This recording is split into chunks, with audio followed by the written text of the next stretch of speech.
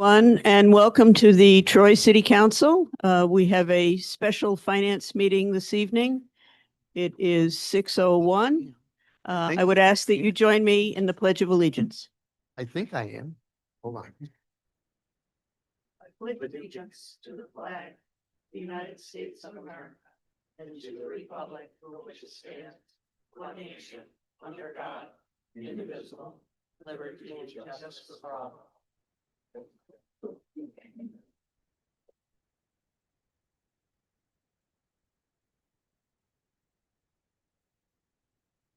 Councilmember Keel. Councilmember Brosnan. Present.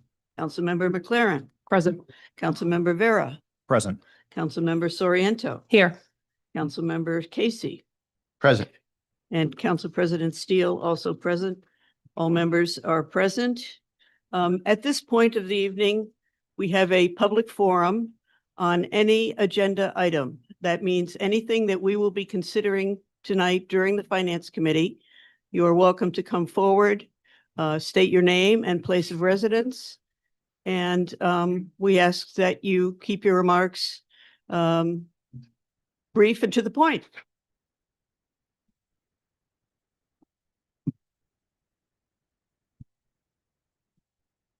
Good evening. Peggy Konak, proud property owner of District 1 in North Lansingburg. Sorry, I don't share my actual address. That's fine. Some things are rather important for me to make the trek down here. Sorry, I missed the budget meeting too, by the way. I have to put the eyeballs on because I do like to go line for line. I did briefly scan over Ordinance 48. Seems to have a lot to do with where cannabis shops can be placed. I'm all good with that. Everything I read seemed to be appropriate. Ordinance 54. I'm going to skip that one for right now. I'm also in favor of 56 and 57, as long as all fees and dues and property taxes have been taken care of and the situation has been addressed. I see no problem in not reconveying the property. I'm also in favor of resolutions 108 and 109. And on resolution 110, I do want to make a comment. Booney was one heck of a man. He was one heck of a man. He made an impact in this city in ways that many of us will never even know. And it is right and honorable to recognize him in such a way. Needless to say, I'm in full support of resolution 110. Now, let's get back to that little old ordinance 54. Now, when this first came about, I was under the understanding we were purchasing a city hall. This thing clearly says 30-year lease. A lease is never mentioned right up front. Oh, it's been in the background the whole time. And I do mean background. Transparency is not exactly been what it should be. And when you fidget with debt, that usually will get you in some trouble.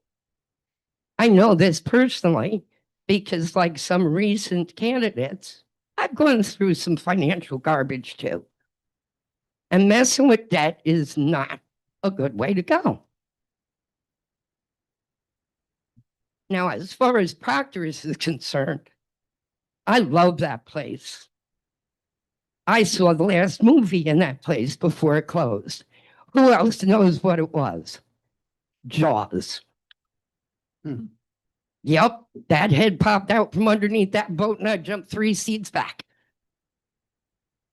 I actually served on the committee to save Proctor's a couple of decades ago. I still have the t-shirt. I will always have a soft spot in my heart for Proctor's. More history on Proctor's. I believe Harry Tutunjan's administration actually explored this very same situation. Now, it was a little different then because the buttoning up hadn't quite happened yet. That little backdoor deal with RPI took care of that, and that's all good and well. It was good for us and it was good for RPI. And as much as I understand that my fellow historic preservationists, including Kathy and Don, are supporting this move, and under normal circumstances, I might as well. But given we were told we were purchasing a city hall, we're not. Troy LGC is. We're going to rent it from them for 30 years. And we broke a lease to sign a new one.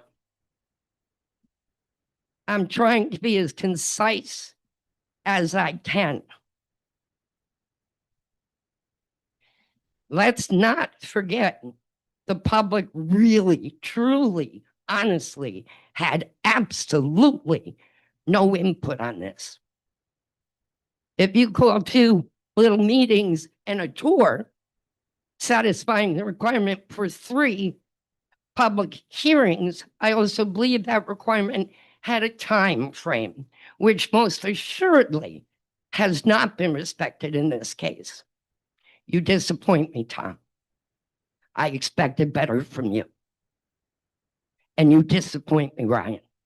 I definitely expected better from you. I don't know Irene well enough to make an opinion one way or another. And Bill, I see the position as grade your hair a bit. And I can understand why. D1 is not an easy district to legislate for. I am fully against this moving forward tonight.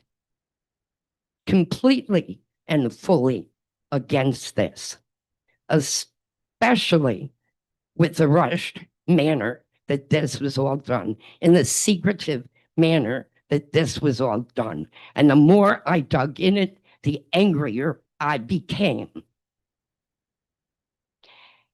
The one thing my son, the children at Little League, and anyone that knows me clearly knows you're much better off if I'm screaming at you, because when I'm quiet, I'm concentrating. So I'm not going to scream. I'm just going to tell you, I am very displeased. I expected better from you. And then you showed me who you really were.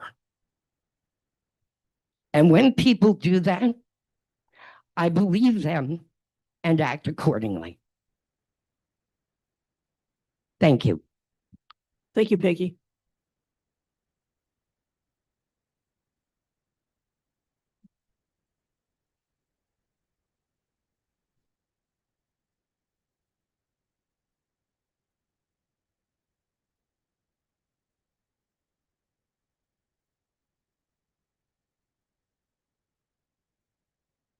Good evening. My name is Russell Jemba. I live at 1813 Highland Avenue in Troy.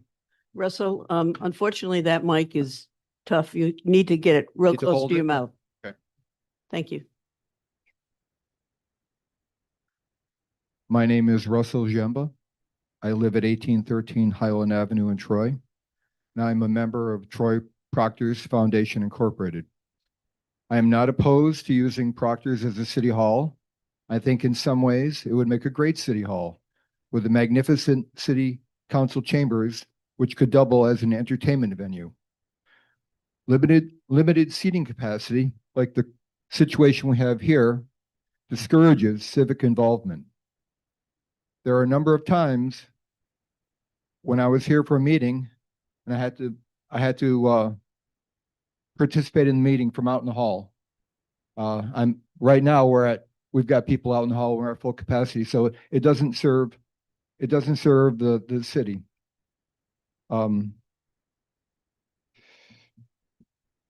What I am very opposed to is the plan to build a box within a box, the current plan.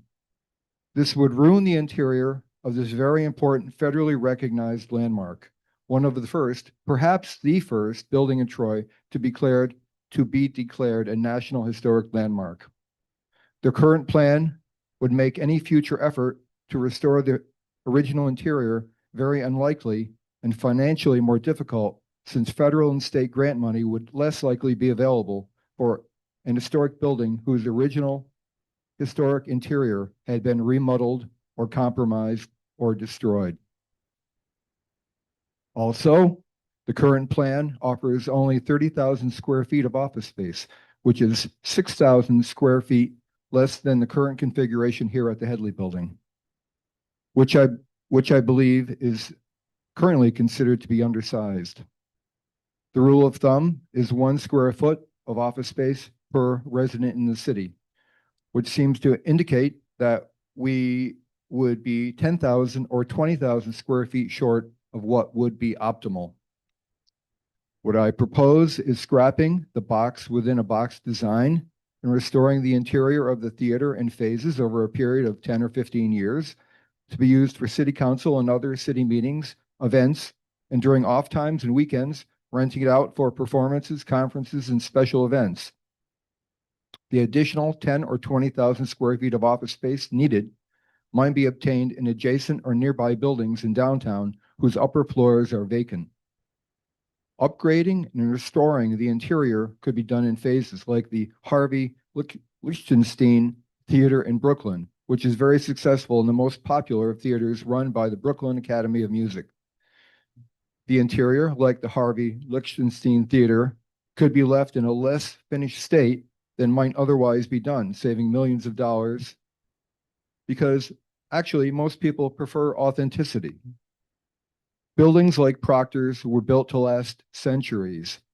There's a ramp that goes from the bottom to the top balcony that you could drive a car up.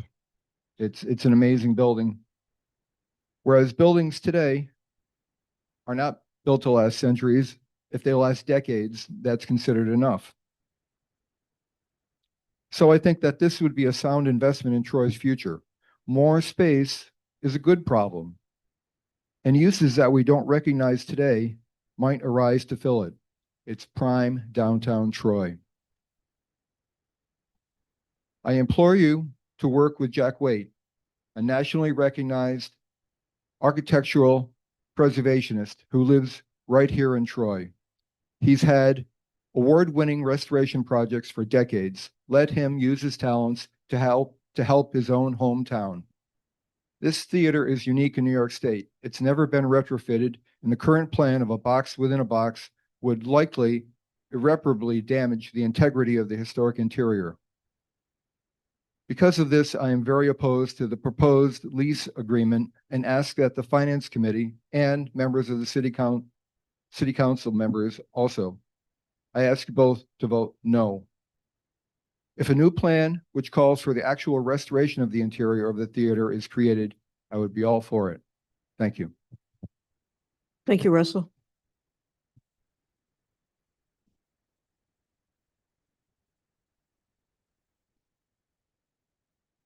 Council, how are you? Like I said last time we talked about this a Would you couple months please- ago, Vic Christopher, 12 Second Street. Thank you. Thank you, Council President. We've got great momentum in this city. We've got 10, 11 projects, all in the $30+ million range in the pipeline. This is an unprecedented investment of outside dollars in our city that is happening right now. You see the block-long building on 5th Street that's shooting up. It's magnificent. You see the projects on King Street. Fantastic. There's so many more things that are happening right now.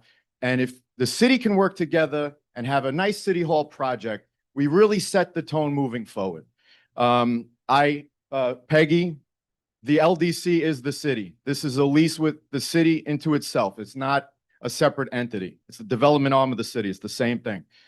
Russ, I agree with you. This building is not appropriate as a city hall. These are not appropriate council chambers. 2010, 15 years ago, Council President Clem Campana wanted Proctor's as City Hall. Just do a Google search. This has been a saga that's going on for 2 decades, where City Hall is moving around to, and all the deals that could have happened along the way. There was a deal to swap One Monument Square straight up with Sam Judge for the Verizon building, which I thought was a much more appropriate building than this building. There's been a lot of things that happened, but this could be the end of the story for everybody. One move, it's appropriate. The RFP process I thought was pretty straightforward. this appears to be the clear-cut winner. It checks all the boxes. Nothing's going to be perfect. I'm concerned about the incoming council. I hope that we can all work together and move the city forward. And I think it sets a bad tone if people on this council are not together on this project. It's almost like saying like, oh, this is how we do business here. When you guys come in January, we're just going to oppose everything. We're going to stop progress. We're going to turn this around. And then we'll be in gridlock for 2 years. And this is childish games. Does anybody really remember about the votes that happened 10 years ago and who made them, which is what got us into this mess in the first place? No, nobody's keeping score of this stuff. I remember I was here. I know there's a lot of new faces here. This has been going on a long time. And I just don't want to see history repeat itself with politics over progress. Please, I'm asking you nicely. This is a nice little project that we can all be proud of. And it would be nice to all say, hey, we played a small role. I'd like to say, hey, I played a small role in this. We pulled people together. And I'd like to see everybody on both sides of the aisle say, you know what? I'm going to work to move this thing forward. And it could all be something that we're very proud of moving forward. And I just want to see our city move forward in a nice way. And I'm tired of the fighting and the politics. And I'm excited for the new council to come. There's a lot of young people, but let's teach these people that we want to bring Troy together and stop with the political stuff. That's all. Thank you. Thank you, Vic. I would ask folks to please refrain from clapping I've been asked to say that. Bill Schroeder. I live on Pauling Avenue in Troy.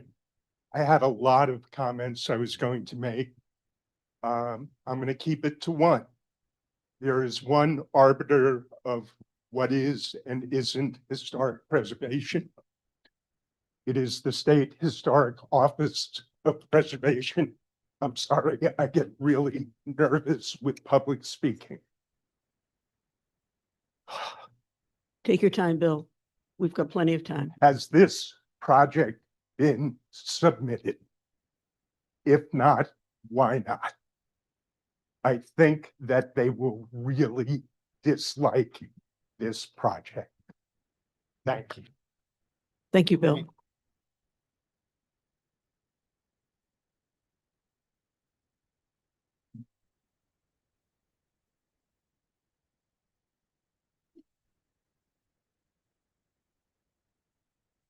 Mark DeVitt, South Central Troy.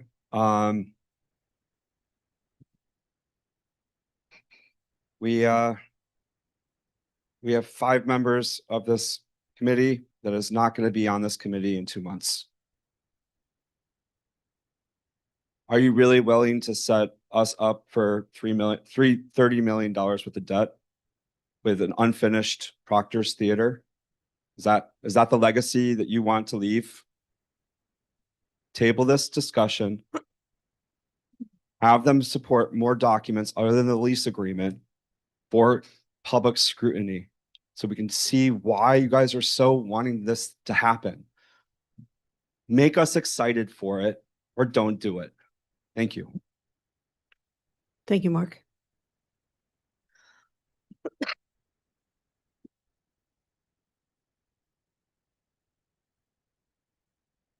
Evening, everyone. Stephen Maples, South Troy. I have a couple different thoughts, but for right now, I'll just constrain it to this. I agree with Vic that we should be working together and not make the mistakes of the past. The mistakes of the past that I'm worried about making are going back into receivership and back under MAC. That's the history that I'm concerned about. And I think that the bottom line here tonight is we've had a chance the administration has had a chance to release all of this information to us, all the documents that have been requested by the council, by the public, and we just haven't had them. I understand that there are going to be some more information shared tonight. That's fantastic. It's what we've been asking for all along. But we should also, the public also deserves a chance to scrutinize that. I'm sure I'll have more to say, but I'll leave it there for right now. Thank you. Thank you, Stephen.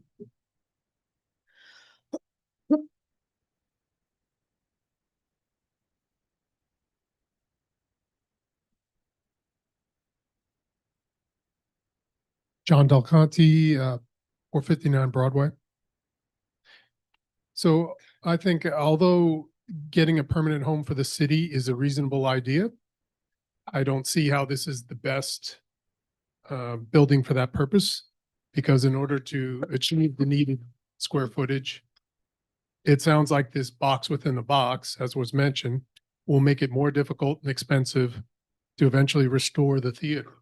So wouldn't it be more simple and more prudent to choose a more appropriate office space that was large enough to accommodate the city without disrupting the theater? In fact, the current plan of leasing Proctor's for 30 years, if that's approved, by the end of the lease, the theater would have been dormant for almost 100 years since it's last operated.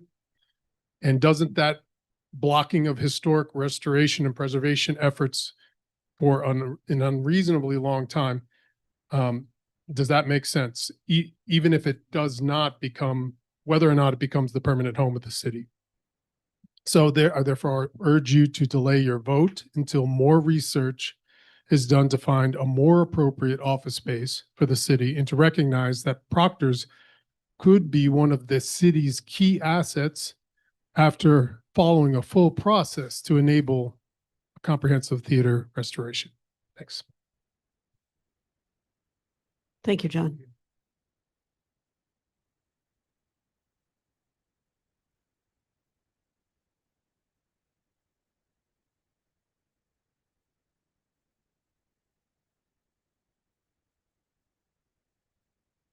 Good evening. My name is Noreen McKee. I live in downtown Troy.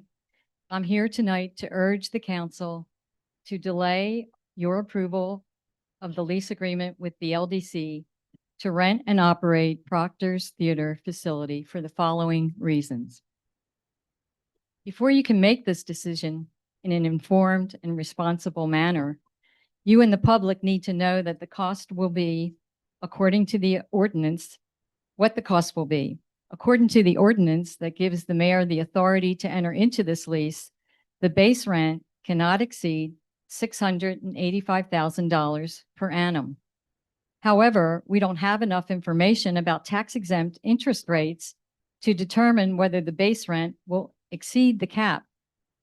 For instance, a 30-year tax-exempt municipal bond with an annual debt service payment of $675,000 calculates at an interest rate of 4.2%. Yet, a review of the current tax-exempt rates for A1 rated bonds indicate an interest rate between 4.3% and 4.5%, which would put the annual debt service payment or base rent beyond the cap. What happens then? As the tenant, the city is responsible for all operating expenses, including utilities, gas, water, sewer, and electricity. Also, insurance, maintenance, and repair cost. Other expenses include costs for janitorial services, snow removal, security services. Undoubtedly, this will require hiring of additional city personnel to cover these services, which includes costs for salaries and benefits. And all these costs will escalate over 30 years with inflation.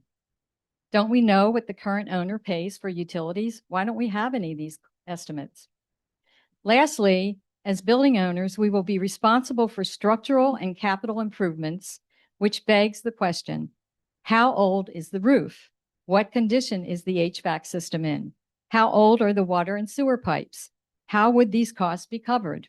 What's the plan?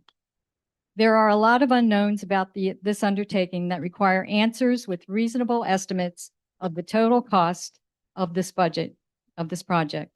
Thus, I urge you to delay the approval of this lease until the administration supplies us all with solid numbers so we can make a prudent and informed decision as to whether to lease or own.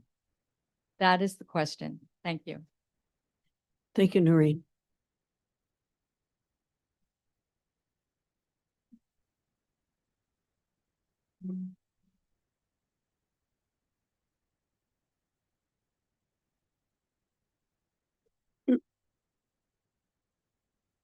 Should I just hold it like this? Okay. Good evening, council members. Rachel Rampel. I live across from the old Park Pub, and I also see the tent out of my front window. I'm speaking on ordinance 54, the building itself. So I looked back at press releases, grant awards, public reporting on proctors from the past 30 years. Proctor's Theater and past owners received all manner of state and public-private grant and investment funding to renovate and stabilize different parts of the building. I found approximately $18 million in grants and public-private investment in that same period of time for renovating the facade, structural stabilization, and gut renovation of that office space that is currently in use. As I'm sure many of you know, when money is spent renovating a piece of property, it's supposed to increase the value of said property. And yet the sale price to the city of Troy by way of our conveniently opaque TDC is only $1.8 million in 2025. So why is the building being sold at such a small fraction of what should be its value? Because it's a 6,000 square foot, I think, lemon of a building. We've been told that the City Hall plan, I also called it a box in a box in a decrepit theater shell, will only cost $8 million to build. It cost nearly $3 million in 2011 to restore just the facade. So how on earth is the scope of work that the mayor has presented supposed to build a building within a building for only 8 in 2025? The simple answer is it isn't possible. And taxpayers, like all of us, will be paying the price, either on a failed city hall or on a city hall that could put us back in conservatorship territory. Council members, I implore you to consider this, especially those of you who are outgoing. Most of you, I trust, will continue to live in Troy, stay in Troy. You have family, friends, neighbors, and connections here. Do you really want to have to justify your yes vote to them in months and years at church, barbecues, community events when this whole thing explodes? You don't owe the mayor anything. Deep down, I know that rubber stamping her agenda helped you lose on Tuesday. You owe your family, friends, neighbors, and connections, I'm sure most of whom voted for you, not to foist this absolute albatross of municipal debt in the making on them. So I ask you to either delay or to vote no. Thank you, Rachel.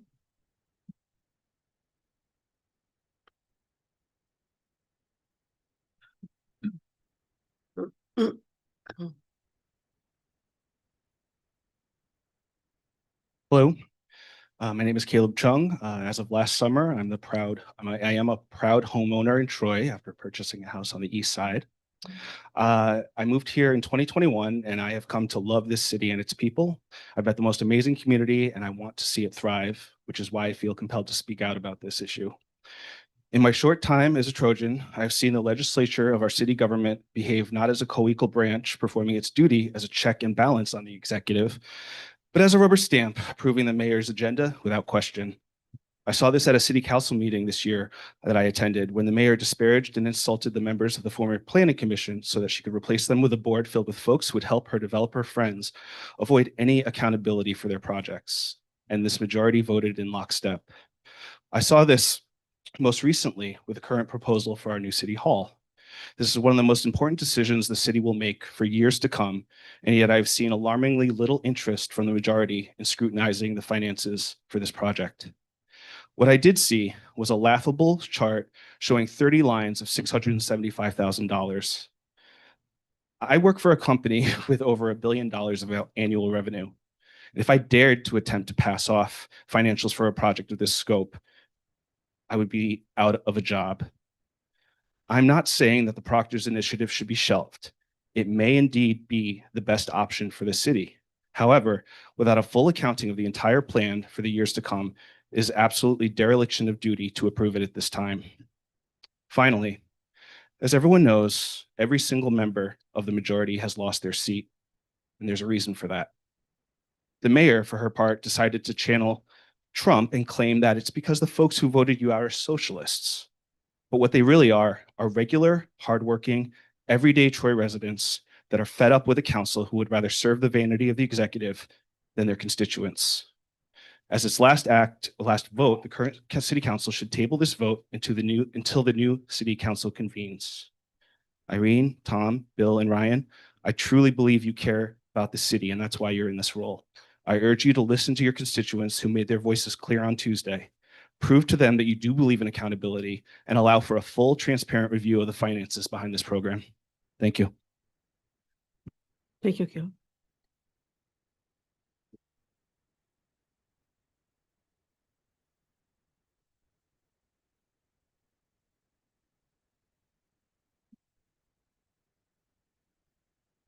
Eric Wisher, East Side. Resolution 110. George Boone had over 50 years of dedication to the fire department, assistance to the city. I think that's a very nice gesture to name his home street after him. It's George was Johnny on the spot all the time when there was a fire around the firehouse, bringing guys up. So I urge you to vote in favor of that. Ordinance 54, the city hall. What nobody's talking about is a lease if we stay here. 751 with a built-in 3% increase. You march that out, you're talking like $16 million in savings over 30 years by doing proctors with the LDC. How do we afford 16 extra million dollars over the next 30 years? Right? Somebody should do those numbers. I went to both the meetings. I took the tour. You know, they talk about the chairs in the theater. They're not original, according to Mr. Nicola. I'll take his word for it. That's why they're taking out a row to build the box in a box. Don Ridner said maybe we can get grants over time, some small, some large, and gradually do the theater over and make it into a space. Jeff Buell spoke at the meetings. He reached out to national plate companies, music venues, and both said the same thing. There's no back end on the building. And what they mean by that is there's nowhere to park tractor trailers, unload them, and get their equipment into the building. And number two, the area is already oversaturated. There's a music hall, there's MPAC, there's the Egg, there's the Palace, there's Proctor's in Schenectady, there's a Cahoes Music Hall, there's SPAC. Those are from people that Jeff reached out. He's not even involved in the project. He just wanted to see the building used and couldn't come up with anybody to take it nationally because the area was oversaturated. But I think the big thing, after taking the tour and the meetings, and yes, you can have a flat payment over 30 years. We're not going to have those CAM charges. They're built into the payment. Here, they're additional. And, you know, currently in this building, we're paying taxes to ourselves. We're paying a water bill to ourselves. We're paying a sewer bill to ourselves, right? There's money in the budget for those things for the current lease. That's just going to transfer over to those same expenses at the current city hall.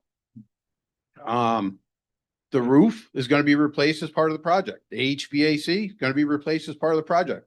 The parking, the plowing, that's all currently done by the city anyway. They own the parking garage. They plow the alley. The bid, I think, does the sidewalks. And I think it's a great use because at the end of the day, the number one question is about saving money for the taxpayer. And that's what this move does. It saves over $16 million for the taxpayer over the next 30 years. That's why I encourage you to vote for it. Thank you. Thank you, Eric.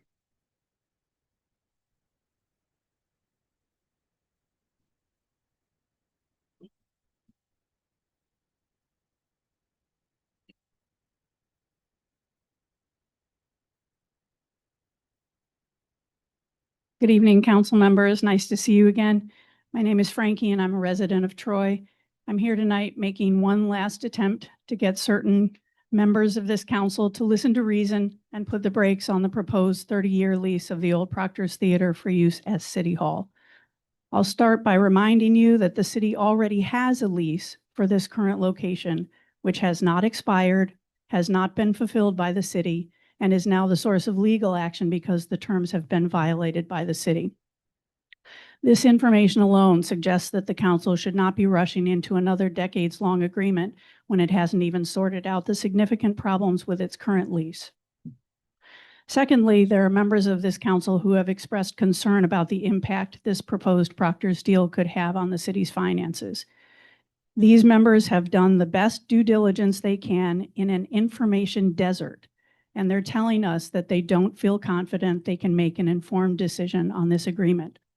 I trust that assessment and find their approach to be quite responsible and prudent. Other members of the council have just said, I trust the mayor. She knows what she's doing. Apparently, those members don't know how transparency is supposed to work. Government officials can only take credit for things we can actually see and document.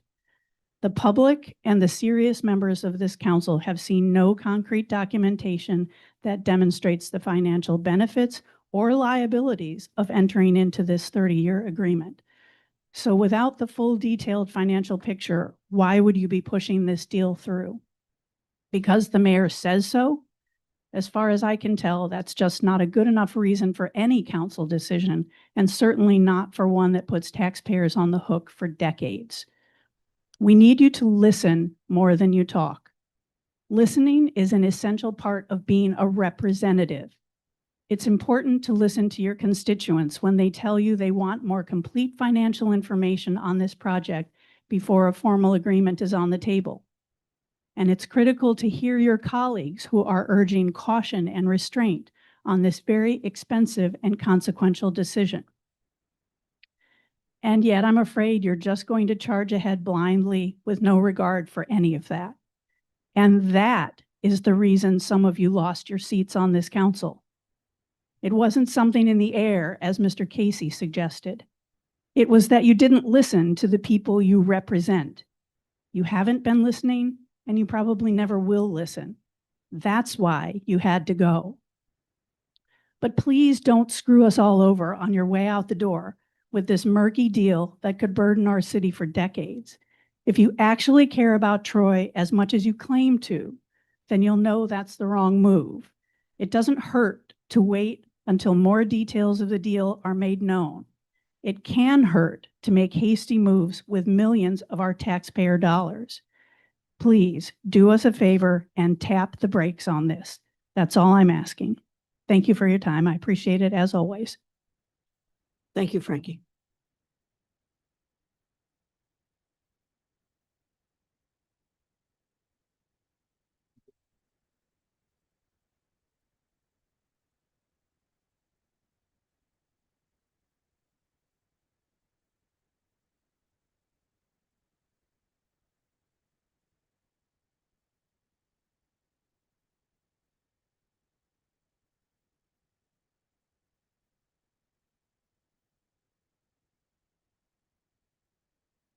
Francis Sweet, South Troy.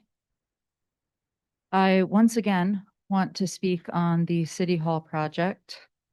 I will say it again. This thing is rushed. I cannot say this enough. This thing is rushed. The city rushed through the public hearings.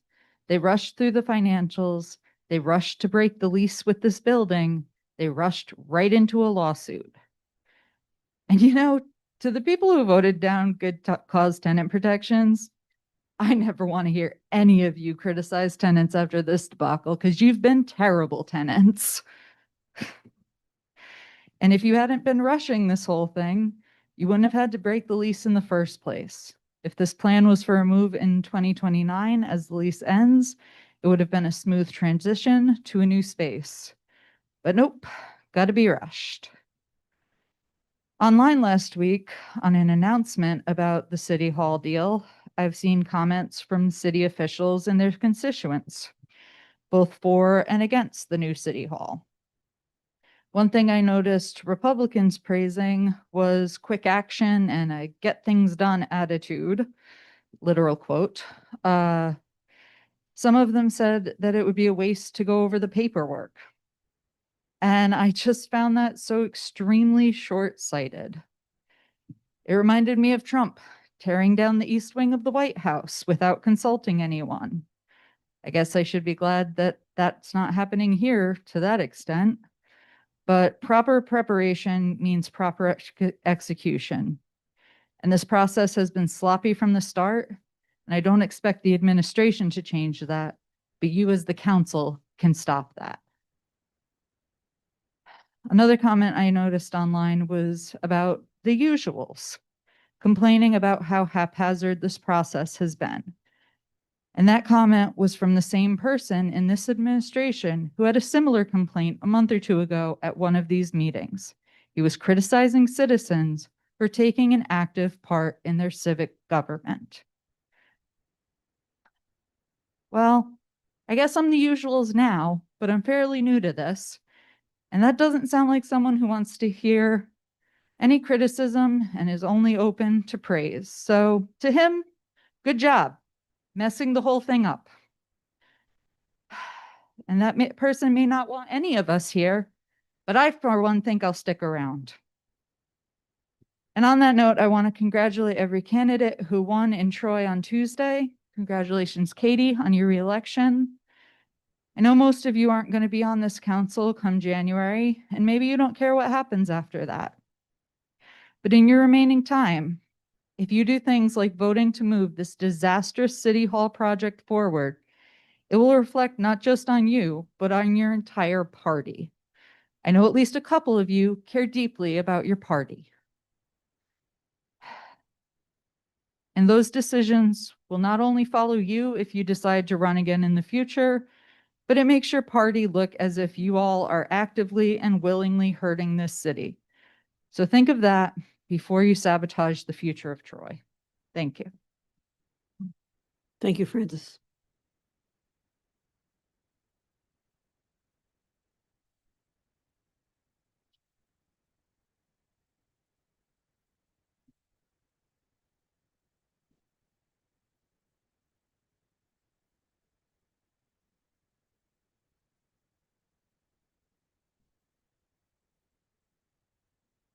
Hello, council.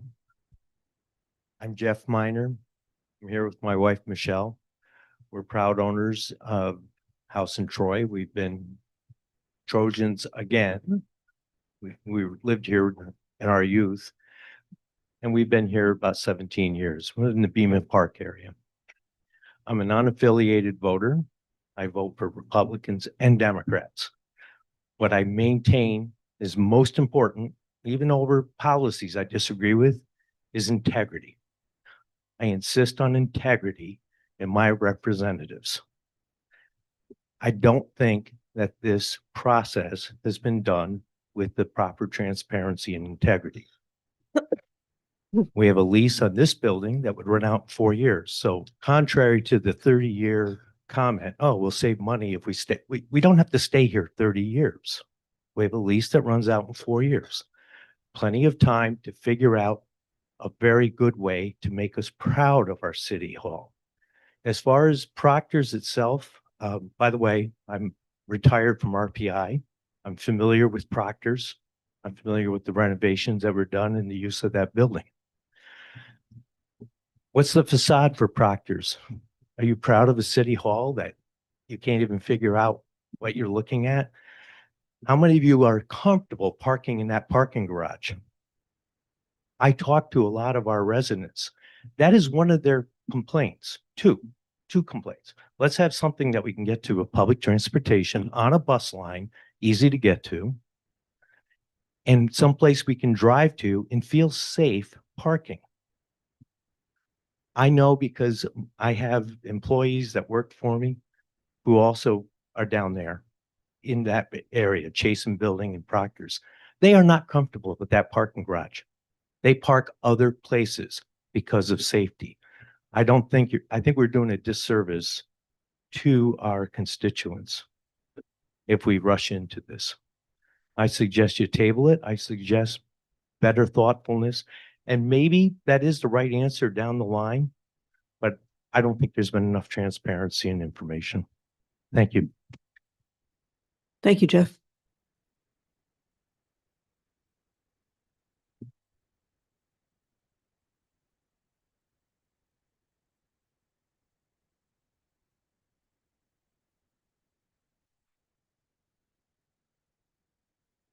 Good evening, Council. Kevin Montano, that moves, Lansingburg.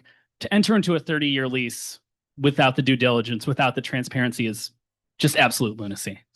We don't know what the utilities will be. We don't know if the building is going to need extensive repairs or maintenance. To tout that the rent stays the same for 30 years and claim it's a savings is just absolute nonsense. Also, 5 members of this council won't be here January 1st. In 2017, then Council President Mantello said we shouldn't vote on a trash fee in December because there's a new council coming in January. Why are we rushing this through now when there will be a completely new makeup to this council Thank you. Thank you, Kevin.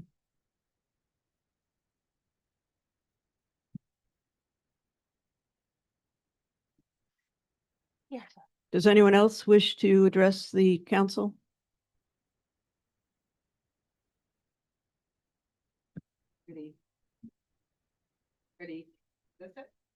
Oh, sorry. Good evening. I'm Michelle Miner. I'm the other half, Jeff Michelle. So yes, we lived in Troy again for 17 years. I'm a visiting nurse in Rensselaer County. I've been doing that for 35 years. I work out of this very building. I know there is an issue with the lease. We've never had a problem with any issues with First Columbia. We've been here probably 20 years. We were the first tenant of this building. I did not appreciate when the mayor badmouthed First Columbia about the rent. I think that this is a lovely space. It's worked well. There's parking. It's safe. I can come here. I don't have to worry about anything. I am not happy with the Proctors. That should be a theater. It's a theater. This is a historic city. That's what it should be. I don't care how that happens, but it should not be a city hall. I've said, what about the land that's open, like the parking garage, which I understand that RJ Valeni bought and he wants to put apartments in there. Perfect spot for a city hall. Seems to me that it'd be a lot cheaper to build something than to go into a lease for 30 years, which you have no idea what's going to happen 20 years, 15 years, 30 years from now. It's ridiculous. And you know what? My mother always said, if it walks like a duck, quacks like a duck, it's a duck. Something's wrong. Don't do it. It's not the best interest for the city of Troy, which is historical. It's a wonderful city. And this is wrong. It's totally wrong. And I would never be here. I don't even like to do this, but I'm here because I feel this strongly about what's happening in my city, in Rensselaer County. It's deplorable. Thank you. Thank you, Michelle.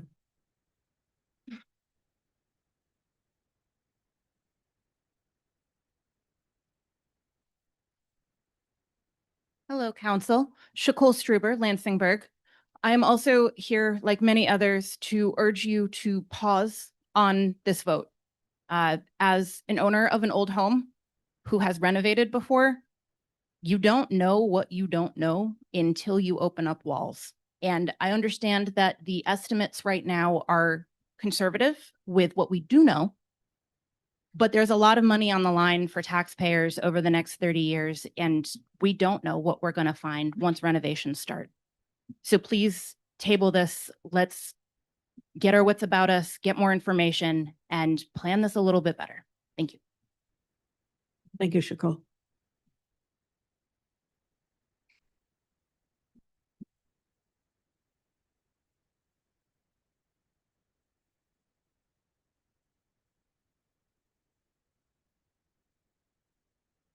Hi, everybody. Happy to be here. My name is Cody Bloomfield. I'm a renter in District 4. I knocked on a lot of doors for this last election cycle, and what I was hearing a lot from folks is that they're really unhappy with the lack of financial transparency. And I don't want to belabor a lot of the great points that were made tonight. I hope folks were listening. But I think legacy and your legacy really comes into play here. And I hope that you're really thinking about that and considering that tonight. What kind of position are you going to leave your constituents in?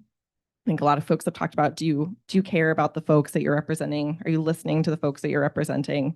And I really hope that you're taking these comments to heart tonight. And I will say that I'm disappointed in what a distraction this has been from other issues that are pressing in the city.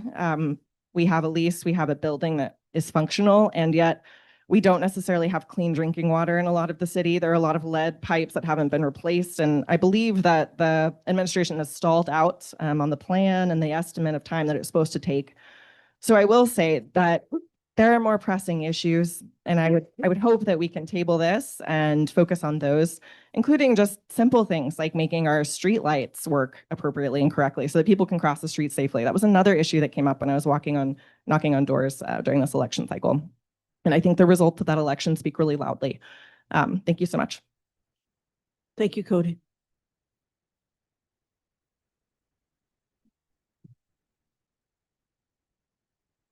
Does anyone else wish to address the council on any agenda item?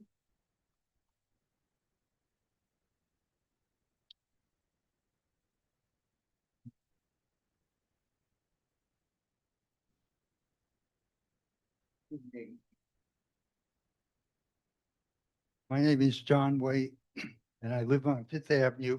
And I've spoken to you before about this issue. And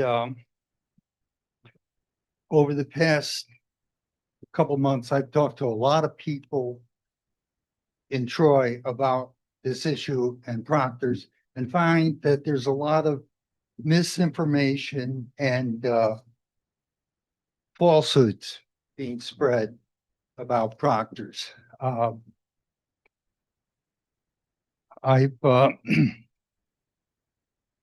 think there's no question that Proctor's is the wrong place to put City Hall as proposed.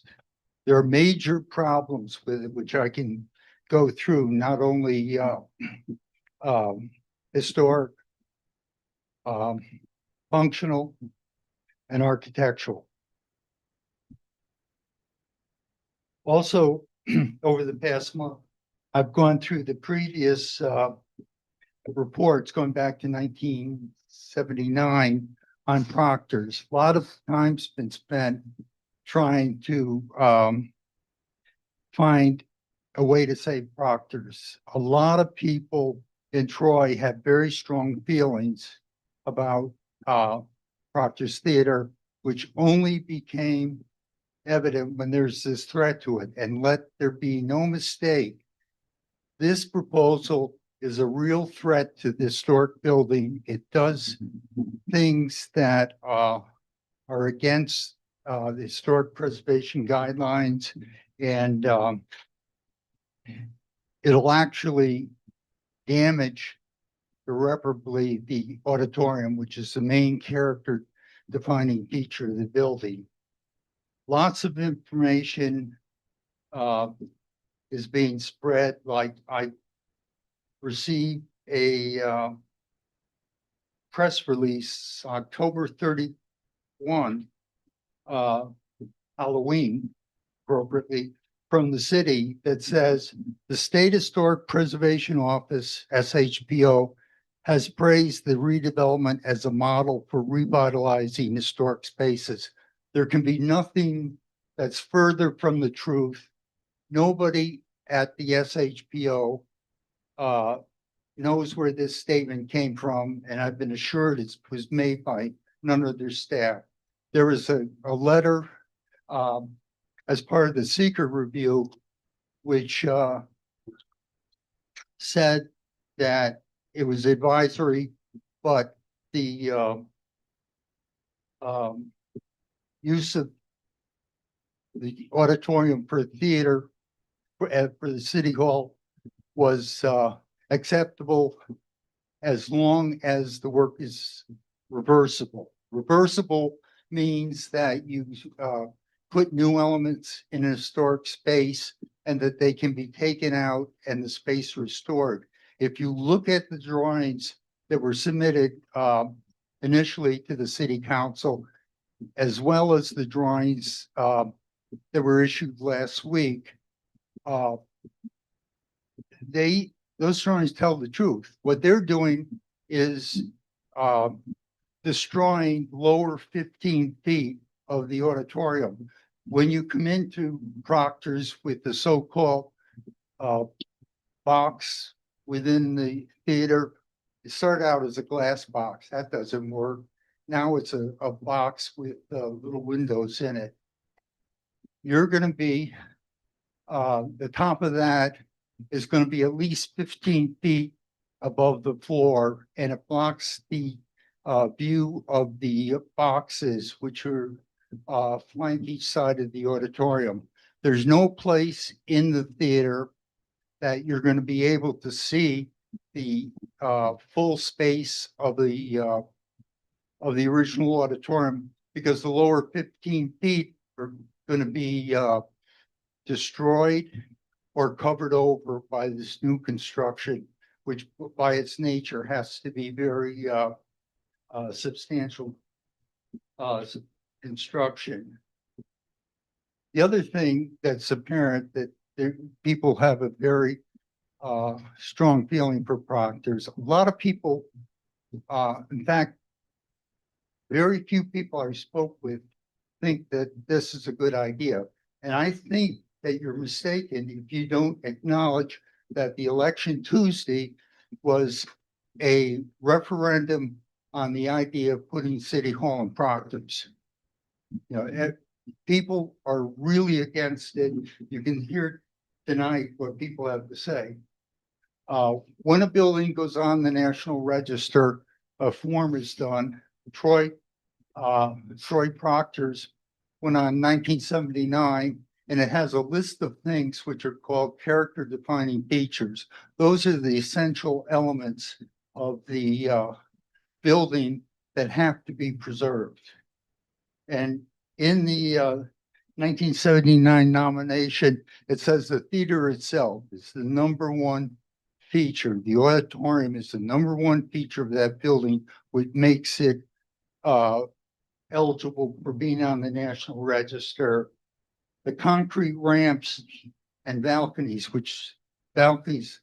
according to design by the developer, are not going to be used. The fan-shaped sections dominated by a series of arches.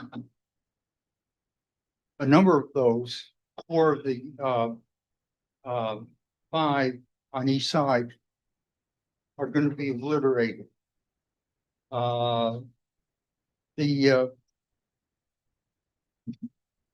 arch in the front of the building, which has the painting of Lafayette coming to Troy in 1824, the proscenium is going to be reduced by 1/3 because the new construction is going to block it off. It's really going to look awkward, and it's will do its best to make a joke out of the main feature of the theater.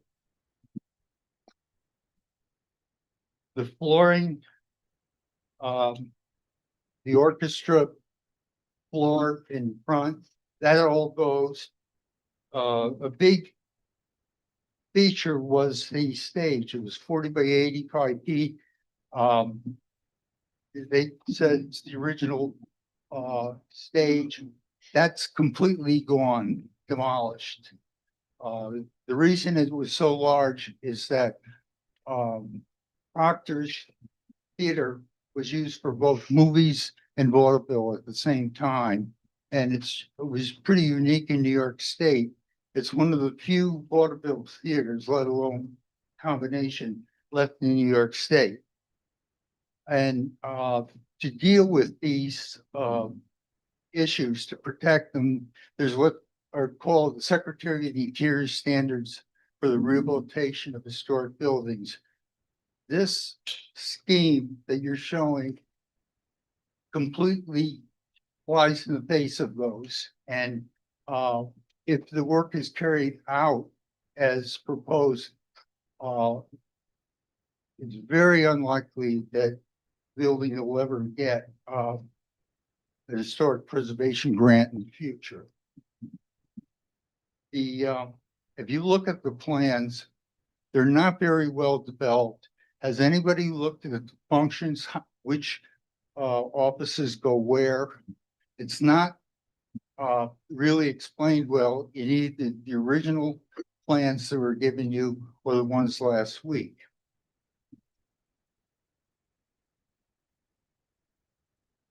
An awful lot of the space that's used in the most recent plans is circulation space. It's way more than what you would normally find in the building. The plans aren't very well developed.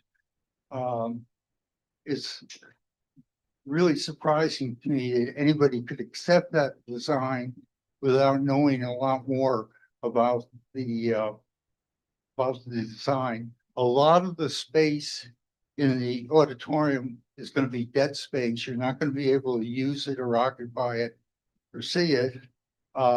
Which raises another series of issues which were done in previous studies for the building.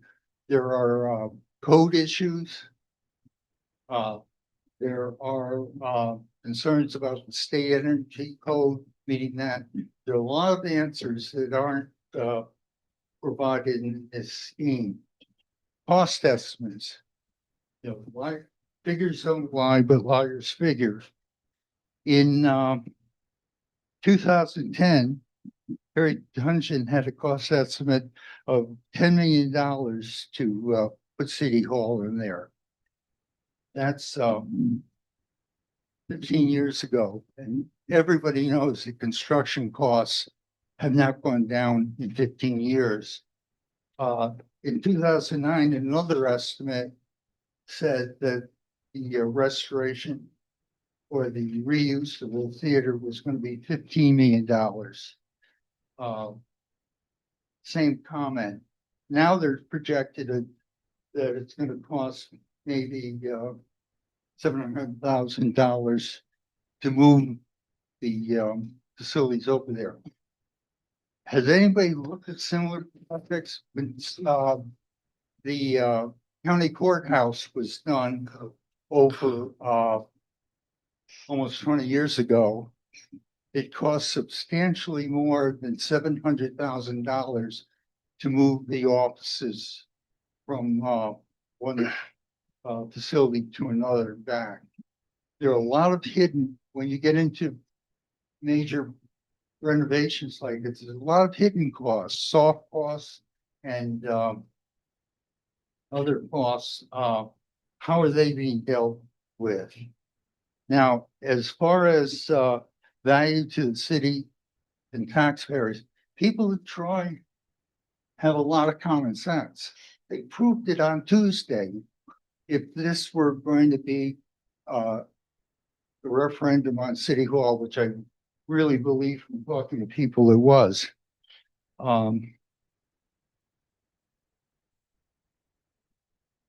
It's not a very good use of money. If the project is so great, why isn't the city going to the SHPO and getting either federal and or state grants for the renovation work?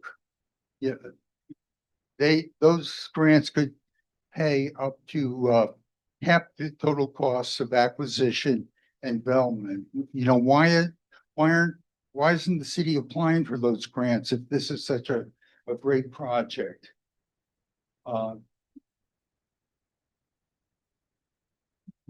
City Council. I don't think you remember in the 60s or 70s when the downtown urban renewal project was foisted upon the city. And the results of that are still evident with the open space downtown that's undeveloped, literally up to 8th Street. From 5th to 8th Street is, there's hardly anything there, as well as down between 4th and River. City Council at that time just bought hook, line, and sinker that downtown Troy had to be destroyed and torn down in order to save it. And what's happened to the City Council who put that forward and the Urban Renewal Agency? Their legacy is now in the dustbin of history. Their legacy is non-existent. And so I think that's what you have to think about, is how people in Troy, people who live in Troy, tend to stay there for a long time, how they're going to regard this action if you vote to push ahead for it. It's, you know, on all counts, this is not a good project. for the city of Troy. It's not good for the people, the taxpayers. It's not good for the city administration to have a functional headquarters, and it's certainly no way to treat an historic building that is one of the great resources of Troy. So I urge you not to vote for it. Thank you. Thank you, Jack.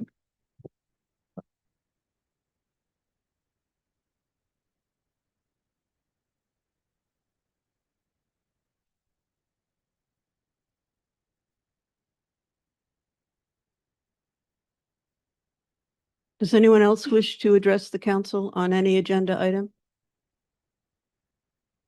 Hi there, council. I am going to read a couple letters from folks who have contacted me. One is in New York City. One has elections for board and the other can make it. Real quick, when we get to the legislation, the deputy mayor and I and the Corp Council will give a presentation for Q&A for the council. The first one is from Kathy Sheehan. She could not be here tonight. She is the Rensselaer County and Troy City historian. William Murtaugh, the first keeper of the National Register of Historic Places, said, "Preservation engages the past in a conversation with the present over mutual concern for the future." This is from Kathy. It's short and sweet. "By thoughtfully and with the utmost care in preserving the fabric of the theater, the building will breathe new life that it hasn't seen in 50 years. It's offering a sustainable solution by repurposing the theater into the council, assembly chambers, and other meetings that can be used by the community of Troy at large. Particular attention needs to be paid to accomplishing this in a way that pays respect to the theater with the lobby and the theater itself, thereby creating an engaging public space for the city of Troy. I will look to assist in the preservation of the murals and restoration of the lobby with historic images from proctors to engage the public and celebrate the theater history of Troy." Next is from Jerry DeSev. Jerry could not make it. As many of you know, Jerry, very, very prominent in theater, believes in historic preservation, very passionate about historic preservation, lives over on Fifth Ave in downtown. Hi, Carmela. I want to apologize that I can't make it to the meeting tonight because of a previous engagement. But I want to say that I'm thoroughly in favor of the Proctors as City Hall initiative. It's a wonderful adaptive reuse of an iconic Troy building, which will provide us with our own City Hall. Both of these things are important to our community.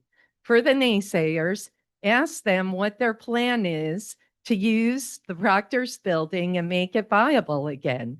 Or will they wait another 40 or 50 years to figure that out while it falls into further disrepair? I'm sorry again that I can't be there, but please read this publicly as my statement tonight in support of this very important project. Last, this is from we did not go in search for anyone. These came to us. This is from Don Rittner. Don, you should know, initially was not in favor of this project. After much review, after attending the public meetings, the session where we had the tour, and then Don actually with BBL, Joe Nicola and others, took a tour on his own.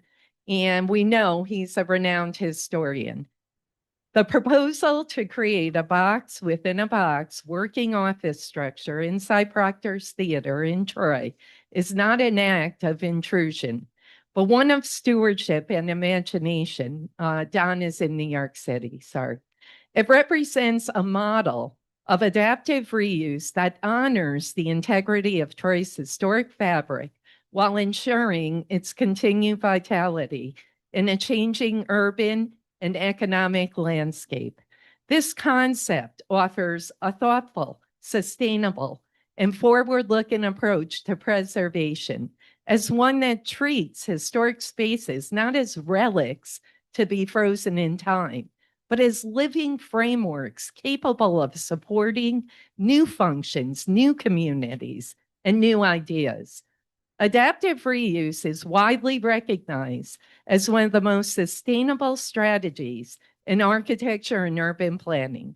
By repurposing existing structures, we conserve embodied energy, reduce material waste, and extend the lifespan of culturally significant buildings.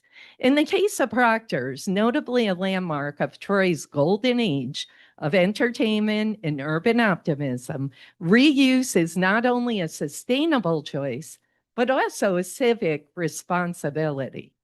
Allowing the theater to languish in vacancy or decay over the last 48 years has eroded the cultural and architectural identity of that part of downtown Troy. In contrast, adapting it for modern use injects new life into both the building and the city. The box within a box concept embodies this philosophy. Rather than altering or compromising the original structure, the design inserts a self-contained, reversible framework, an independent inner box that allows for modern office functions to exist within the theater's grand volume. This approach preserves the historic envelope while enabling a contemporary use that can support ongoing maintenance, community engagement, and economic sustainability. It's a preservation strategy that doesn't just save the building, it ensures it has a purpose. And with a room that can accommodate over 100 people, entertainment can once again be part of Proctor's. Historic theaters like Proctor's were built to inspire awe with soaring ceilings, ornate plasterwork, and dramatic arches. Spaces designed for spectacle and emotion. But these same qualities make adaptation difficult. Conventional renovations often require cutting into walls, adding intrusive systems, or subdividing grand spaces into smaller utilitarian rooms. The box within a box method avoids such damage. The inserted structure can be designed to rest lightly within the existing shell, touching the historic surfaces minimally, if at all. Mechanical systems, insulation, and acoustical treatments can be contained within the inner box, ensuring climate control and comfort for office workers without altering or harming the original finishes. In doing so, this design approach upholds the central tenets of preservation ethics, reversibility, and legibility.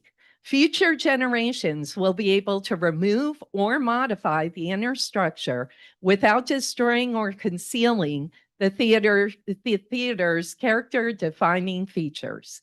Bring back the original theater if money and desire call for it.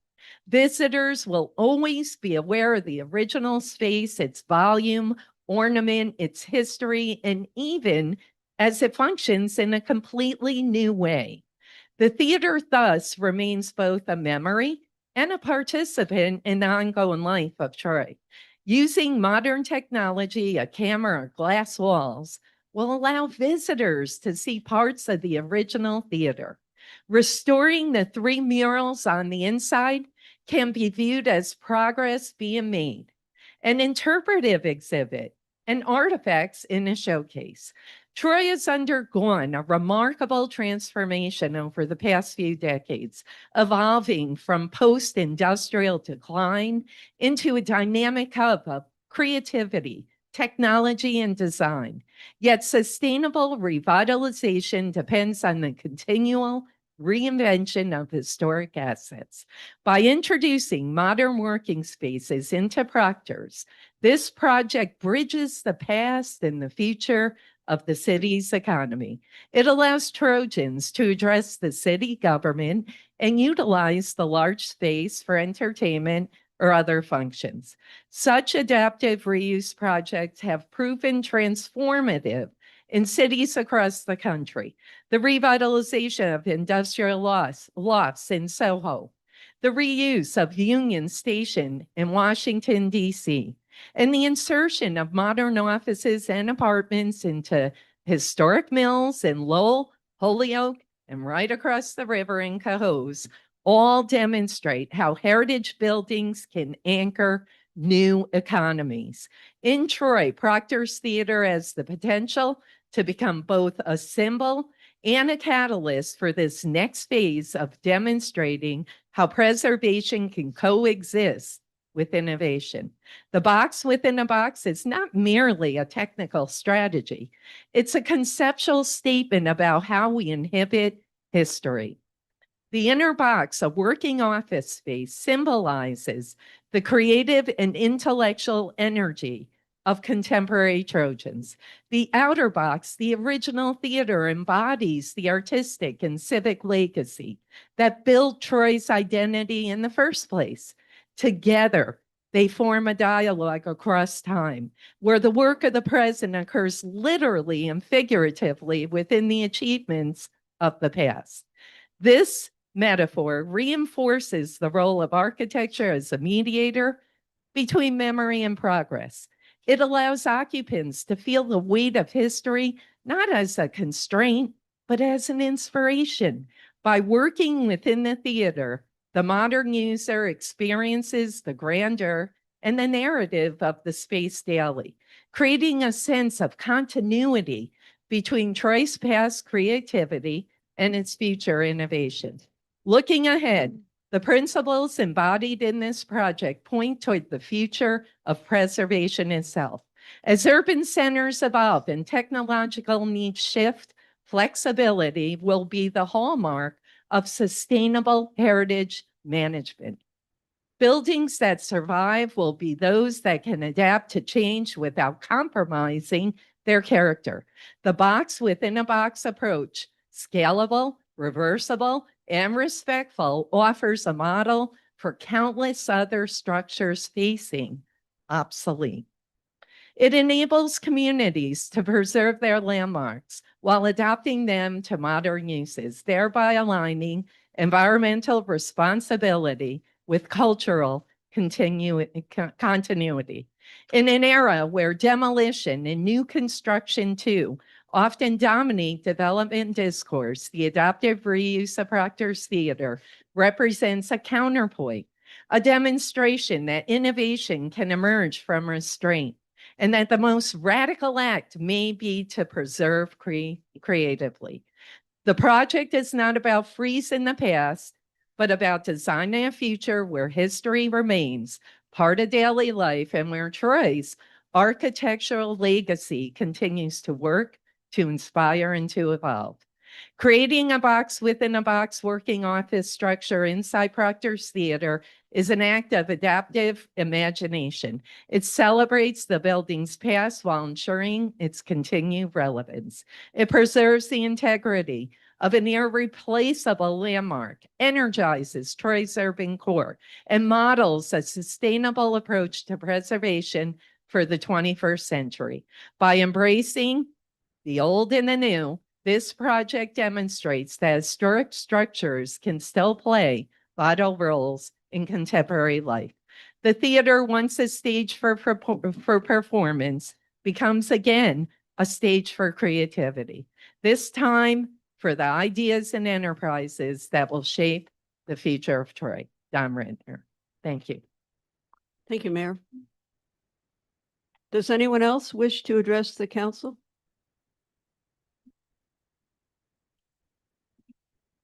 Sorry, Jack, wait, seemed like a tough act to follow, so I thought I'd wait. I would like to point out that there is no quarterly report on your desk tonight. It was due on October 31st. You guys should be discussing it tonight. there's a really foggy situation going on with the city's finances.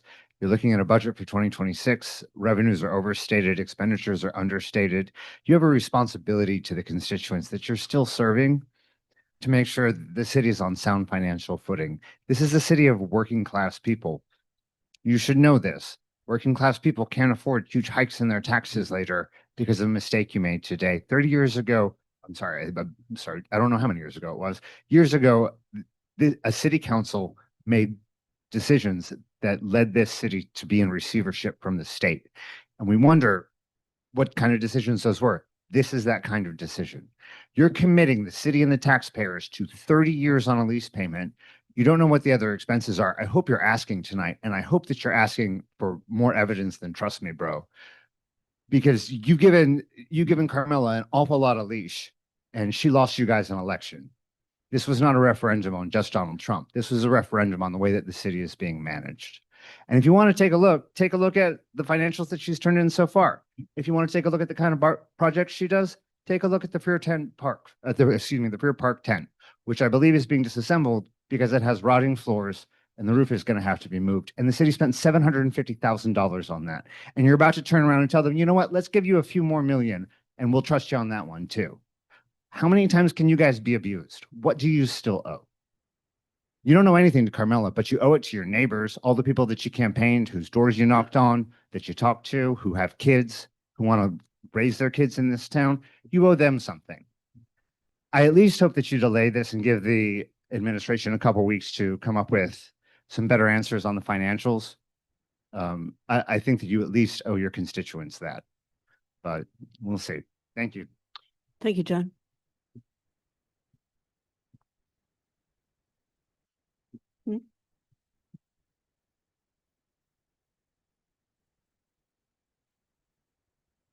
Good evening, council members and members of the public. My name is Daniel Morrissey, and I live in the Sickaway neighborhood. My background is in architecture, human-centered design, and sustainability. I would support moving City Hall to Proctor's if it was a good idea, but it's not. I was there with Don Rittner when he guided a tour for last month, and I can confidently say there's no way to insert a new volume without irreversibly destroying the character defining features of the theater portion of the building, which, as has been stated, is the most significant portion of the building. The project is also unfeasible financially, and there's no way for it to happen for less than $1 million. Far from it, actually. I think that the costs would quickly skyrocket when it's too late to walk away. And back to structural systems, there's literally no way to create an independent inner box from a structural perspective. It's impossible. Imagine defying the laws of gravity just to get this vote passed, and then later presenting a structural system that is both intrusive and destructive, because that is what will happen. It's the only way. Voting for this is irresponsible. Please recognize that Proctor's can be revitalized, but not in the way that is being proposed. It can be done in a reversible way, but only at great expense. Thank you. Thank you, Daniel.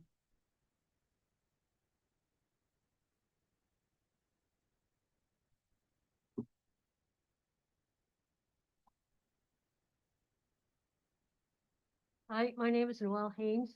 I live on 15th Street in Troy. Noel, could we ask that you either move the mic down closer? Thank you. Thank you very much. Now I lost my train.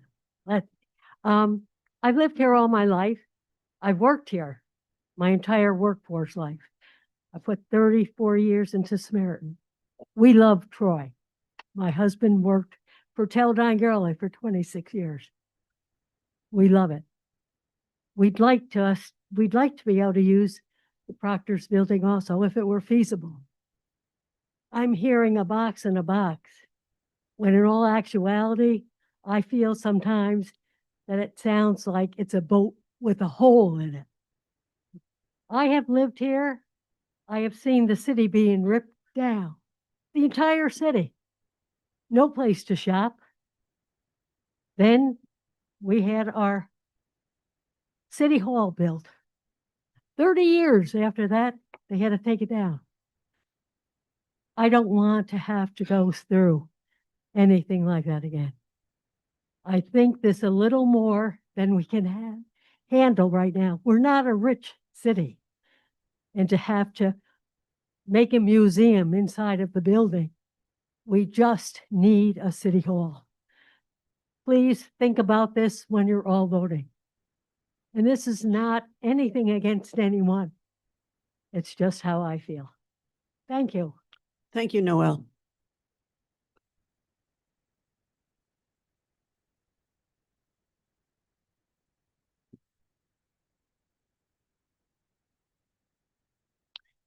Does anyone else wish to address the council on any agenda item this evening?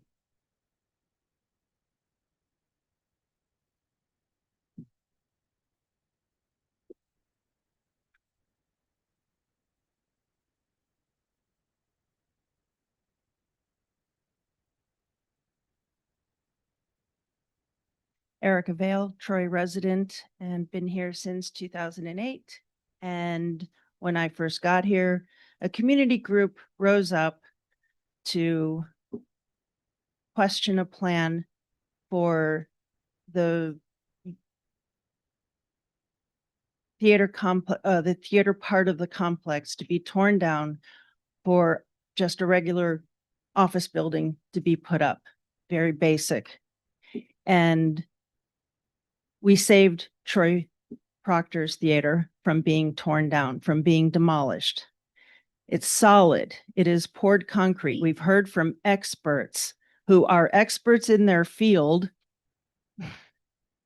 And then we hear from opinions of people who have lived here and perspectives of people who are professionals in their own fields. And they have, in my own profession, when I was in corporate America, if I ever proposed something like this, I'd be laughed out of the room. I'd lose my job right away. So I'm sorry that some of you lost your jobs today or this week, but it's part of this that caused it. No one's listening to taxpayers. We know our taxes are going to go up because of lawsuits. Now a second lawsuit. And then, like the last building didn't last even 30 years or maybe 30 years. And now we're signing a 30-year lease so that Proctor's can be torn down. We're just delaying.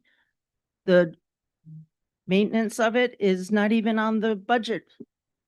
There is no line item for maintenance. And that's why the last one had to be torn down. So the city does not have a good track record with that. Tracking this as a citizen has been a moving target because the numbers keep changing and things are getting rushed and pushed through. Is it a vanity project? And if so, it's not going to be a great vanity project when the legacy left is that a theater is being turned into office buildings, except not being torn down, and yet people can walk in and yet they're not really able to use the theater. And yet they can't really see it. They're not improving the inside at all. They're just drilling in. Well, the experts already talked about that. I don't need to go down that road. So what it's not, I have heard some business owners in town say, yes, Troy has changed. A lot of new blood in town. A lot different from 15 years ago when I led this project with the Troy Proctor's Foundation. What they're not accounting for is that, yes, it's changed. And maybe there's someone here who has a child who's 5 years old today, but will become the next person to say, this is my future. Maybe he's inspired by it. Maybe, but we won't know if it's being used to house understaffed City Hall as it is. We're understaffed. And as Russ Ziemba said, a square foot per capita is good business for a city. And yet we're under it right now. It's 36,000 square feet. and that includes common area. And now we're going down to 30. It just doesn't make sense. The numbers don't add up. It's just fiscally irresponsible. It's counterintuitive. Walking into a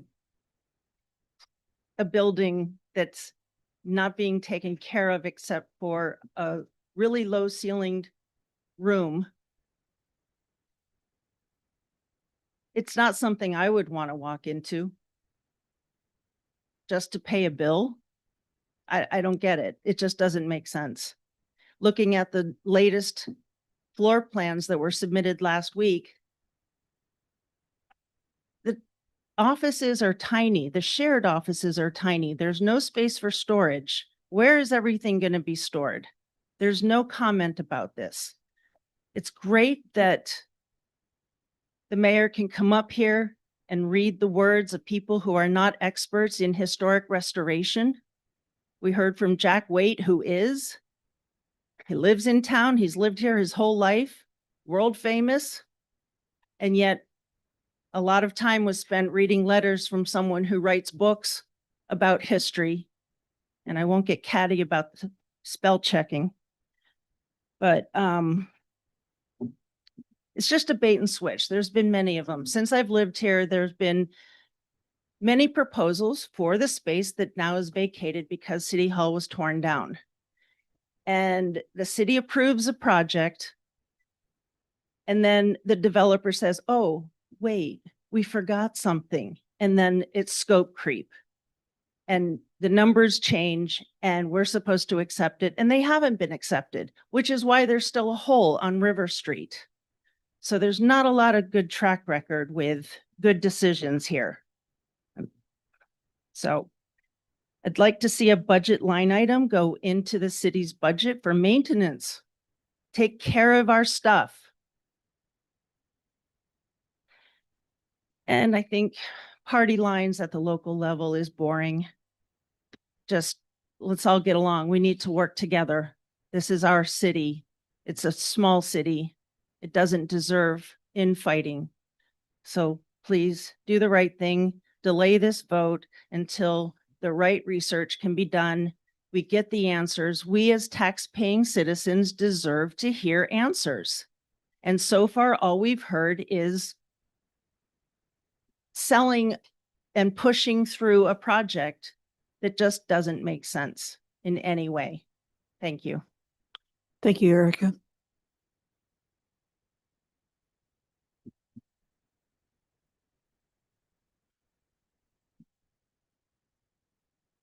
Good evening. Wasn't going to speak, but my name is Jeff Buell, longtime resident of Troy, own a bunch of stuff around town, and I wanted to lend my expert opinion on this matter. Since 2012, I have completed 27 historic tax credit redevelopments in Albany, Schenectady, and Troy, 6 in Troy. The latest one was with Catholic High in Lansingburg, completely full, if anybody's wondering. This was my idea, so you're here because of me, and I apologize for that.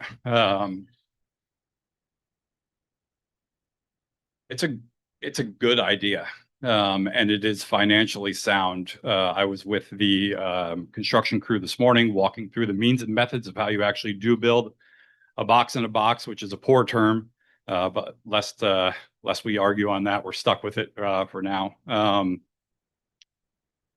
I really came up here because I was actually sitting in your position 17 years ago. Erica just mentioned the tearing down of the theater that was proposed in 2008. And I sat through a 4-hour meeting where we were bombarded with very negative comments about tearing down City Hall. And it actually led me to become an accidental preservationist. And in 2020, during COVID, when there was a massive amount of federal funding available and state funding available for what I'll deem pet projects, I went to Mr. Nicola and asked if he'd be willing to sell Proctor's with the intent of bringing it back as a theater, either a movie theater or a music venue. I've been involved in a few music venues and have some good relationships with movie theaters. The costs to actually rehab this building in a manner of which you'd have to do it to apply historic tax credits to it is well in excess of $60 million. And while I could close the gap a little bit and try to bring back the theater to what everyone wants it to be, it's an impossibility at this point. And it's an impossibility for a very long time. Joe has done a good job maintaining this building. I think you've all been in it since we made this announcement. It's been heated and cooled at a level where it was allowed to sustain. It is built in an incredible fashion. It's certainly not going anywhere.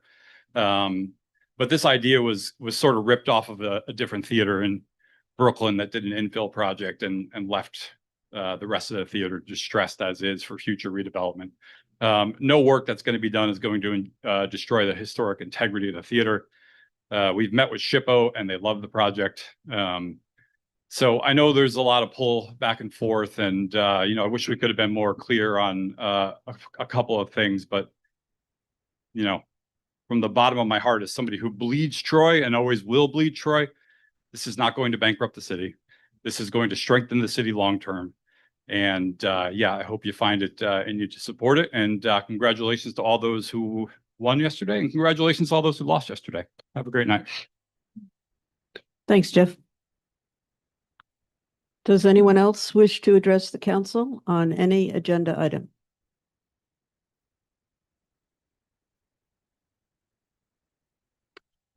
Seeing none, we will move on with our agenda. Ordinances. Ordinance 48 is for introduction only.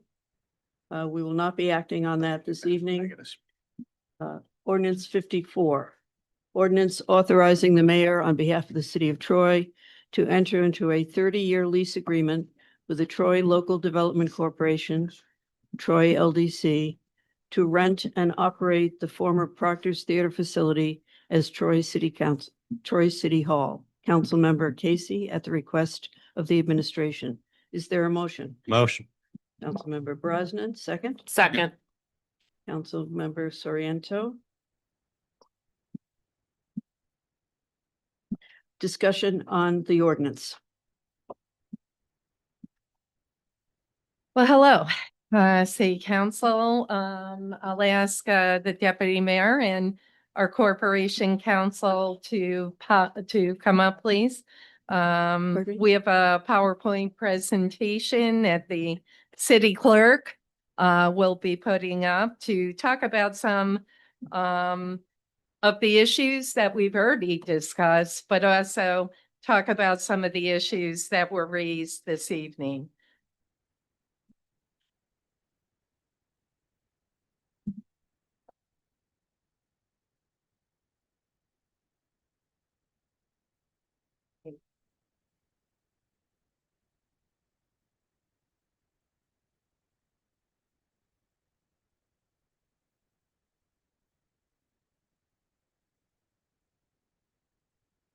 Presenting? Just so while we're waiting for the PowerPoint, Mayor Carmela Mantello, in case you didn't know, Deputy Mayor Seamus Donnelly, and Corporation Counsel Rick Morrissey are with us this evening.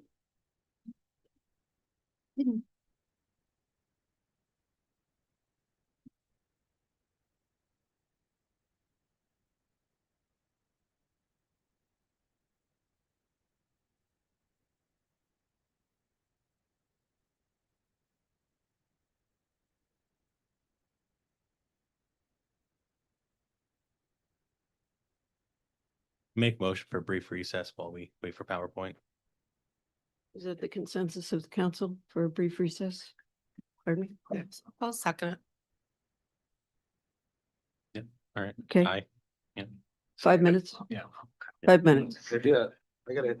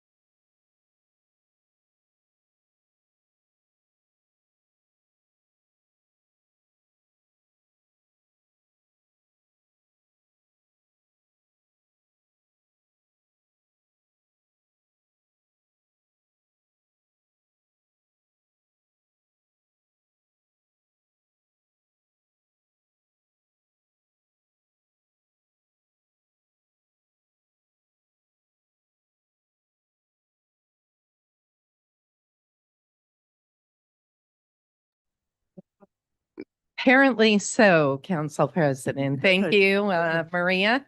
Again, welcome back to all.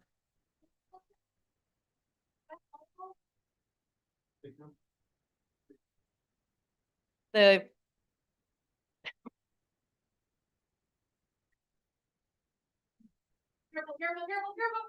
Oh, my God. No, it's good.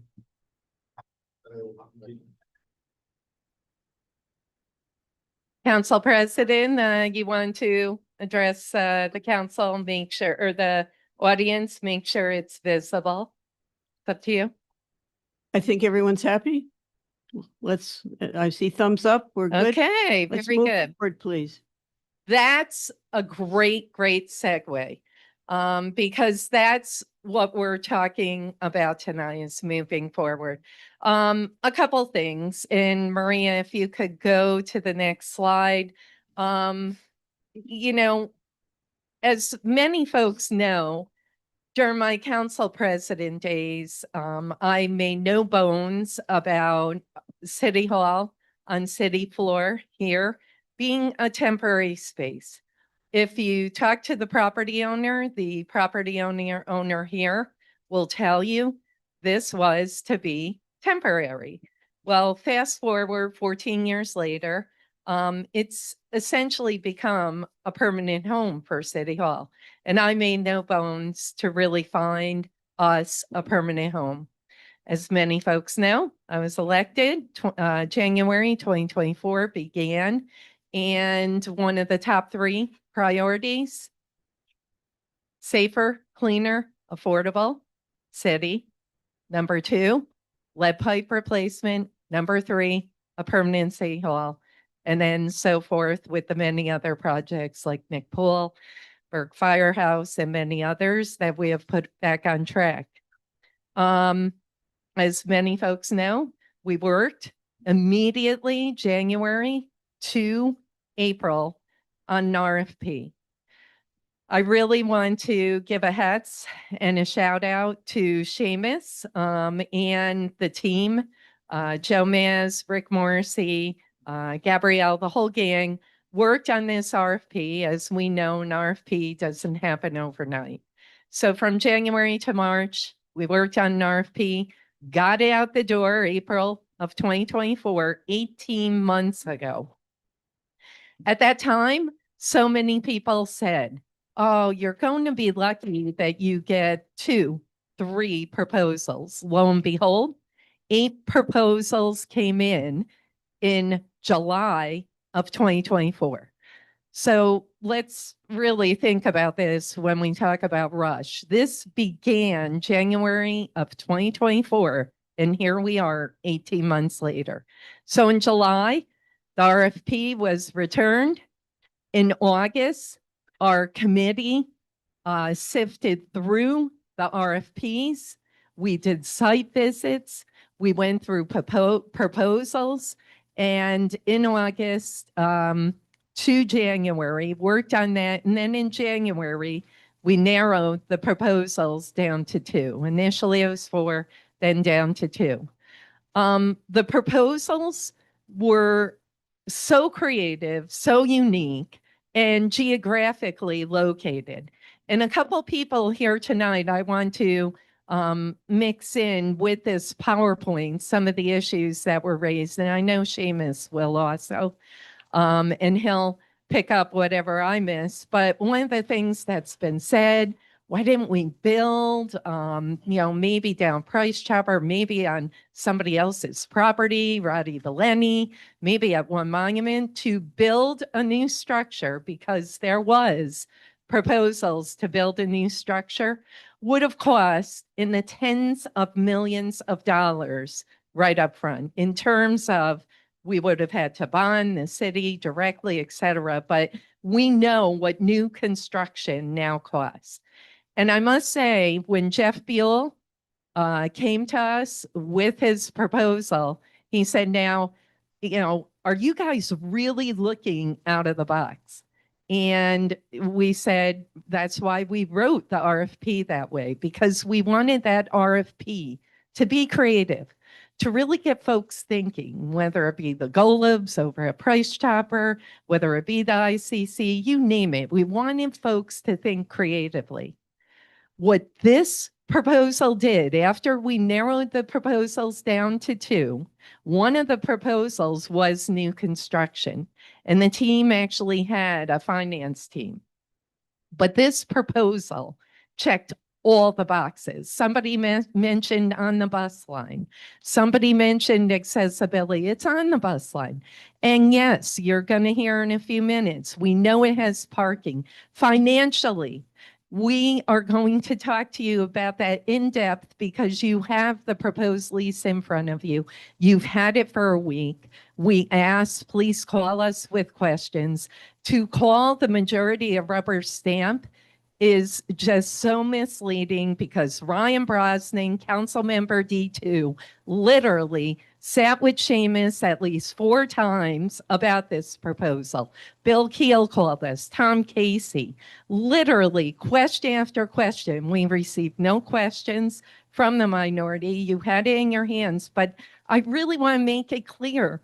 You had this and we're here to talk about it. And we thank the council members who did reach out to us. So fast forward, in June of 2025, after we narrowed it down to the 2, we announced in June of 2025, after meeting with the financial teams with both proposals, the new construction one and the Proctor's team. And we announced Proctor's. It checked all the boxes. It checked the financial, it checked the square footage, which we'll talk about shortly. It checked the parking. Yes, we have parking. We own the parking garage. We snowplow the parking garage now. We snowplow the alleyway. We literally are doing the maintenance now, and you will see that in the budget that we'll talk about in a few minutes. So we announced in June. In July, the public meetings began. Many of you attended the public meetings, I believe all of you. We had the tour. August 2025, City Council approved Proctor's as a suitable location. October 2025, the LDA was approved by the council. We signed that LDA. And then here we are tonight for the council to vote on that last step in terms of the proposed lease agreement. Should the council approve this, construction will begin December of 2025. So real quick, if we can move to the next slide. Thank you. And Maria, you know, we have to point this out because many times and still to today, including Paul Vandenberg, if anyone listens to him, but many people are still saying there's no parking. There is parking. On any day of the week, there are over 100 and some odd spots in the parking garage. Parking studies have been done. Our parking department, the parking supervisor has also done a study in terms of what permits are out there, et cetera. We have over 100, and that is without including RPI, who will be moving from Proctor's. So there's 40 some odd more spaces on top of that. There will be parking on 4th Street, handicapped, accessible, handicapped parking. There will be parking for visitors in the garage, both for employees and visitors in handicapped spots. As many folks know, we've talked about it many times. The awning that will connect the parking garage that the city owns to the back entrance of City Hall, which will be an acceptable and accessible entranceway. Additionally, I mentioned the pathways to 4th Street and the alleyway William Street entrance. Additionally, there will be renovations, repair, restoration to the 5th Ave garage, including the elevator, which needs to be upgraded. Saying that also, a couple people mentioned the garage and the safety. Don't you think we have thought about that? The garage is safer. We now have camera system in the garage. Our facilities department has been maintaining the garage. The garage is cleaner, but saying that, don't you think that we have thought about that safety aspect? And with the activity in this corridor, it's going to make it safer. So we really do feel, obviously, in terms of the parking, that issue is addressed. If we can move on, Maria, real quick. President, Yep. before we get too far Sure. ahead, could you just go over what the boxes we're checking off for the RFP process was? Sure. Square footage, financial, parking, accessibility, and then lastly, pride. I mean, we all know, having a temporary floor, we're the only municipality in the state that does not own its own city hall, that rents a floor for its city hall. And certainly Pride was a part of it. The bus route was also a part of it. Obviously, the bus route includes 4th Street. So saying that, did I miss anything? Financial, obviously, square footage, parking, accessibility, and right. I mean, obviously, preservation, we didn't think of proctors when we put the RFP out there. So this not only checks all those boxes, council member, to your question, it also checks other boxes that we were not anticipating.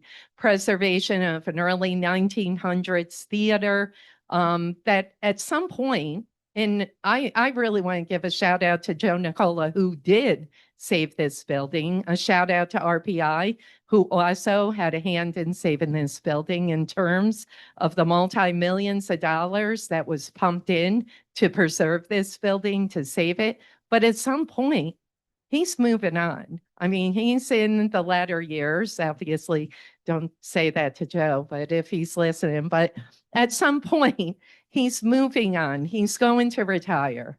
So this not only adaptive reuses a historic building from the early 1900s that we didn't even have as one of those fulfillments in the RFP.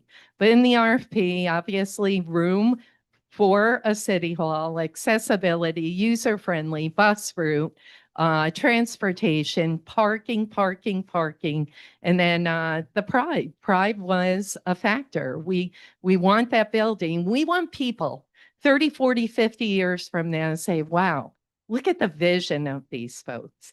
Not just with the building, with preserving a building, but also having a permanent home. As we all know, that rental that we are now renting here, it has an escalator of 3%, which we'll talk about shortly when we get into the financial aspects. So at some point, you have to cut that cord, and you have to think about the future, the long term.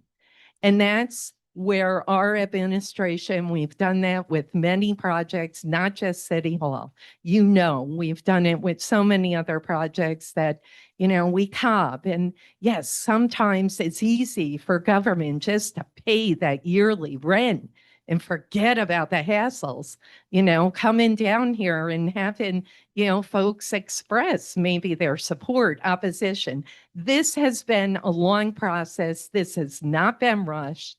A lot of time, hundreds of hours on both ends of the teams, from preservation groups to our team meeting with BBL, whether it be fuller plans, whether it be financial. And somebody mentioned how the numbers change. Of course, the numbers change. We're going to get that number as low as possible, that annual payment that we're going to make to the LDC. It's negotiating. That's business. And that's what you're going to hear tonight. Another thing, and Maria will talk about this quick, Seamus, sorry. Preservation, this is, as many folks know, we talk about the box in the box. As Jeff said, we hate referring it to that, but that's the name that has come about, the box in the box. It's in Assembly Hall.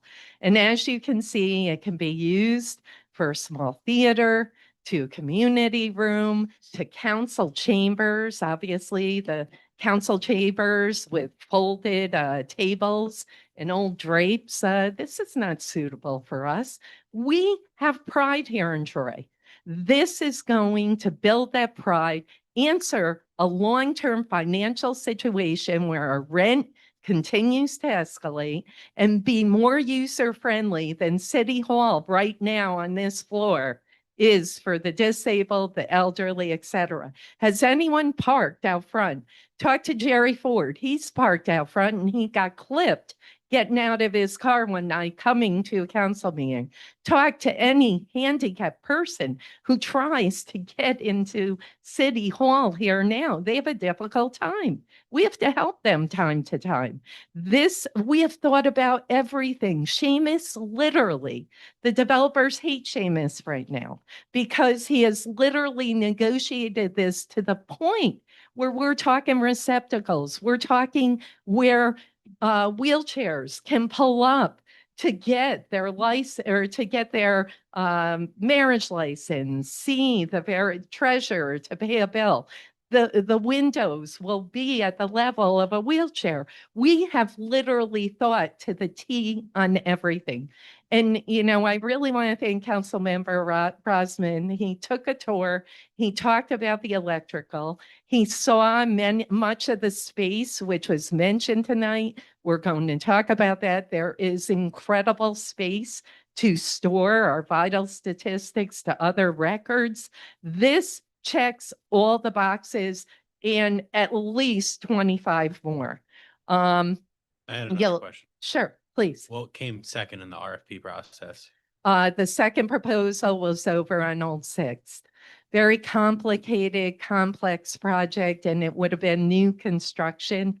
It would have really revitalized because, you know, one of the check marks, I apologize, was revitalization to wherever City Hall was going to be located. And that was another factor.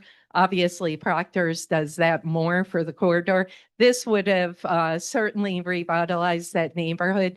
Just the financial, it wasn't working out, would have cost the taxpayers in the city much more dollars once we sat down with the folks for City Hall. And it would have been next to the corner store there. So the person also is having a difficult time with the properties, not full ownership on top of it. So basically there was other complex issues to that, but it was intriguing for us. It was one that we were really interested in. But it just didn't work out at the end of the day. So saying that, the box in the box, if council members, you know, want to ask questions while we move along here. But as you can see, the assembly hall is also going to have windows in various areas along the corridor so folks can actually see the theater. And somebody mentioned, if somebody does have $80 million down the road, you can pull the assembly hall out. The one thing that is going to be taken out are 200 or 300 seats, I believe, about 200 or so. They are not the original seats. And somebody mentioned earlier about they will be stored as well. I apologize. Thank you, Seamus, and jump in whenever. Also, one of the things that somebody mentioned, SHPO. SHPO actually feels that this could be a model for the state and the Northeast. So, you know, Seamus will talk about a little also about how SHPO does support this project. You know, also, I have to hit this right up front. It's been mentioned multiple times about lawsuits, et cetera. So we have 2 notice of claims.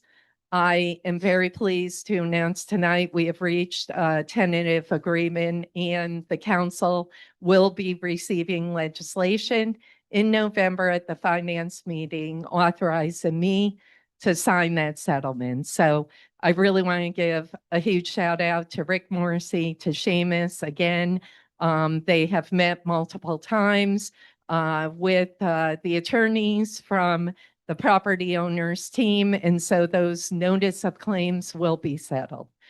Will that include the early termination of the lease? everything. Yep. I'll let Rick talk. The proposed settlement resolves all claims. The back rent, the unpaid rent. The unpaid, there are no claims for back rent. There is a claim for unpaid CAM charges. Right. That is resolved. And the early termination of the lease. And the early term, well, yes, the early termination claim is also resolved. Want to get rid of. Council President. Is there a Madam monetary, is there a monetary part of that settlement? I'll let Rick.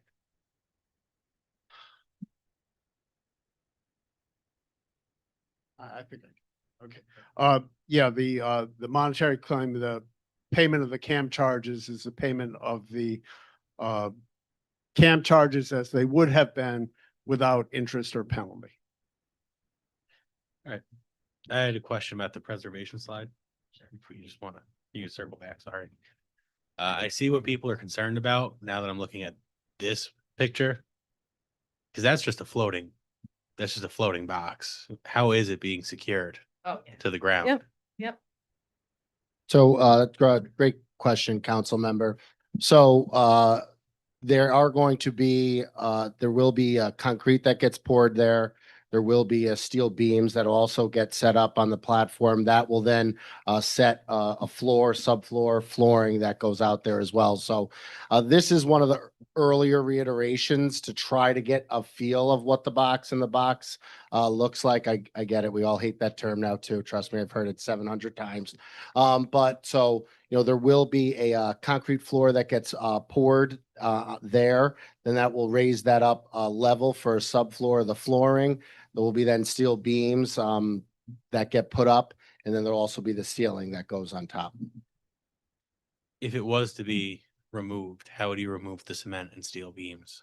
So that's a good question. I mean, I'd imagine just like any other demolition or any other type of activity when you're knocking down some structure, they are perfectly suitable steel beams for this type of structure. They are, without knowing the exact term right off the top of my head, but lightweight steel type beams. So they're not something that, again, we all talk about that if down the road somebody wants to spend $80 million in this theater, which I think has always been something that gets said, frankly, as you know, would be great to see, but probably very unlikely.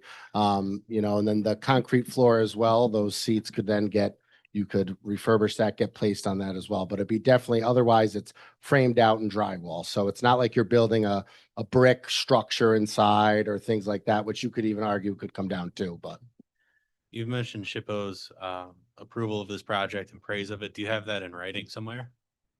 So SHPO, through the seeker process, they do make their comments. I think some of that was noted as well. There was SHPO staff that through one of their many walkthroughs of this, did note saying that this is kind of a model of how these types of restorations should go. I think the thought in behind it, and I was going to bring some of this up later on, but I know there's a lot of comments here, and I get it. I think probably everybody would almost agree that if it was feasible to make this back into a theater we all think of, Broadway, Proctor's in Schenectady, you know, if that was really possible, if that was financially feasible, it would have been done by now. It's something that would be great to see for everybody. But that being said, again, and I take nothing away from the folks that have spoken with passion, that, you know, have tried to save this building in the past. All of that's a worthy cause. I love history. I love preservation myself. So, you know, but I think the thought is coming from is that right now, everybody is having this, you know, feeling of no one can go in and enjoy this theater. I'd like to actually ask, who's been going in there lately and walking around this theater? Who has enjoyed this theater the way it's intended to in the last 50 years? The answer factually is nobody, because it's not an activated building. It will now be activated. Folks are going to be able to enjoy the historic lobby. They're going to be able to enjoy the historic arcade.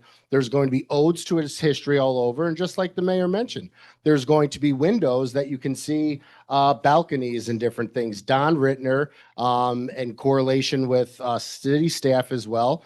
This is where we can work on grant opportunities for are historic preservation. There's old painting in the front hallway we were looking to restore. You could restore one of the balconies. That's where the window would look out to maybe give a museum-like feel to show what it really was like back then. If this was not happening, if City Hall was not going here, this building would be locked, and outside of an occasional tour, possibly, nobody'd be enjoying the structure. This is a real way to start enjoying its history. And again, I think a lot of people have to understand as well, this type of theater, just like most businesses, you know, if you have a restaurant with a certain amount of seats, you know, you realize that you have to sell a certain amount to make that work. To fill all the seats in this theater, just like Model at Music Hall, everywhere else, to fill the seats in this theater, you'd have to have Broadway-like productions. It's impossible because when this was built, it was during the vaudeville era where I think you just showed up with a little suitcase and popped out and started doing your show. People have to realize when Wicked comes to Proctor's over in Schenectady, it shows up with 3 tractor trailers. So not only take the money out of it, the functionality of it being a realistic theater that could survive financially, right away, the structure of it from that point of view, it's not feasible. So that is where SHPO, that comment was made, is because we're activating a structure now. You know, it's activated so people can enjoy it, compared to it being completely locked up where no one can enjoy any of it except for, you know, the 4 floors in the office space right now and the facade. To answer your question slightly more directly, SHPO has put it in writing. We have a letter. I thought it was attached to one of the prior legislations. We can provide it to you. Could we do that in between this and in the upcoming I can hour? Or I can two, get that it. we're Yeah. gonna be here I'll- 3, I'll- 4, I 7? will, I think I have it electronically and I can email it to all of you. Is that? Okay. Thank you, Rick. Councilmember Vera. Gosh, I thought I was being pretty direct, but all right. Hold on. Chair recognized me. Yeah, she didn't take my time away yet, though. It's a question. So you're pouring concrete. Is there gonna be a protective layer between the floor and where the concrete's going to be poured? Yes, and I mean, again, keep in mind, this is like most projects Thank you. that here comes most projects that get taken on by developers or anything like that. Okay, I hate talking technicalities, but here goes. So imagine you have to level the floor out. We'll be using structural foam to actually level the floor out, and the concrete Seamus is talking about is only 2 inches thick. And then the light gauge metal framing will go on top of that. So if you wanted to go back in and demo it, you're demoing 2 inches of concrete, and then the structural foam, which was used to level, just gets removed. That's what I was looking for. Yep. Thanks so much. Honestly, I should have remembered the structural foam because that was one of my first questions, but Jeff. Councilmember Vera. I had a question for Corporation Counsel going back to the 2 matters of litigation or notices of claim. You said there was a monetary amount associated with the first one. We were just going to have to pay the CAM charges. Yes. No interest, no penalties. No Here's what interest. we would have originally owed had we paid it on time. Correct. What about the second notice of claim? The second notice of claim, we have agreed to support an application that will be made by First Columbia to the Troy IDA they're seeking an amendment to their current pilot agreement, both in terms of the monetary amounts and an extension of term to 2039 and a reasonable adjustment given the fact that the city is vacating the premises in the number of FTEs that they're going to be required to have. Is there a dollar amount associated with? There is not a specific dollar amount associated with. There are some level charges that I can provide to you. I couldn't provide you offhand, you know. Okay. Okay. But those things would be, those things will require an application to the Troy IDA. Right. There'll be a public hearing. The IDA itself will have to approve those. Okay, so they negotiated a tax break on this property? They already have a pilot agreement. on Right, this it's a property. modification of the pilot agreement that they currently have on this. Correct. And an extension of its Correct. term. And it's something, frankly, it's something they could have. You all may or may not be aware that commercial real estate is having a difficult moment in history at this time. This particular building is is commercial real estate. It's something that you might have seen an application for an extension and an amendment of the pilot in any event. But otherwise, no direct payments. No direct payments from the city to First Columbia. Other than the CAM charges I spoke of. For the other notice of claim. Correct. Right. Correct. Thank you. Councilmember Brosnan? I got one more question for you, Rick, for you. Sorry, I know you're not feeling well. You were saying that it's going before the IDA in the settlement. Is it the city just needs to support them in their effort, or does the IDA need to approve them for them to? The city, the IDA has a certain amount of independence. The city needs to support them in their effort. So if the IDA decides against them, that will not send us back into some kind of. If the IDA does not grant the approval, then the parties reserve all rights. We could negotiate further. We could go back to litigation. Whatever. It does depend on the IDA's approval ultimately. Thank you. Council President. Councilmember Vera? So I have a follow-up question then on that. In the lease agreement, I saw in the lease agreement with the one that we're entertaining this evening. Yeah. I think it was under section, 2.02 that said, we're making a statement. Presumably these statements are being made for the lenders. That would be correct for the bond buyers and so it says there are no action suits or proceedings pending or to the knowledge of the city threatened against or affecting the city in any court. Well, I'll skip the rest, but basically that if adversely determined would have a materially adverse effect on the ability of the city to perform its obligations under this lease agreement. So in your opinion, the negotiations that you have to date, specifically with that second notice of claim that would require approval by the IDA.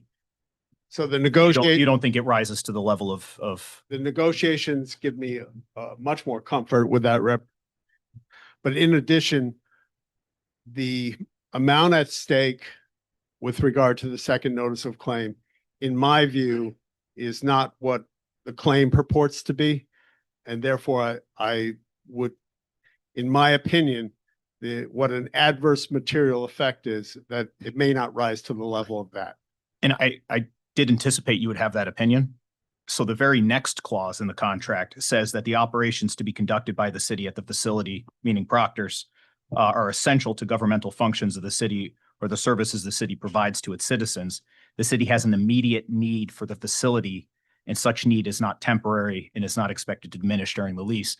If for some reason we go back to litigation on that second notice of claim for the early termination, isn't there the potential that we would still be in this current lease until 29? And therefore would not have a need for additional space? Would you? I can give it to you. Yeah, you're gonna have to It's- give that it's- clause to me in its entirety. But I mean, you see what I do here with, so it's, wait. yeah, it's, Can't read. you can't read that, right? So your question again, I'm sorry. I mean, I could just read it again, but basically my interpretation of H, and you should read it, yourself, but it basically says that we have an immediate need for the facility, right? Yes, Okay. we do have an But- immediate need for the facility, yes.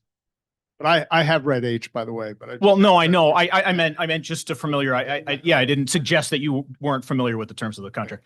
But the exact language is what I was referring to. If Councilman Brosnan's his not theory, but his suggestion that if the IDA did not approve an extension of the pilot agreement for First Columbia for this facility, we could be back at the negotiating table with First Columbia. And Correct. a potential outcome of that could be that we are not able to terminate our lease early. we have terminated our lease, okay? So the potential outcome of a litigation could be that. It's just monetary in your It could be opinion. monetary, correct. But we still have a need for a facility.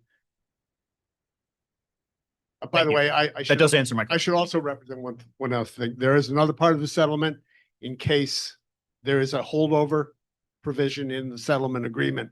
If we have to stay past January 1st, 2027, which we do not expect to stay, we have negotiated terms for that. Basically at the holdover rent. And then, Is it different than the holdover terms in our current lease agreement? with no, them? it's exactly the same. Okay, so what was that? 20 or 10%?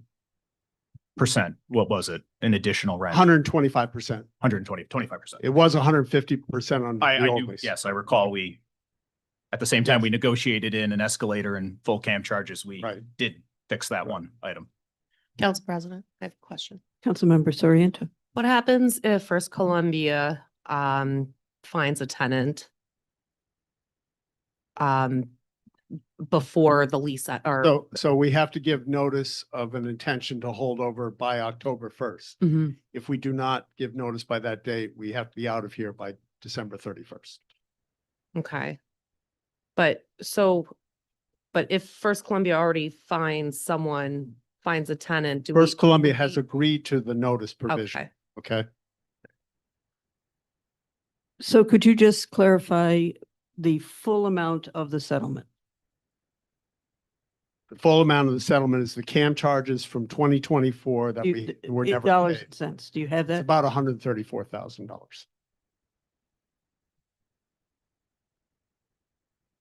And if I may note too, just as we go down this path of the unforeseen, so the GMP, the guaranteed max price construction contract that LDC will enter in with Columbia and BBL, there is clauses in there for any delays that are unforeseen. Although again, no one is anticipating that. We've been assured a lot of times that this can get done. And but again, just to protect everything. So if that does trigger where we do have to be here and we are paying holdover rent past that, we would then have liquidated damages against the construction company and the developer. And at that point, they would basically be liable for every day longer that we did stay here. Nobody's goal, not foreseen, but I do just want to make it clear that there is that protection in the construction agreement as well.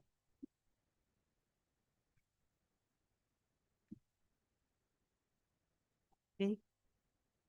Shall we move on, please?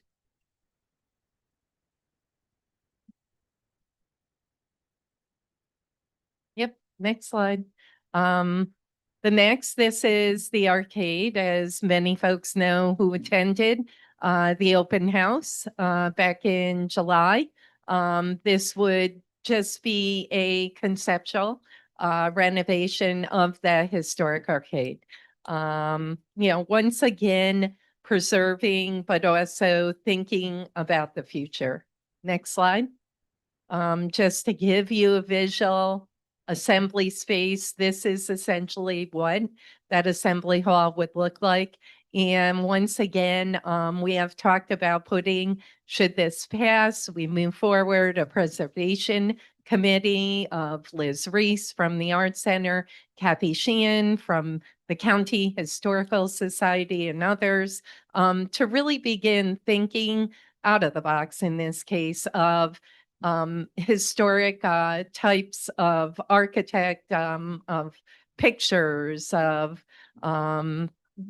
other historical artifacts that Kathy and others have mentioned that they would like to see incorporated in these spaces. Maria, next slide. As you can see, the assembly space could be used for council meetings, community meetings, small theatrical performances, which is really cool, but it can be used for several purposes. It'll be 100+ seating. And so certainly, and obviously you can add seats to that. The seats will be movable. Next slide. The office building. Many folks have seen this. If you attended some of the public meetings, the before and the after. It was mentioned just about the theater and the office space and the condition. These are state-of-the-art offices. The office space, when you look at the floor plans, you'll notice we're utilizing the space more efficiently. If you look at city floor, and Shane will talk a little bit about this because we did look at each department, each office space, what's accessible, how much space isn't being utilized. When you look at this floor, there are hundreds of square feet not being utilized sufficiently now. And we'll talk about that when we get to the floor plans. But once again, Joe Nicola, RPI, have pumped millions of dollars into, you can see the after where RPI, the chamber, and others currently occupy this space. Council President. Yep. Can Oh, we go sorry. back 2 slides? Sorry, did you want to? How are we getting electrical and HVAC to this part of the box in a box? And is it going to be like big air ducts for the HVAC, or is it going to be mini split units with some copper conduit coming to it? What's the plan to get this to be a usable space? Let me see if I can do this. Otherwise I have to tap Jeff Buell back in, but I do, I know there has been mention of split units. I know the HVAC system is basically going to be drawn down from the ceiling, the roof of the actual building, fed straightly down to the assembly hall. We can call it that so we can stop calling it box in the box, down to assembly hall. I do believe there's a split unit involved as well. And then I apologize, the other question, copper, like. How are you getting the electrical over there? Okay, so that's a question off the top of my head. I do not know, but again, I have great trust in BBL, who's overseen a lot of projects in the region. I know that they have a way to get it there, but where exactly is it funneling from? Off the top of my head, I do not know.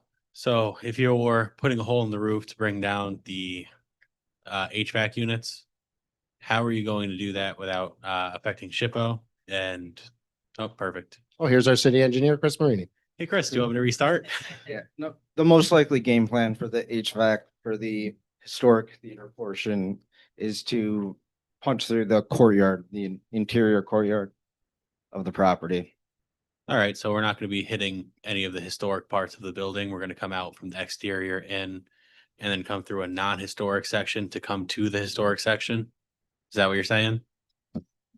So I know that was a lot of words. Take your time. inside the building, between the existing office space that runs along 4th Street and the historic theater area, which, you know, the back of it is on William Street. There's an interior courtyard area. As open air, there's existing HVAC systems there. And that's probably the game plan. So punch through and connect there. Are we adding more rooftop units to accommodate this new space? No, the rooftop units you're talking about will be on the assembly hall roof. Okay. And so Chris is right about how it's being drawn in. And then I just want to clarify your comment on SHPO. SHPO doesn't actually have a say in anything that goes on inside of the building because we're not actually applying for historic tax credits. So they more just give you the blessing of we like the concept, but if you wanted to go nuts in there and just tear the whole theater down, SHPO actually doesn't have a say in it at this point. Obviously, we're not doing that, but we don't need to meet any historical integrity issues inside of the building.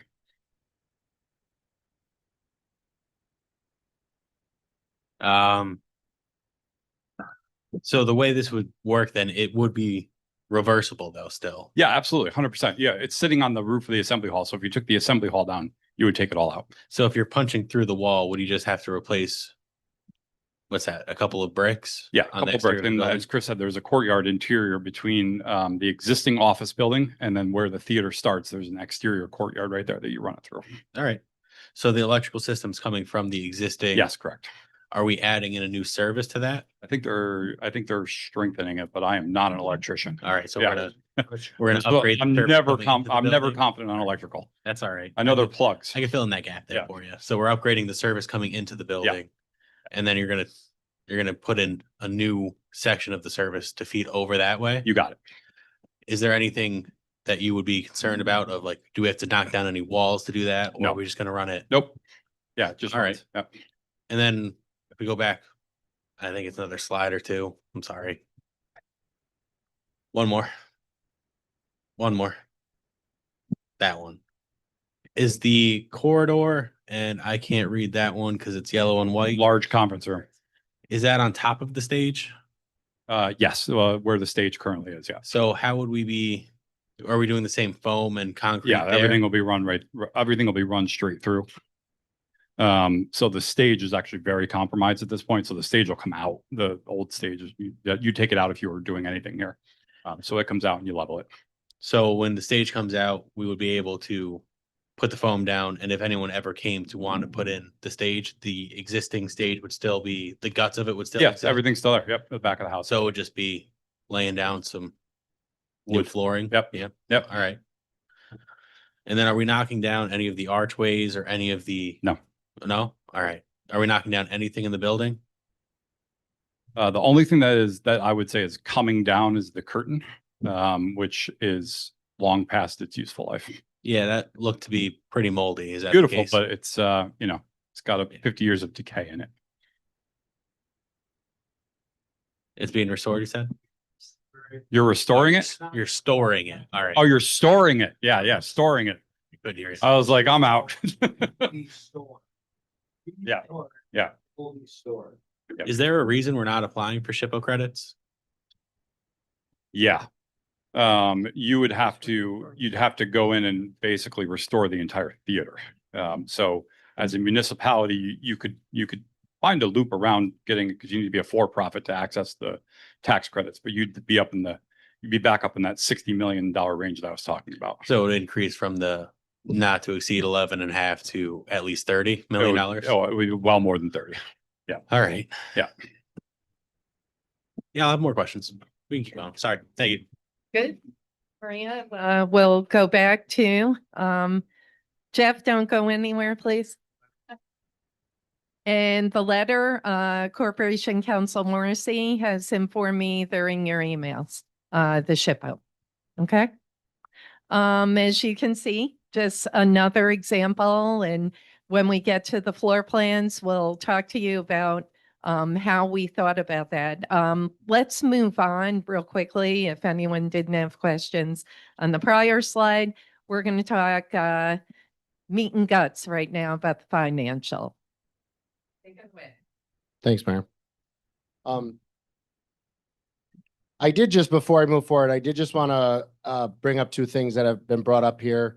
One, I know some folks have requested that current duly elected council members abdicate this to a future council. I think that's in complete disregard to the residents and voters that put you here with the beginning of your term. So I do want to make that point clear as well. And just another one I want to make clear too, because it was said, a comment about the usuals that come here, and the handful of folks that do come here and speak negative, pretty much anything that the administration does. I do want to be clear. I 300% support your right to come here every meeting we ever have. Say you hate everything we're doing. That's your right. I'll always support that no matter what. And I just want that to be clear. That's our First Amendment, just like I have a First Amendment right to say how I feel as well. But I did just want to point those two things out before we move on. So, like we've been talking about this project for all along here, the 18 months or so of it that it's been going on. There is a lot of benefits to this, doing it through the LDC, taking advantage of that tax exempt financing, bonding through the LDC. As already been noted plenty of times here, that there's space for community meetings and events. In the future, what does a benefit here, and this is stuff that we talked about early on, there's no hard numbers to it because we're not there necessarily yet, is that the LDC can throw different equity contributions into this eventually with the sale of parcels on the South Troy Industrial Road section of the city on the river. Those are things that the LDC can be committed to help this project to continue to lower the responsibility of the taxpayer for its annual payment for its home of local government. Again, that's not reflected here because that's not real yet. That might not be real for another year or two, but that is still something that will ultimately end up happening. Again, the mayor's referred to it often. This is going to have an economic development impact on the 4th Street corridor. This is what the LDC's mission is. It's to take troubled parcels, troubled buildings, turn them into something that has an economic development factor, turn them into something that can be used for public good. And that's exactly what the LDC is going to be doing here on this. I do also another thing just to note out as well. Maria, you can probably go to the next slide if you don't mind. And here we are on the first floor of the new permanent city hall. So we're working with this with the Columbia and BBL team, the developer and the construction team. I do also want to point out on the city and LDC end, we've been utilizing advisors and consultants that have been working with the city on their bonding for 20 plus years. They're involved in every step of this project. The LDC also did hire a third party to be an owner's rep, an architect firm, H2M, that's right in this building. They have been with us every step of the way. Their VP, Dave Pacheco, which is a great guy. He's been with us every step of the way, has actually helped us trim some cost off this project. So again, I know we talked about it earlier. I try to recall as much information as I can. Once we start getting into foam basements and cement, I get a little lost, but that's why we hired an architect that does know all of that. So, you know, this has been guided along by other folks, third-party consultants that are familiar with the city. They're bond professionals that handle these types of transactions across the whole entire state, bond counsel as well through the LDC. So I did want to point that out. And again, I know that some folks have also mentioned that they don't think that this is good for historic preservation. They don't feel that we can do it for this amount of money. They think the amount of money we're spending is too much. It's a little bit all over the place, but I did just want to point out, you know, some Columbia development projects over the years. The Renaissance Albany Hotel out in Albany, it won a Preservation League of New York State Excellence in Preservation Award in 2015. Wellington Road, another historic Albany Foundation Award. Proctor's Theater in Troy, which again, I think the pictures showed this office building was basically nothing when they came through, restored it, still made some historical elements intact, redid the whole facade of the building. Otherwise, that would not be what we see here right now. The Chazen building, that's right next door. So we are not dealing with a fly-by-night developer or construction company. This is Columbia and BBL. They have a long track record of huge developments, big projects, Plug Power, 6 Wellness Way, that aren't historic, great big projects. You know, this is not somebody that's never been around before, that doesn't have the experience for this exact type of construction and renovation. So I did want to make that clear as well. Back to what you see in front of you right now. So this is the first floor. This is the most up-to-date floor plan here. You might notice a little change from some of the other diagrams that you've seen, but one of the benefits of new permanent city hall here at Proctor's is that you're going to get about 95% of the services most folks come to City Hall for every day right on the first floor. So their birth certificates, their marriage license, to pay their water bill, their tax bill, to go to the assessor's office. All those offices are located right on the first floor. So you can very easily enter through the historic lobby, which you can see on the north end of the 4th Street diagram. You can make your way through here to access all of these services. Like I said, the treasurer's office, assessor's office. There's also a wheelchair accessible, handicap accessible entrance right on the other end of it. So we're going to have ample handicap parking also on the 4th Street portion of the building as well. You can really enter with ease, where now you are parking in a parking lot, you are crossing River Street, you are coming up a pretty long ramp, you're coming into the lobby, you're getting on the elevator, you're coming up to the 5th floor, and you're wheeling around to 2 different wings of the building. Council members and folks here should be familiar. The clerk's office, the vital statistics, all the office says, if you're here for this, go turn around and go here. People get very confused on the floor. So, you know, this is bringing everybody to one stop. You could go right over to vital statistics. And of course, the clerk's office has to have a close proximity to the assembly hall where the council meetings will be held. And then you'd get right here to this entrance and exit that will have a ramp that we discussed. This is where you saw the awning that would get you into the parking garage there too. So for the folks in the audience, and this is the area I'm talking about right here. Again, look at a lot of folks showed up tonight to talk, to support, to not support this. They're spilling out into the hallway. They still are. This is not a suitable chamber for, again, like I said, I might not agree with everything everybody comes here and says every single time. They have the right to do it. We have a vigorous community that is very active. They deserve a space to come and talk about these crucial issues, one that's safe for them, one that's accessible, and they're not spilling out into a hallway. So it was mentioned as well that, square foot to square foot, some of the spaces we could be, the active spaces, we might be losing a little bit, like the mayor noted. That's due to it not being efficient. There's conference rooms on these floors that don't get used except for maybe a pizza party. There is, there's wide open spaces with no desks, no need for that. You pretty much run into a dead zone when you come to this end of the hallway. No use of space at all to exit there. So, and we're talking about maybe a difference of, a couple, even if it's 1,000 or 2,000 square foot. What the community gains is now a twice as big assembly hall that can host community meetings, can host council meetings, other various get-togethers. They're gaining the historic hall or arcade that can also be blocked off, simply used for, kids come to visit City Hall, or folks want to do a history event. Coming in through the historic lobby, that can be something that is a very point of ease to be shown, okay, you can go to this part of the building or not.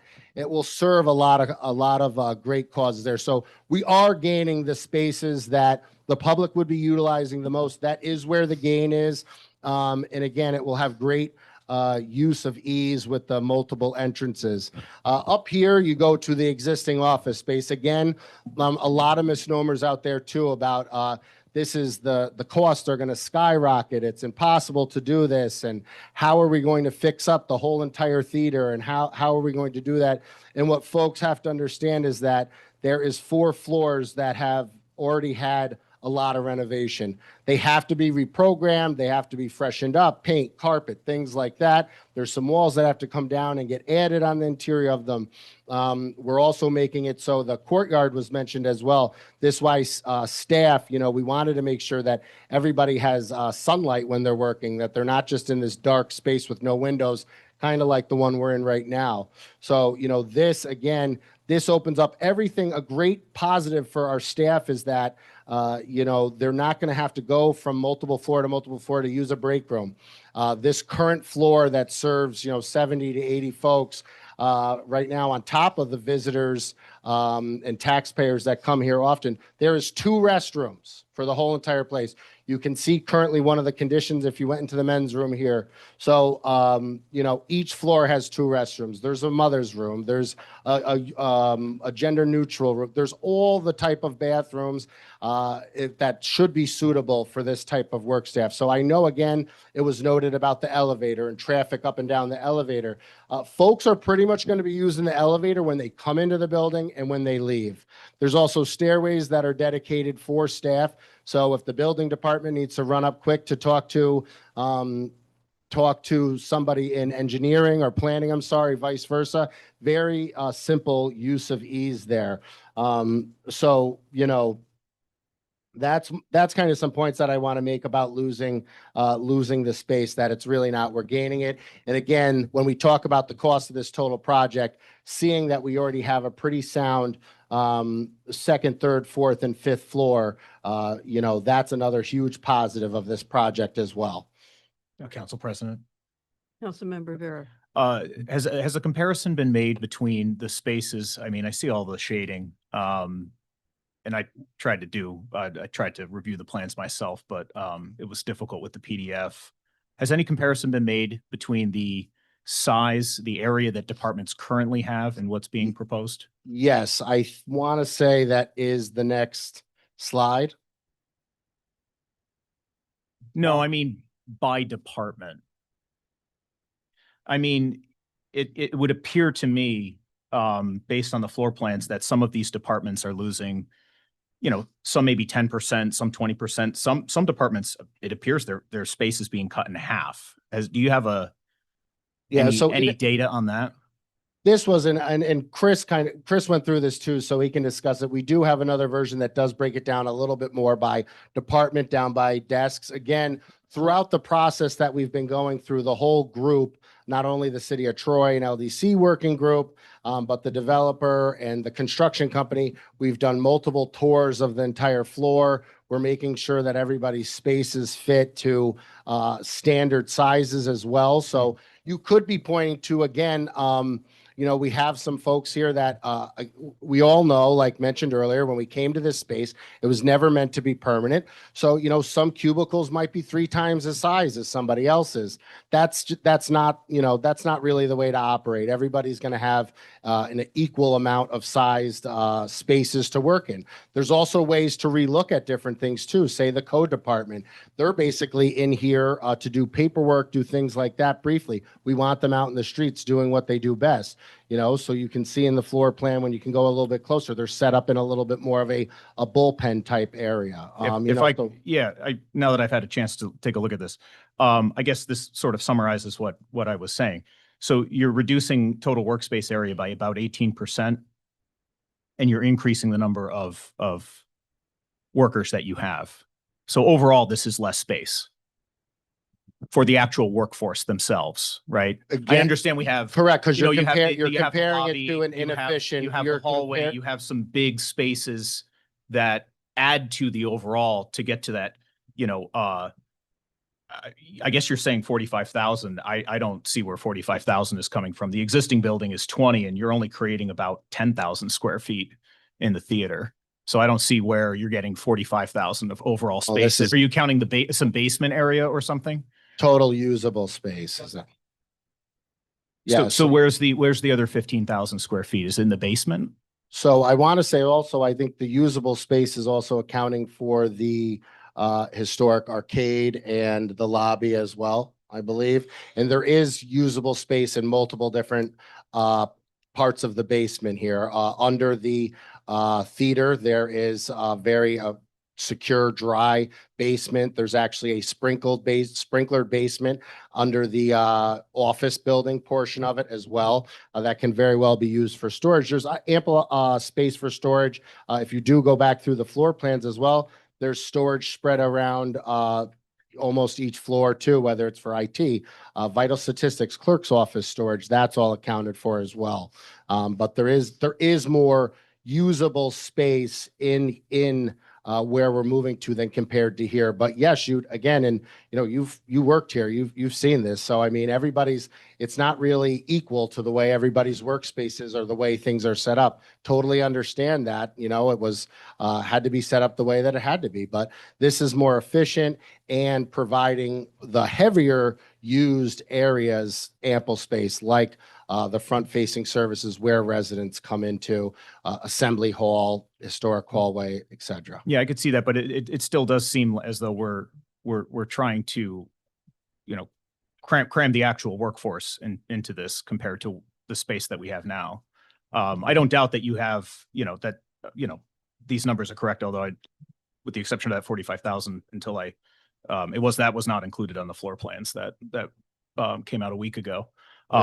You know, break room areas also being reduced. You know, bathrooms are being increased simply because instead of being on a single floor and the efficiencies that are gained from that, we're spreading people out over 5 floors. And so you have to have, you know, that duplication of space to avoid having people have to use the elevator to use the restroom. Well, and not only that, but I mean, that's again, one of the benefits of having it here. The bathrooms are there. That helps with, you know, not going from floor to floor, just like it helps easier, not going from one wing to the other area. Oh yeah, I'm not depending on arguing where that you are don't there. need them. Yeah. You have to Same have with them. the, Yeah. same with the break rooms as well too, is that they might not be the same size, of course, of the existing 2 that are here, but that's because they're broken up amongst various floors. So Yeah. they don't have to be as large. You know, that's another benefit as well. There's the courtyard too, that even, you know, the idea would be staff can go out there and eat lunch if they'd like to. There's the historic hall as well. If I could just say the other thing, if you notice, government is being looked at differently when you look how people actually work. If you go to DEC right now, you're not looking at cubicles, you're looking at more open space. So you are seeing more employees so they can converse. One of the things also that Seamus mentioned, the fact that departments, we felt very strongly when we came in, the coordination and communication was not happening between departments. This will encourage planning code to communicate more. This will get vital statistics, clerk, treasurer, all on one floor.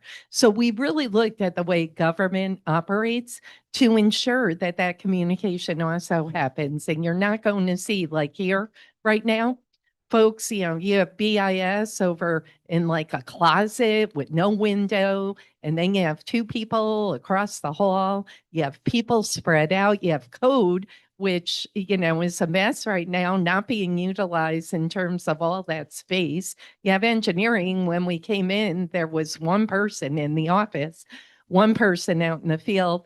You work there, Aaron, tons of space not utilized. The conference room wasn't utilized in there. So we are looking at just different spaces, how government is thinking differently.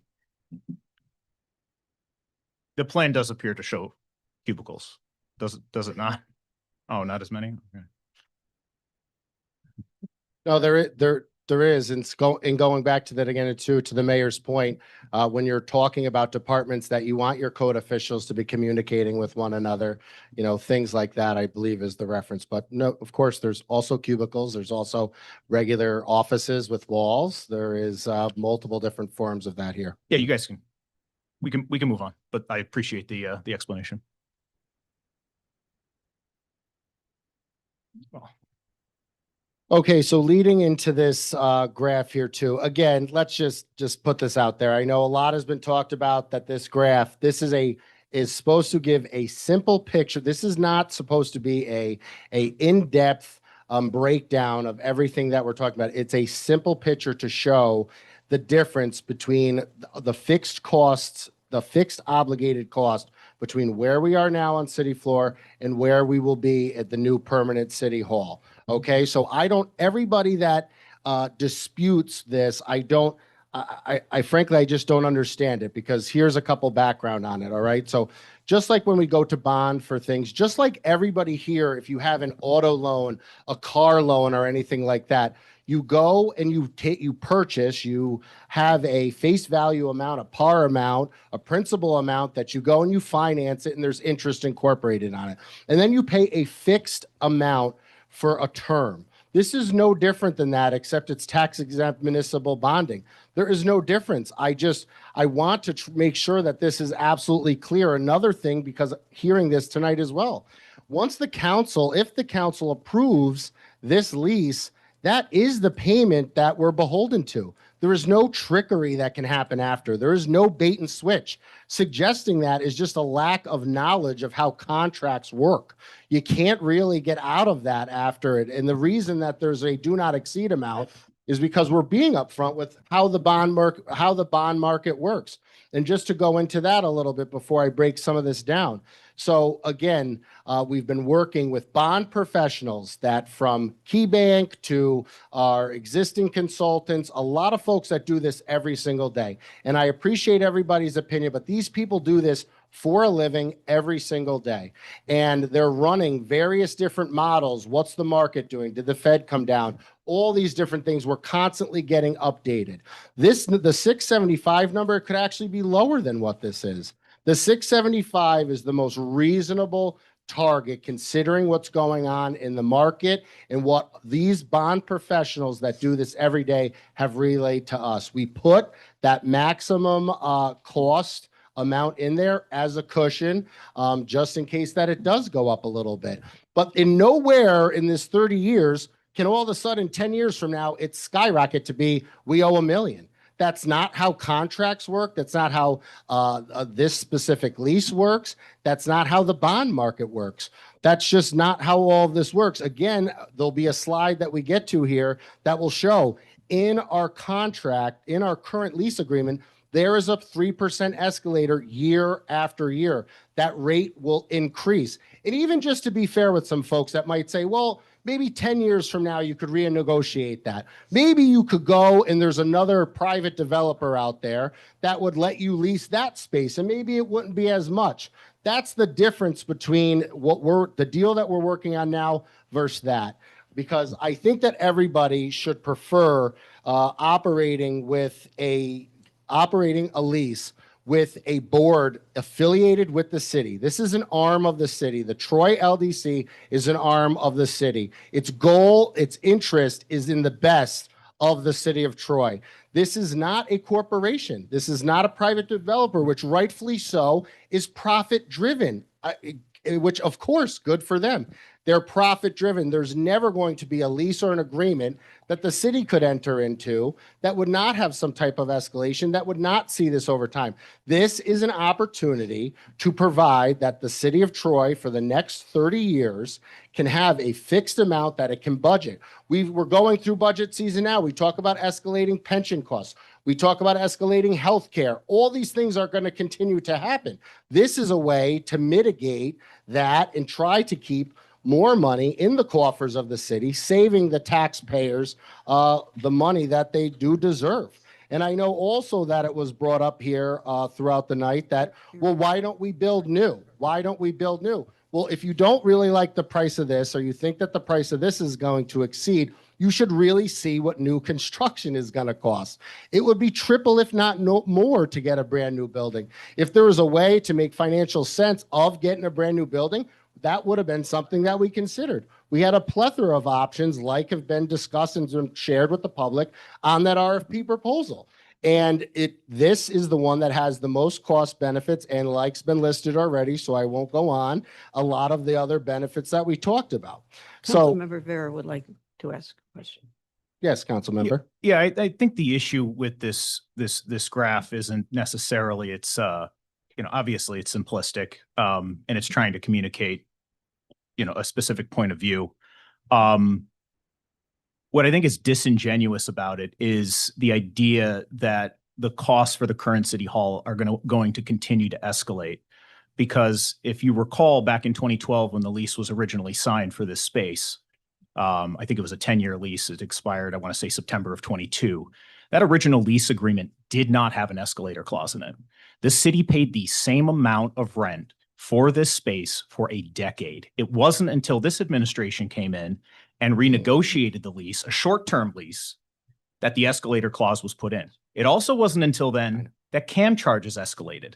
Those are both things that this administration negotiated into the short-term lease. Now, I'm not saying that might have been the only way to negotiate the short-term lease, but that was an effect of negotiating a short-term lease. That's the issue I have with the red line. To assume that you're also escalating, not just the base rent, you're escalating CAM at 3%, which CAM 1%. CAM can go up or Just to down. correct It you, depends. 3%. CAM is not, I think in your memo to us, you said CAM is a estimated charge. It's not estimated, it's actual. They have to provide you, First Columbia every year provides a statement to back up CAM. It is actual costs incurred, not some, estimate they make. And if I'm not mistaken, the red line also includes utilities. The green is only showing the 675, which is just the base rent. This is a triple net lease, and there's language in here that says the city shall maintain and repair the facility.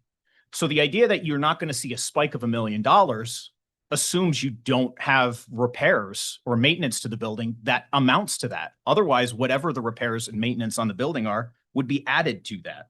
It also doesn't include utilities, although it says it does at the bottom there. If I can, council member, may I? So just to address a couple of those things. So I think it's pretty well known that those first years you reference of the city being here was, again, it was never foreseen. And if you talk to First Columbia, they were helping the city to come here almost temporary. That's why that agreement was flat. It was never anticipated that we were going to stay here forever and ever. Then as it got closer under the previous administration, which the lease actually expired under, what was going on was there was kind of a handshake deal between the owner and the previous administration. And what they would do is they'd actually bill the city a higher amount. It would get crossed out and initialed by the former deputy mayor, and then they'd pay the lower amount in hopes that there was still a chance the city would stay here. Would you agree, just to work through this, would most triple net leases, commercial leases, whether it's a city or private, would they come with escalation in it across that? Take this building out of it. The answer is yes. They don't stay flat. There's no private developer that gives a flat, because Council President, like I just referenced, if you wouldn't mind, let me finish my thought, but I'll address what you said, is that yes, because this is a unique arrangement. We are in a triple net lease. We are responsible for our maintenance. We're entering it in with a city affiliated board organization that sole interest is to give benefit to the city. Anywhere else, any building in the city of Troy, Latham, anywhere, triple net, they are going to have that is a very common real estate practice. Again, I mean, if I got to tag Jeff Buell in again, I will. He's done plenty of these. So that should just address your point that this administration came into office actually out of a lease, and we had to negotiate again. It became pretty clear because, like it's been noted, the mayor, since she was city council president, has been touting wanting to get a permanent city hall. Again, like I've said before, she was then overwhelmingly elected. It was one of her top 3 promises. And First Columbia realized we were going to probably look to get out of here. So of course they're going to not do the handshake deal, cross out a certain number anymore. So that should address that part of it there as well. And again, I acknowledge that is there different, leases, different structures that could be negotiated here, anywhere else. But anywhere they're going to be, it's going to continue to escalate in the favor of the property owner, rightfully so, because they're in this to make money. They're not here to help the city of Troy necessarily. They're here to make money. Also, going back to that CAM charges increased under our administration. Again, that's false. They did increase because that was part of the handshake agreement that was going on before. They are now to reflect what everybody else, or the percentage everybody else pays by square footage. And again, I agree with you. I 100% acknowledge and know we pay an estimated of CAM charges monthly here, and then we reconcile at the end of the year when it's real costs incurred. But these are just some things that make up the 14.29% that we pay towards here, okay? So electric for the whole entire building, parking lot electric, gas, generator expenses, water and sewer. We're the city. We shouldn't have to pay that. Repairs and maintenance, unknown exactly what that is. It's various general. Insurance, auto insurance, management fees, signage, property taxes for the parking lot, $115,000 a year we split up for snow plowing, landscaping, irrigation system, waste removal, HVAC maintenance and repair. And again, that's just for the whole building. Last year we paid almost $50,000 to fix the HVAC system that feeds this area and the comptroller's office. We've discussed this. Pardon me, Council President, I'm answering the council member's question. If you would please do me the respect and let me finish. IAQ testing, janitorial services, I love your posse always does that. Elevator maintenance and repair, security and fire monitor, swipe cards, telephone service, window cleaning, parking lot cleaning, asphalt repairs, pest control, fire maintenance, parking lot, again, fleet fuel, vehicle R&M, uniforms, security payroll, payroll taxes and processing fees, parking lot permits. I think I'm making my point pretty clear. I think you're making my point. Those are all things that we'd be Actually, responsible for at this new building. Council member, okay, but stop being That are not silly. shown Stop- on the, Hold on, well, I'll let the giggles go. Let the giggles go. I know. But so here's around. What is the city of Troy going to pay to snowplow? Are we going to pay 15% of labor. 150? We have We employees, already have- do, Aaron. I Right, mean, come right, on. But if our workforce has a set amount of work today and you add more work to it, that's costs money. Yes, they're already out there doing it. They can completely manage. And They already I'll give plow you the the- snow but- plowing where it's a They garage. already- It is a garage. Again, we have Perhaps proposed- snow plowing doesn't need to be on Please, there, if you but- let me finish, I actually want to answer your question. If you even care about the answer, is what I'm saying here as well is that I love when I get interrupted. It's not a big deal, but anyways, so, and it's okay. It's okay. We want to work through this. So, actual maintenance, that is more, yes, a door handle might break, things might happen. And then in future years, larger things may occur. We might have to deal with an elevator being fixed, 15, 20 years from now, a roof being fixed, but the current things, The current property owner right now spent somewhere around $28,000 in maintenance. The reason it's not reflected on here is that is not a fixed cost. We have to pay the CAM charges, estimates that then become actual, but that does not affect the actual maintenance here. I guess my point I'm trying to make is if I was being fair, I should have done a chart that showed, hey, we've spent $50,000 here also on HVAC. That is a number that fluctuates greatly, the actual cost. And that's why we wanted to be as transparent as possible in showing what the actual fixed costs are. To address some of the other things, we are contractually obligated to pay an $85,000 portion of the pilot here every single year. We clearly will not have that burden when we go over to the new permanent city hall. We have to pay $60,000 or so roughly a year in utilities. Of course, we're going to be paying utilities at the new city hall, but that's a shared amount. One, the bill doesn't come in our name. We don't have as much control of it. And we know that we've talked about these credits from National Grid. We're not allowed to apply those like we are to other facilities because the bill, quite frankly, is not in our name. So that reflects this. National Grid has told us we'd be able to utilize those credits now that we are actually having those utilities in our names. Right, but So you're that's just another moving the state- credits from where you use them now to another bill. but like Is there- we is talked there- about, is- that's is the not- next graph, that's- is the next graph like That's an not- estimate of these costs or no? I really do want to answer your questions, but I would appreciate if you don't interrupt me because I'm doing you the same courtesy, council member. What I'm trying to, those credits, like we've said at budget hearings and you've heard now for the past 2 years of being on here, there's a plethora of credits. They're tough to figure out where to exactly place them, but it's been confirmed that that is one of the places they can be. So that, I just wanted to finish that thought, please. And just to go again, just so some folks hear the actual numbers, I mean, the first year, again, once you get into 2027, going off this year, saving $112,000 a year, 2033, $213,000 a year, 2043, $422 a year. I guess the question that I have for the folks that don't see the financial savings in this, let's just go to 2043. Okay, it's not that far away. So 2043, we could even do 2033. What type of expense could we foresee the city incurring in a building, by the way, that's getting a brand new roof, that, by the way, is getting a new HVAC system like we just, went over. The parts of it that already have existing HVAC are not even 10 years old. The elevator's not even 10 years old. All stuff that will be expected, certified before we go in there. What is that unforeseen? Are we going to, when you add up these numbers, even just using a simple average of $200,000 a year of savings, which frankly, this chart, our numbers, the escalation, but just to simplify it for everybody, for it to make more sense to you, $200,000 on average for the next 30 years, even if you just can appreciate that, which the number's still low, you're talking about $6+ million over 30 years of savings. We're not going to get savings in this place or in a future other situation where we were to spend $30 million to build and I know some folks said, well, this isn't transparent because it doesn't show interest. Of course it shows interest. Again, I made that point earlier.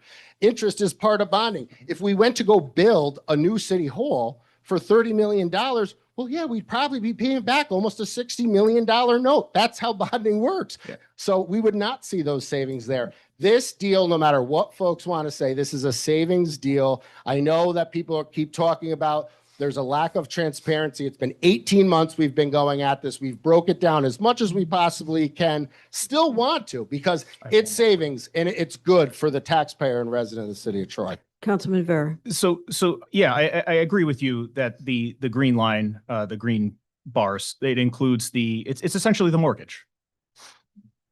But anyone who owns a home knows that the cost of owning a home is not just the mortgage.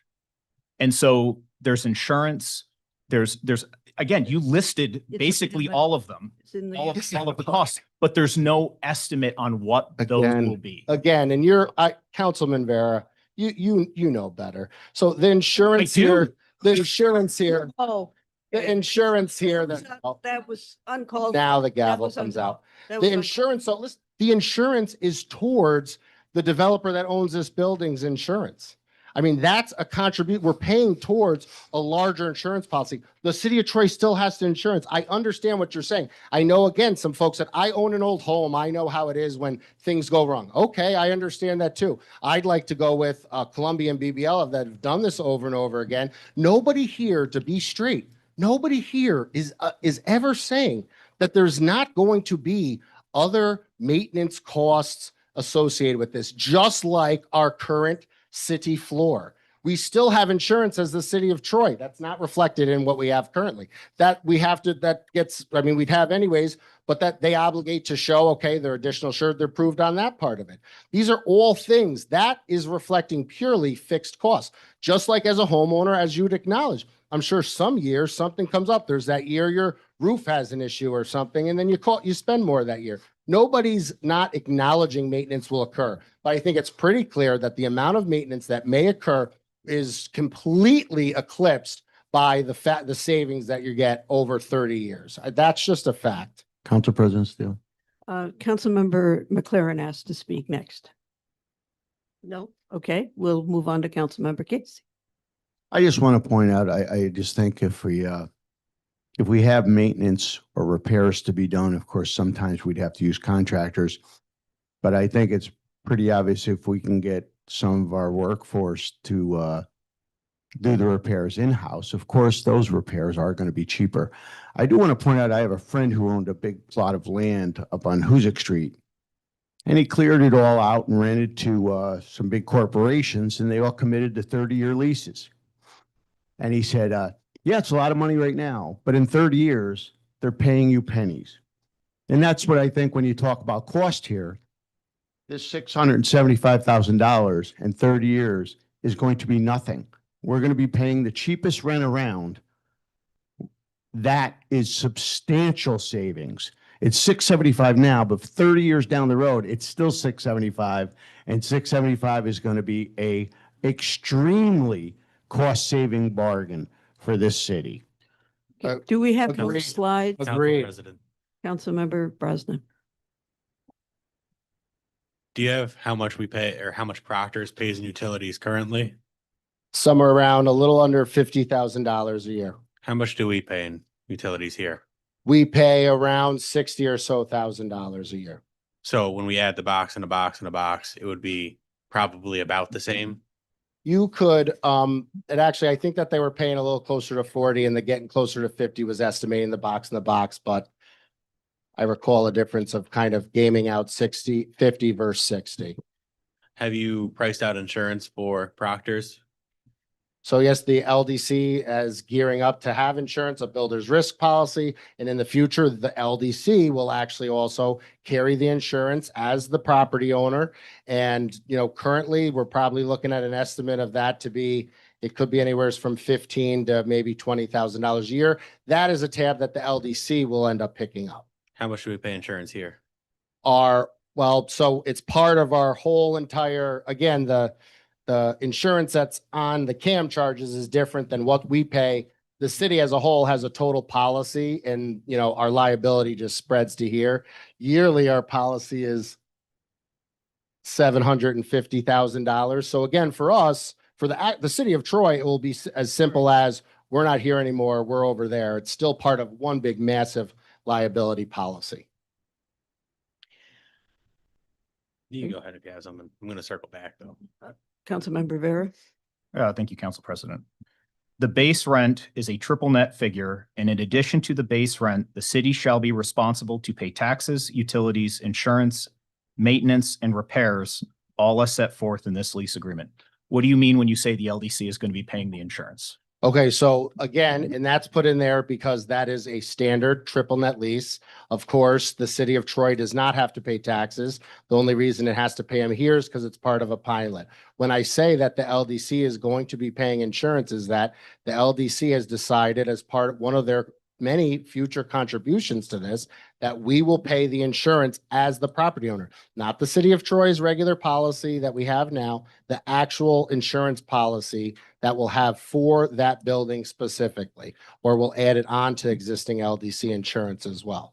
Council President. Oh, I'm sorry. No. So what you're saying is the LDC will have the policy and whatever that expense is, the city will pay as additional rent. Nope, that is not what I said. Whatever that policy is, the LDC will pay it and will not relay that cost. And again, I just heard behind me someone whisper, prove it. President. So, I mean, but here's the thing. He's talking so much. Council President. Can I make a motion to amend that we just strike taxes and insurance right out of the lease then? So if I would have to, and even if Justin Miller's here, again, that wording is very particular. That's stuff that the bond market looks for when you're talking about a triple net lease as well. And I mean, that's something we're committed towards here too. We're talking about a potential $15,000 a year cost that we're concerned about over, upwards of $800,000 in 30 years of savings. I just want to be clear the comparison there. So just for the sake of moving on with this, so we don't go home tomorrow, can we just say we're gonna pay the 15,000 for all intents and purposes and just, I know we're not going to, but let's just pretend we do. If you, and I, That way you we- can go on with that. That's if for your rationale, that if I think I'm hearing your point is that we can say we're paying that $15,000 a year and that the city of Troy, let's say if they were to have to, which is not the assumption at this point, you're still talking about night and day in savings when you talk about that $15,000 Right. being eaten up by $100,000+, $213,000, $422,000. Again, that language is in there because it's specifically set for how your typical triple net is, like we've been saying here. Always acknowledge paying the maintenance as well. That's always been part of it. The taxes is included in there. I think everybody could agree we're not going to end up paying taxes to ourselves. Rick's got something.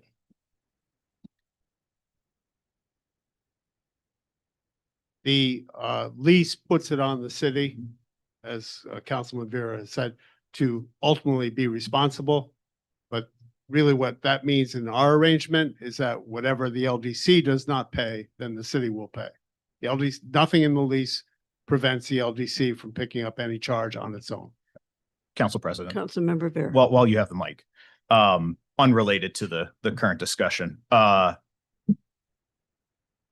this lease does not include a square footage amount of what we're leasing. Is that like open-ended? It depends on, we don't have any firm number on because these plans are admittedly conceptual, right?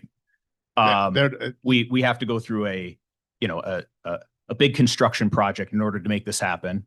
We've held firm on a timeline and we've held firm on a dollar amount. So the only thing that can move, right, on this project is the scope of it. That would be how we meet the deadlines and things, but there's nothing in here that I saw about a guaranteed minimum amount of space that we would be leasing. So that we are leasing the entire structure, Whatever that may be. whatever that may be. Okay. And then the other one And the square footage and things like that, there's also going to be a guaranteed maximum price construction contract, which will probably provide more detail as to, but that's between the LDC and the developer, right? correct, but Yeah. we have input on it. I think it's worth just to note too that the scope of the project would not change. There's no scope of the project that would change, especially once you finalize that GMP as well. I had another question for Rick that I was Okay. about to ask. The contract also says that 675 isn't firm, that could fluctuate. We've heard the deputy say that it could fluctuate in the downward direction, but then there was an amount in there, I think a maximum amount of 685. So we put in a not to exceed 685. In the event, this is just hypothetical, but in the event that when the LDC goes to the bond market and for whatever reason, interest rates are higher, the credit score is different than the city's, whatever the case may be, if 685 doesn't cover the LDC's debt service, what happens to this lease agreement? Then the developer has some hard choices to make. I'm sorry, could you elaborate? What do you mean the developer has hard choices? Well, Would and this, I don't I know guess if you'll what I'm accept the asking, would answer this from lease me, still be in you probably effect if wanted it was to- six, if it came back and it had to be 690? I mean, the maximum you're authorizing the city to do is 685. Okay. Okay. We have a couple of bailout windows in that contract if we do not hit our mark. The developer is in control of the ultimate costs of the project, and it could end up in a reduction in the rent if the developer shaves some costs. That's why I said the developer would have some hard choices to make. And in the But event, we're not going to pay more than 685. okay. And again, that was put in there as a protection for the city to give everybody comfort and understanding of exactly how that would work. We did put that in there. Like Rick noted, there is multiple avenues to break out of the lease if that so is to happen. And another thing to note with the square footage, you will see in there that it does reference the city of Troy as the master tenant of the building. I think that's why you don't see the square footage is just the point. Yeah, and the only reason I brought that up is because, again, these are conceptual. Presumably when you progress these drawings to final design sometime before the end of the year, or even during the construction process, coming in, hitting some unknown, parameter of the building or what have you. There's nothing in here that protects the city. You guys have done all of this programming, right? You need the 30,000 square feet or 45,000 plus, whatever the total is, but there's nothing in here that guarantees that. But that's going back to my reference to that. We are the master tenant. If any other part of this were to be, say, subleased out, it would, one, have to be agreeable between the LDC and the city. And it would, two, also then have to get a bond council opinion as well. So there's no opportunity. If I think I understand your question, where you're going with it is, it's not like that a year from now, we can all of a sudden say, okay, we're actually putting another tenant over in this part of the building. With all due respect, I don't think you understand my question. And I truly, with all due respect, what I'm suggesting is if you've set a budget of $11.5 million to build something similar to the concept plans we have. If for any reason, when you finish the design on this, costs have escalated and this council chamber has to be smaller, right? In order to hit that target price, there's nothing in here that sets a lower limit, right? So if after all of this, for some reason, costs just balloon, right? Again, I'm a corner case, admittedly, but there's nothing in here that guarantees the city an amount of usable space. You're coming from the space to make sure that what you see, although conceptual, that the product we get is as close to as what you're currently seeing. So I would say that would definitely be addressed through the GMP, through the construction agreement in there as well. The city's not a party to that contract, correct? Again, that's the LDC which is an arm of the city and has the city's best interest as well. But all right. No, there's not a world that if several weeks from now, costs balloon to higher where it's completely unforeseen, that are we going to all of a sudden say, you know what, we won't have an assembly hall here. Let's do it. That would affect the total project. And unfortunately, it would be something we'd walk away from because, again, that's why we put the do not exceed when it comes to the dollar amount in there as well. Because, we want the finished product that's going to be the best for the city as possible. That's the goal. Nobody wants to rush through this, like it's been said, and get to this point to have a city hall space that nobody's proud of. And I understand that you're doing your diligence with asking the question. But again, that's why that do not exceed amount is there too. And you'll also see when we're talking about the total amount of cost of the project, it was authorized around $11.5 million. The project is down to somewhere around 11.1 or so right now. That's again going to working hard, a little bit of negotiation, a little bit of using our owner's rep architect going through, making sure we're using the most efficient space of it. We really put a lot of effort over the past several months. The mayor, myself, Chris Marini, our city engineer, Joe Mazzarello, General Services, OMAID, the Columbia team, the BBL team, H2M, really making sure that there's things in here that we need. We've fought for different things to make sure they're in here in our scope. We've added to the scope. We've really held them to the fire on a lot of those generators, fire safety, AV equipment, making sure that our IT can be set up for whatever's advances are to come 10, 20 years from now. Those are all things that we've been aware of. This is a project we're taking a lot of pride in because we do foresee what great benefit it has for the city of Troy. So we're not trying to do it to cut anything out of it or anything. I understand the point you're making, but I do just want to say that's the LDC's mission here too. That's a board, again, that's here for the benefit of the city of Troy. That's our mission too, not to pull things away. Could we, if there's no other questions, proceed to the next slide, please? We can agree there, Council President. Pardon me? That's just a good slide. I do think this was covered. This is just to point out exactly where you can see the 3% increase that we keep talking about in the current City Hall lease. Again, I think we've kind of hashed that part of it out. If you want to go to the next slide, we've kind of pretty much talked about this as well too. This is a diagram showing all of the different fees that we have to pay portions of. I think we've discussed this pretty thoroughly as well. The point again of that is to make it clear there is a difference between the maintenance that every tenant, just like we are now, and the maintenance that we will be responsible for at the new. Those are the same, except here we have to pay for maintenance we may not take benefit of, or maintenance that we may not need to do since we're the city. Again, snow plowing, water, sewer, or those points as well. And then on to this is a more up-to-date cost estimate. And as you can see here too, the total amount of the project that was approaching 11.5 million at one point is down to a little over 11.1. You can see that the building acquisition cost has stayed the same at that 1.8 number. We did break out a couple other costs just to show everybody. You have your capitalized interest included in there too. That's pretty much the factor that's going to carry us while the construction's happening into making our first payment January of 2027. Some legal costs, other finance costs, again, those bond professionals, all the folks I've been referencing tonight. And then you can see that we were hovering a little over 8.1 million in construction costs. That new update is the result of some negotiation. It also does have some other built-in factors for the city. The LDC and the city have a contingency fund for if stuff does come up there that we're not seeing right now, that arises throughout construction, that, okay, we really should have 2 doors there, or different things. Of course, the contractor has their own contingency for the unforeseen. They start building the assembly hall and there's something they don't anticipate they have to do.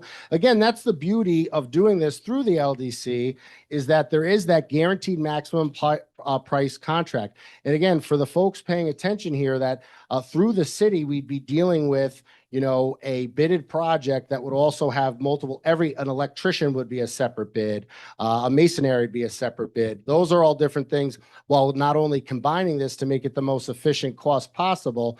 They can't come in with change orders and different things. There's not going to be these large changes 6 months from now that nobody knows. It's a guaranteed maximum price. That's what they're beholden to get the job done and get it done so that we're in there January 1st of 2027. Council President, Councilmember Brosnan. I see a couple of people straining to see the TV. Is this going to be online? Oh, thank It's you already for on. Alex. Yeah. Alex will get mad. I didn't mention that. So yes, it is. It is online on the city website. It's prominently right on the front page. There is all the information from the original proposals, LOI, LDA. This lease is on there. This presentation is on there. I think there's a couple other pieces of information as well. The current city lease. Everything that you'd want to know about this project is on that link on our homepage here at the City of Troy, right on the landing page. Thank you. Councilmember McLaren. How about the moving costs? Is that included in the soft costs? So that's a great question, council member. That is not. If you do recall from budget time, we do have a capital plan set up in the capital plan part of the budget for furniture, some IT, and moving costs. And are you confident that what was budgeted for moving costs will be enough? The capital plan that we provided to all of you is a little bit of has a bit of a cushion. It did combine furniture, some IT, and the moving all in one, so that if one's a little bit, a little bit more cost effective than the other. Of course, we had to wait for this to get approved here today before we start doing the process of going through the procurement process for movers, furniture, all of that. Thank you. Before we wrap it up, before we go to the last slide, I cannot say enough about the team led by Seamus, Rick, Joe Maz, our financial advisors, bond counsels, BBL, H2M, Joe Nicola, his team, Columbia Development. This has been hours upon hours upon hours. We're very confident in the numbers. This is not fly by night. We have worked on this for over 18 months. We have consulted several times with our bond counsel, with financial advisors, obviously with Rick Morrissey, who has led the team, Chris Marini, thank you also. But honestly, the hours and hours that Seamus has poured into this cannot go understated. Thank you, Seamus. Thank you. Next slide. You could stay up here if you want. Okay. The next steps, some order, very important. Next steps, Troy LDC, if this is to pass, the LDC will act on the lease agreement. Then the LDC will finalize what Seamus talked about, the GMP construction costs. LDC will go to the bond market that obviously has been discussed multiple times prior to even go into the bond market. The LDC will close on those bonds. LDC will close on the property. Construction will begin in December of 2026, or I'm sorry, 2025 this year. And we are confident and hopeful we will be in City Hall 2027 of January. And as you heard tonight, we do have that cushion if it does last through February or March, through the settlement as mentioned earlier, if we did need time. And then just very, very quickly, we talk about, just what this is about. This is about long-term. This is about not just today, not just 10 years from now. This is historic. This is a permanent home for City Hall for decades to come. And like I said earlier, you cannot underestimate or just think about it. 30, 40, 50 years from now, it's not about me. It's not about us. It's about the future. And it's about Troy. And it's about finding a permanent home. And as mentioned numerous times, this was to be temporary. This is not good enough for the people of Troy. It's not the way we should be conducting business. And it's not just about pride. It's about financial. It's about everything we talked about. I hope the council strongly considers passing this very, very important historic permanent City Hall for the future. Thank you. Thank you. We're still in discussion. Any council members wish to? Council President Steele. Councilmember Casey? Thank you. First of all, I do want to make some comments. I want to just respond to some of the public speakers here tonight. Talking about the mayor of this city, saying this project, and she's being reckless, nothing thought out, what she's doing is laughable. I think you just heard that there's a lot of details with that, but that was what was said. I just want to point out that this mayor actually ran a state agency. She oversaw major projects. And you're trying to say that what she's doing here, even though you heard it, is just completely laughable and reckless. And to hear people say,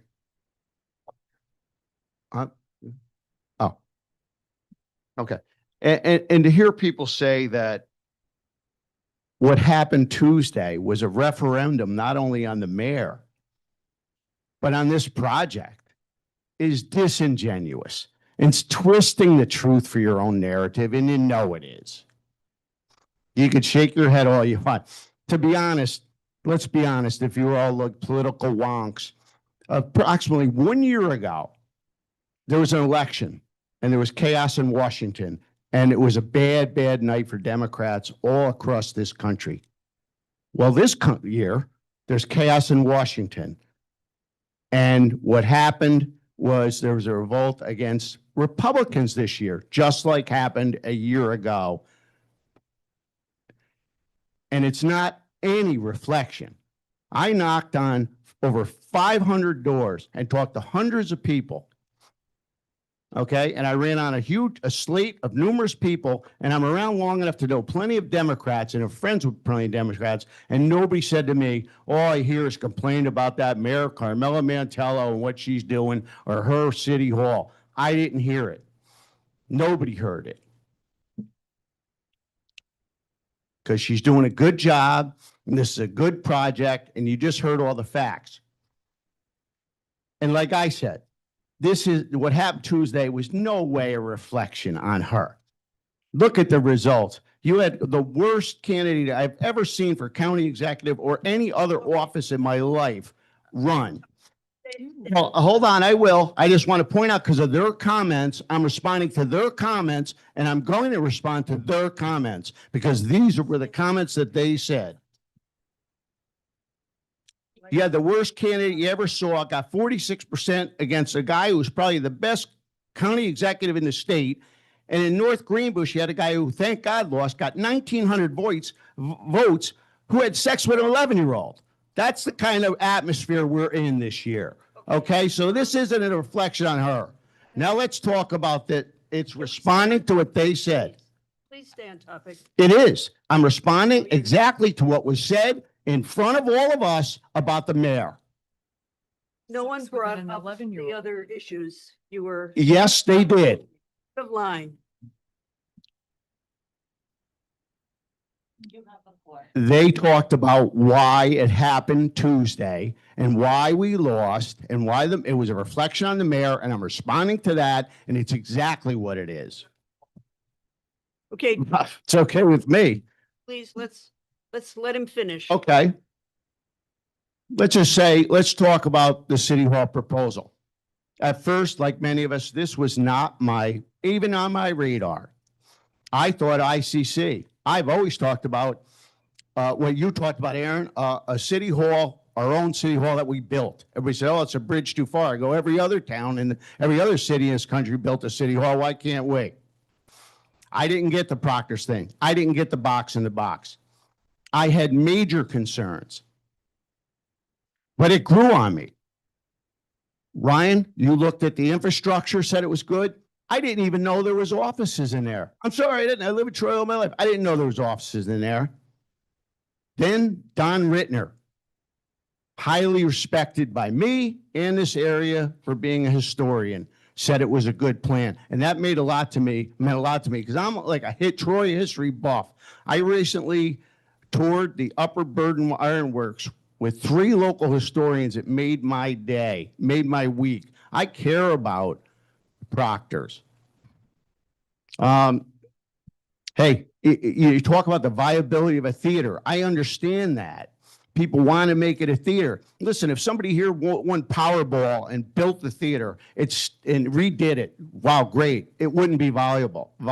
It would rob from Proctor's, Palace, Cahoe's Music Hall. It's an oversaturated market, and you heard that from Jeff Buell. I wish that was the case. But I also do want to point out something maybe nobody thought of is we had lawsuits in the city concerning early voting and its location. Our location now for early voting in downtown Troy is tenuous. Every year, not only every year, every election, we're not sure where we're going to go next.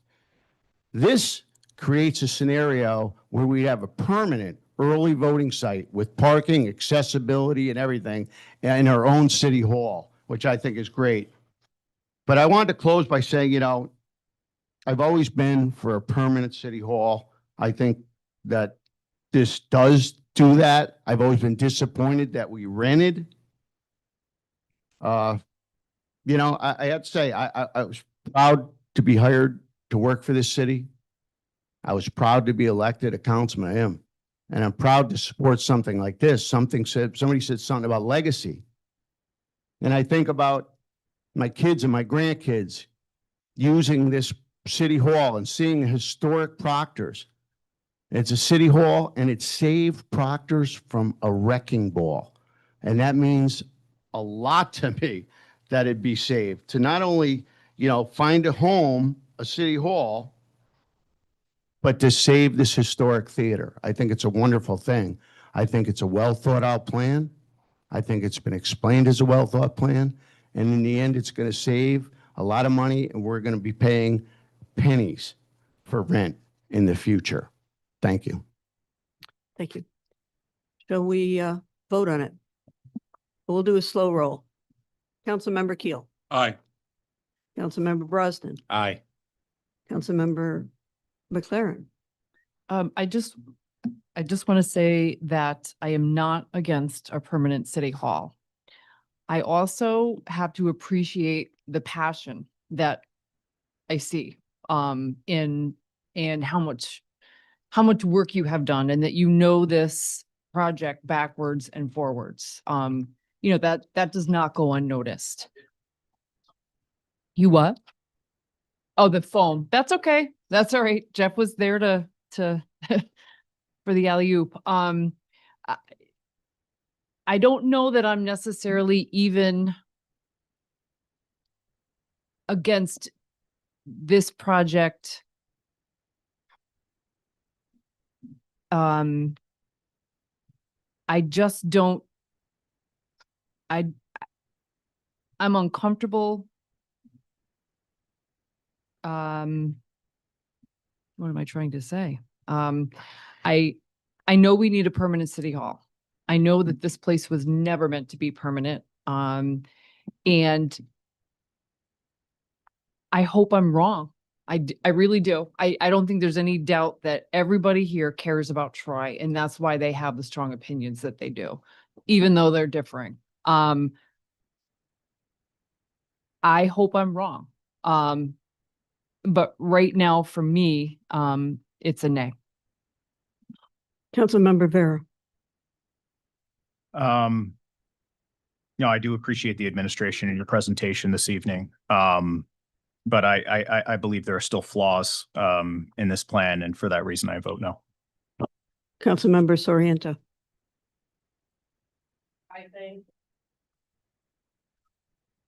I actually appreciate all of the work that you put into this, the specifics. I'm blown away with the presentation that you provided us with. We've needed a new home, a permanent home for many years. I mean, we've left Monument Square, rented out the Verizon building, renting out this floor. And it's time for us to have a permanent home for City Hall. And I think this is, I mean, of course, there's going to be flaws. There's flaws in every move, every construction. There's always going to be flaws. You know, that's just the reality of it. But I think that this is going to be a great project.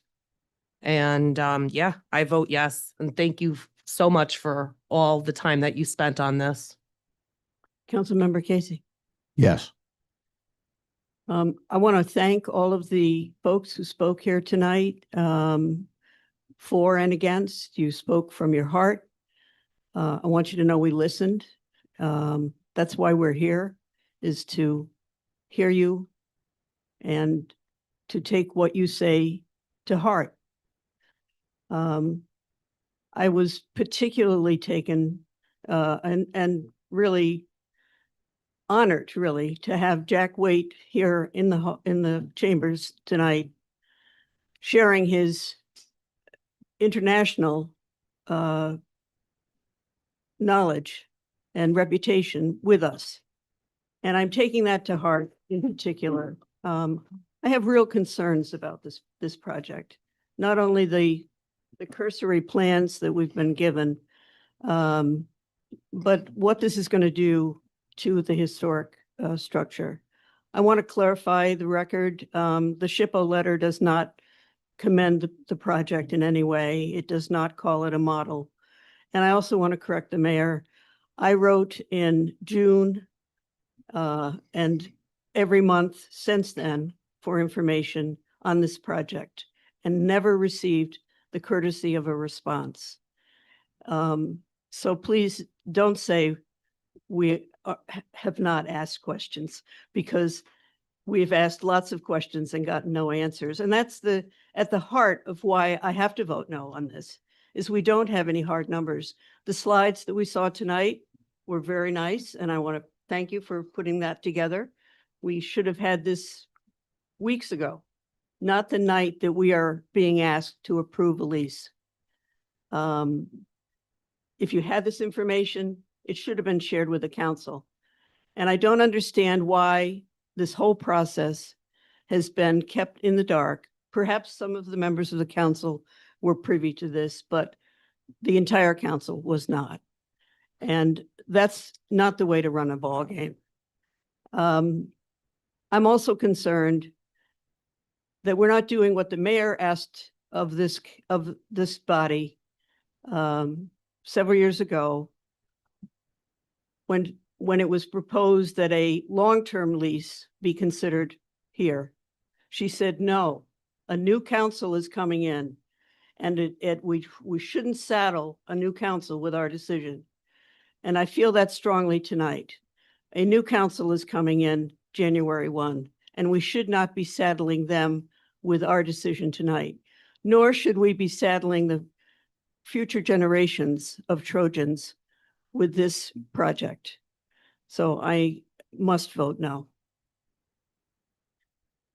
The ordinance passes 4-3. Ordinance 56. Ordinance authorizing the reconveyance of real property acquired by in rem foreclosure, 1037 6th Avenue.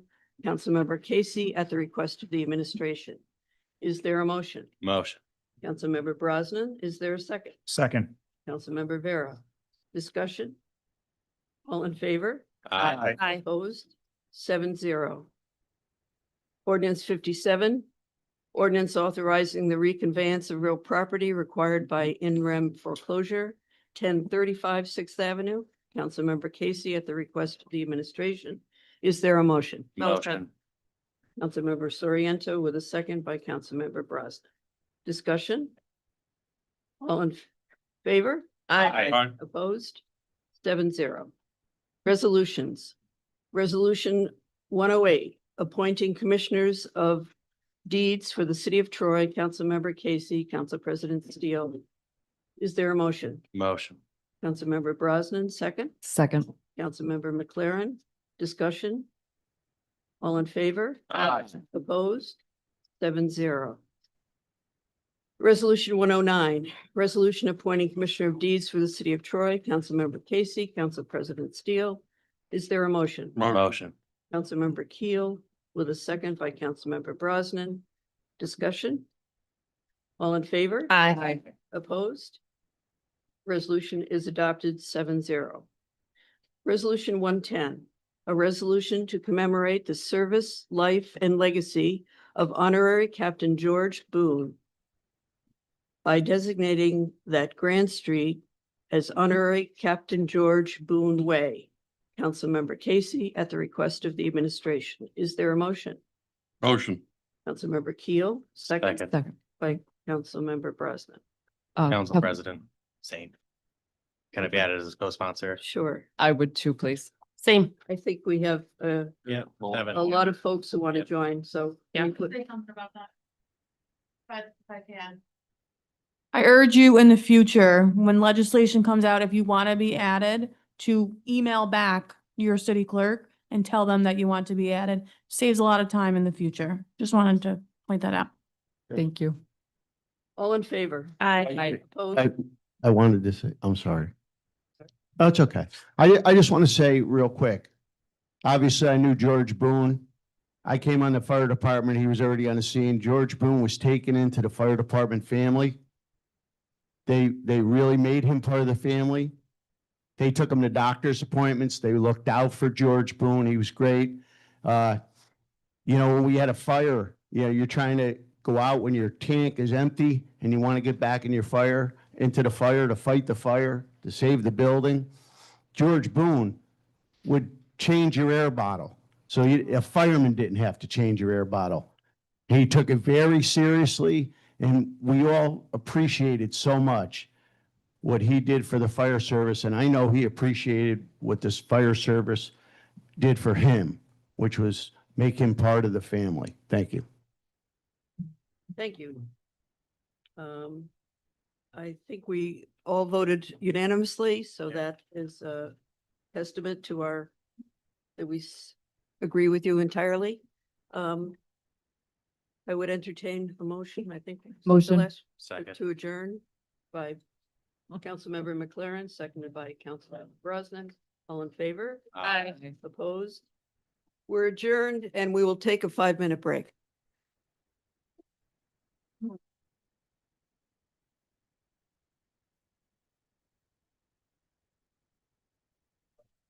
Thanks.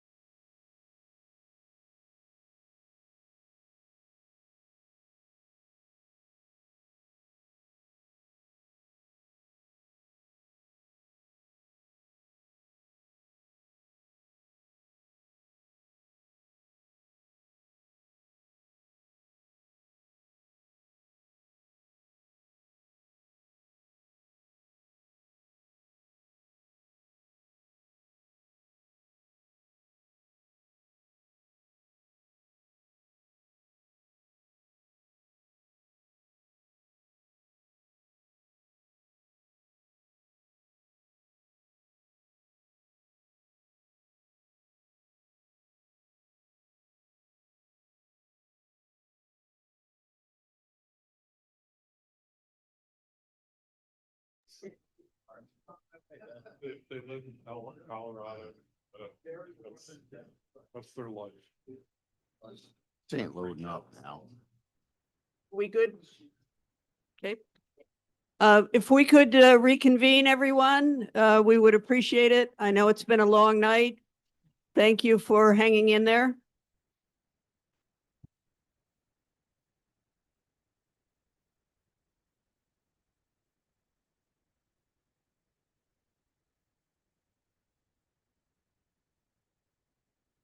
Good evening, everyone, and welcome to the Troy City Council. This is our regular November meeting. Please stand for the Pledge of Allegiance. I pledge allegiance to the United States of America and to the republic for which it stands, one nation, under God, indivisible, with liberty and justice for all. Clerk, would you please call the roll? Councilmember Keel. Councilmember Brosnan. Present. Councilmember Spain McLaren. Present. Councilmember Vera. Present. Councilmember Soriento. Here. Councilmember Casey. Present. Council President Steele. Present. All are present. Thank you. At this point in the evening, we have a public forum on any agenda item on our regular meeting agenda. If you wish to comment on any of the local laws, ordinances, or resolutions, this is your opportunity to address the council.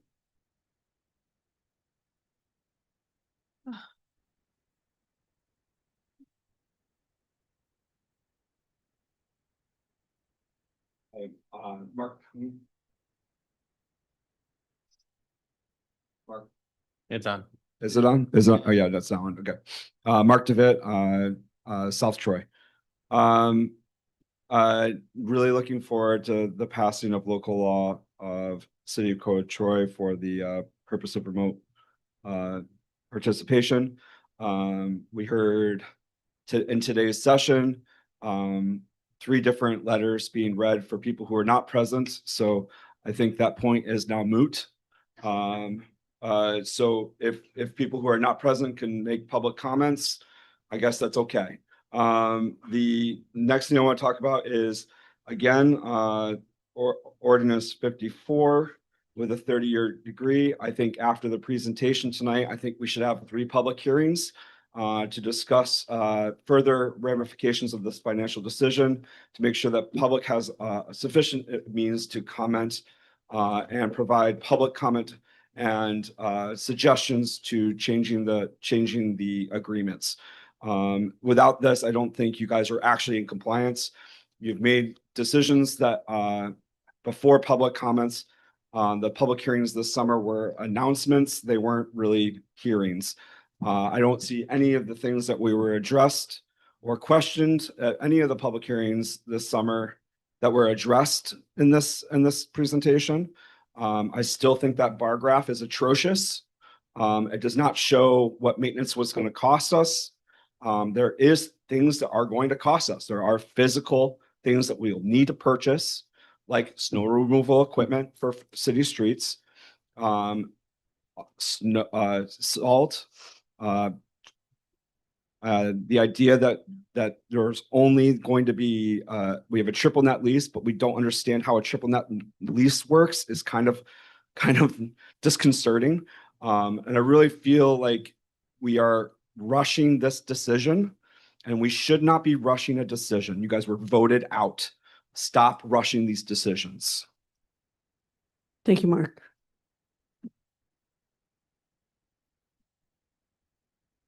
Hello again, Stephen Maples, South Troy. So I'll run through a couple of quick points. The first slide of the presentation was excellent because it confirmed that the decisions were made about the location choices before any public input happened. So I'm very happy that we got confirmation of that. The current lease with the much ballyhooed escalator was negotiated by this administration, but we should trust their negotiating skills now. Kind of don't really understand that logic. If we're kind of admitting that restoring this theater later isn't really realistic, then why are we doing the box in a box? That kind of doesn't make any sense on its face. We're just going to observe the decay forever. I don't understand why that's a good and positive thing. And you know, the real basic, the real thrust of my comments are this, is that we have been many months since this proposal has been announced to the public. The administration has been asked to produce basic project documents such as a financial plan that details exactly what this proposal would be doing and for how much, or reports from independent experts that could weigh in on the riskiness of this massive public investment in a historic building. But this administration has continually failed to deliver. Despite exhortations and assertions of transparency, the administration has consistently refused to release the basic documents that any bank would require before financing a major project such as this. We've been told to get the facts from the very people refusing to release them. The public and the full city council has spent months begging for these documents so that we can make an informed decision.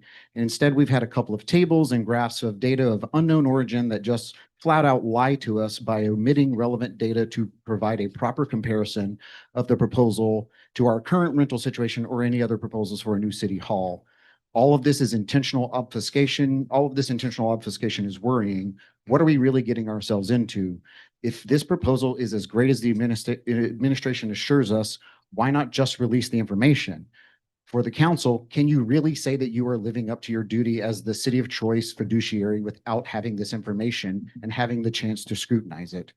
What responsibility do you have to the people you represent who will be on the hook to pay for your decision here tonight for years to come, to allow the public the same chance to have this information and the opportunity to review it? Regardless of whether some of you have been given the detailed financials and independent expert assessments, what is indisputable is that neither the full city council nor the public have. So the demand from the public is simple and reasonable. Table this vote unless and until the information has been released to the public and the public has had a reasonable amount of time to scrutinize it. This is a public project to build a public building with public money. The public deserves an opportunity to fully understand the risks that it is taking on. It does not deserve an administration that seeks to conceal basic project information and conducts itself with hostility and contempt to the public that will be paying for all this. So just to reiterate, tonight, what you saw, those were not project documents. Those were slides. Where are these project documents? We've heard so many promises, so many assertions. None of them can be proven because the documents have not been delivered to us. Not a single thing that the deputy mayor said can be proven because he has not provided the documents. We are just taking his word. And when we're talking about $11 million, that's not good enough. Let's see the documents. Thank you. Thank you, Stephen.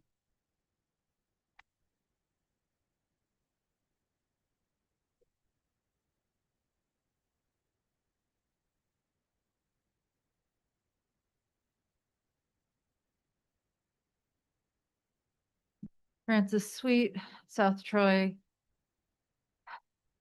Everything that I said before completely still applies after this presentation. This presentation is of the quality that should have been given during the July hearings. This is not the type of information that you should be making a permanent decision on. This is not final decision information. And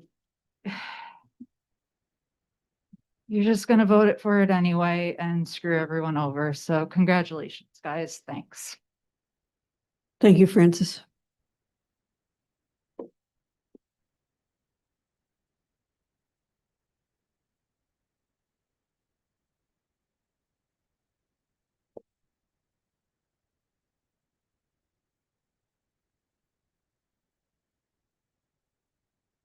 Hey there, Frankie from Troy. Council members can't give informed consent without information. It's in the word.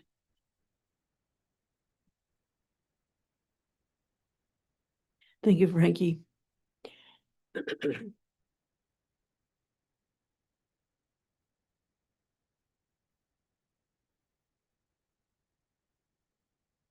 On ordinance 54, I think what people are looking for here is the same charrettes we had at One Monument Square. I believe we had 5 charrettes. Is that correct? Right? We've tainted that site that no investor wants to draw plans anymore, right? The site is tainted. Nobody's going to invest in it because they don't want to spend that money knowing that these charrettes and all this stuff just drag it out and then the costs go up and they don't want to develop it. So that seems to be what's going on here. There's a potential for over $16 million in savings here from where we are right now. You know what my hope is we take that $16 million in savings and the mayor does away with the garbage fee that the previous Democratic administration shell gamed us into for $250 plus a unit.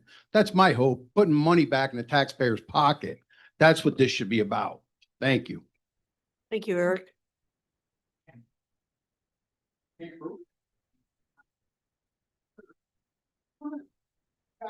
Okay. Folks, can we please, we'd like to hear this. We'd like to hear the speaker, folks, please. Okay, I'm not here originally to speak about this issue. I'm waiting for the end, but Could we have your name, please? Eric Spinner.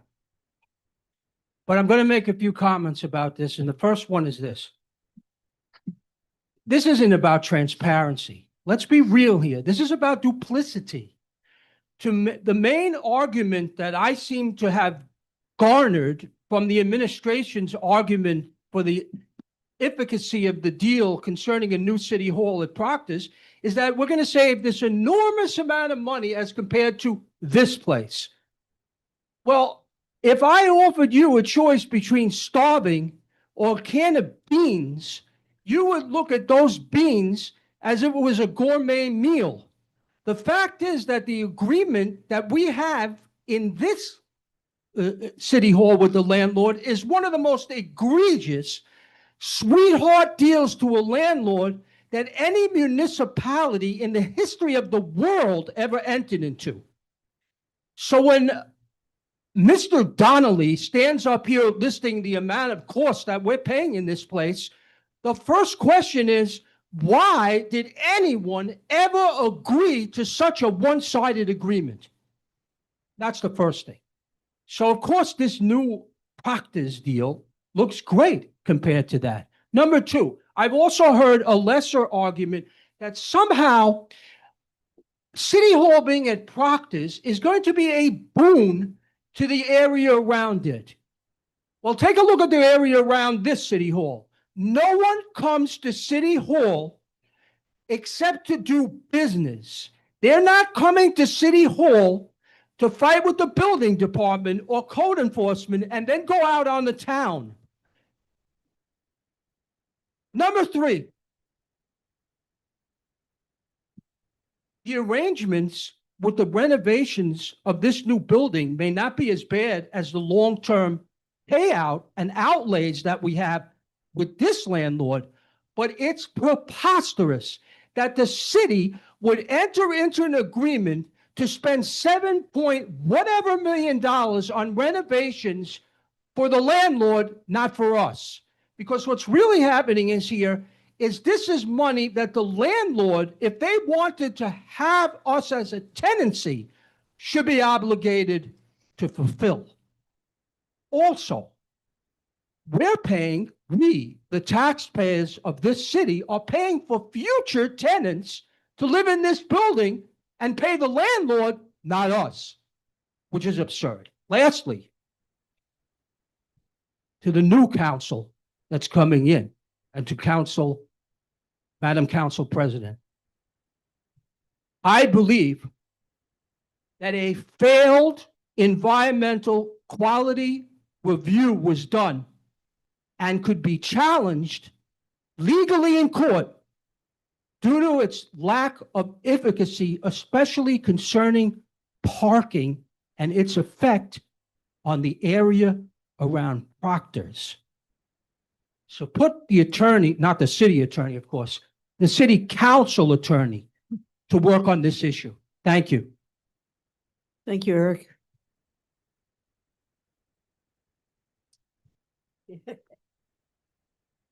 Does anyone else wish to address the council at this time?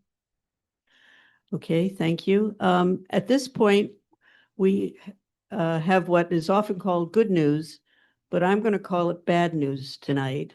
And I'd like to invite my colleagues to join me in wishing Erica Buska a fond farewell.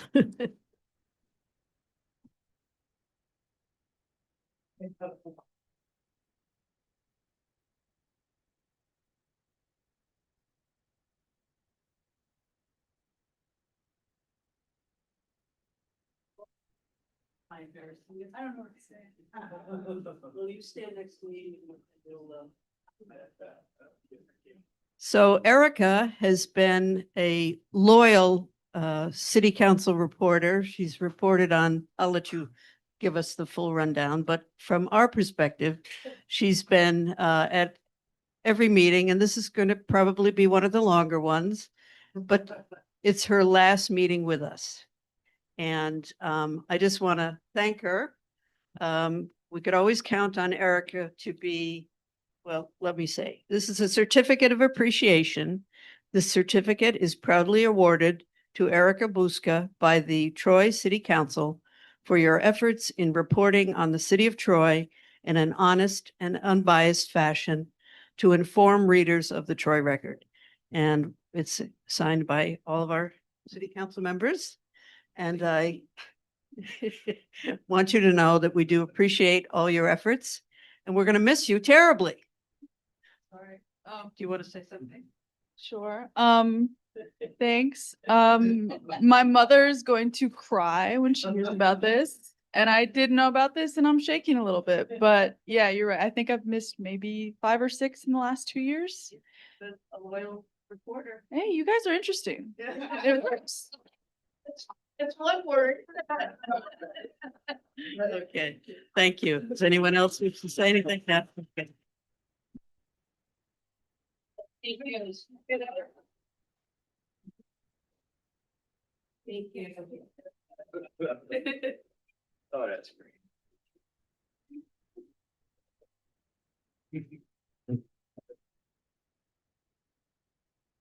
So nice.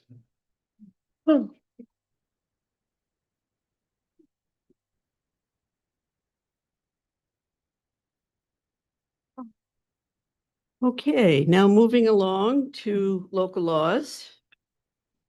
We have local law number 2. Local law 2, a local law amending chapter 2 of the code of the city of Troy to add a new Article 7 for the purpose of authorizing remote participation by video conferencing for members of the city council and all other public bodies of the city of Troy. Councilmember Vera, Council President Seal, at the request of the I administration. think actually that should be, instead of Council President Steele, it should read Councilmember Brosnan. Okay. Thank you. Mhm.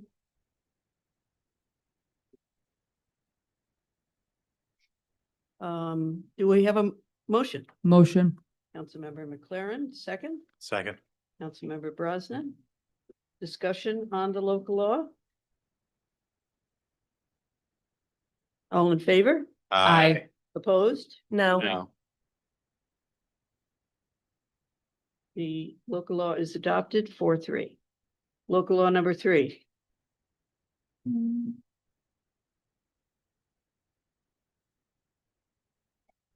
Local law number 3, a local law amending sections 257-11, 257-13, 257-22, and 257-25 of the code of the city of Troy. Council President Seal, Councilmember Casey at the request of the administration. Is there a motion? Motion. Councilmember Vera, seconded by Councilmember Brosnan. Discussion on the local law. All in favor? Aye. Opposed? 7 ayes, 0 noes. Local law number 3 passes. Ordinance 48 is introductory only. Ordinance 49, ordinance amending the 2025 CM fund budget. Councilmember Casey, Council President Seal at the request of the administration. Is there a motion? Motion. Second. Councilmember McLaren, seconded by Councilmember Brosnan. Discussion? All in favor? Aye. Opposed? 7 ayes, 0 noes. Ordinance 49 passes. Ordinance 50. Ordinance 50, ordinance amending the 2025 CM fund budget. Councilmember Casey, Council President Seal at the request of the administration. Is there a motion? Motion. Councilmember Soriento with a second by Councilmember Brosnan. Discussion? All in favor? Aye. Opposed? 7 ayes, 0 no's. Ordinance 50 passes. Ordinance 52. Ordinance 52, ordinance amending the 2025 waterfront budget. Councilmember Soriento, Council President Seal at the request of the administration. Is there a motion? Motion. Councilmember Brosnan with a second by Councilmember McLaren. Was that right? Discussion? All in favor? Aye. Opposed? 7 ayes, 0 no's. Ordinance 52 passes. Ordinance 53. Ordinance 53, ordinance amending the 2025 water and sewer fund budgets. Councilmember Soriento, Council President Seal at the request of the administration. Is there a motion? Motion. Councilmember Keel with a second by Councilmember Brosnan. Discussion? All in favor? Aye. 7 ayes, 0 no's. Ordinance 53 passes. Ordinance 54.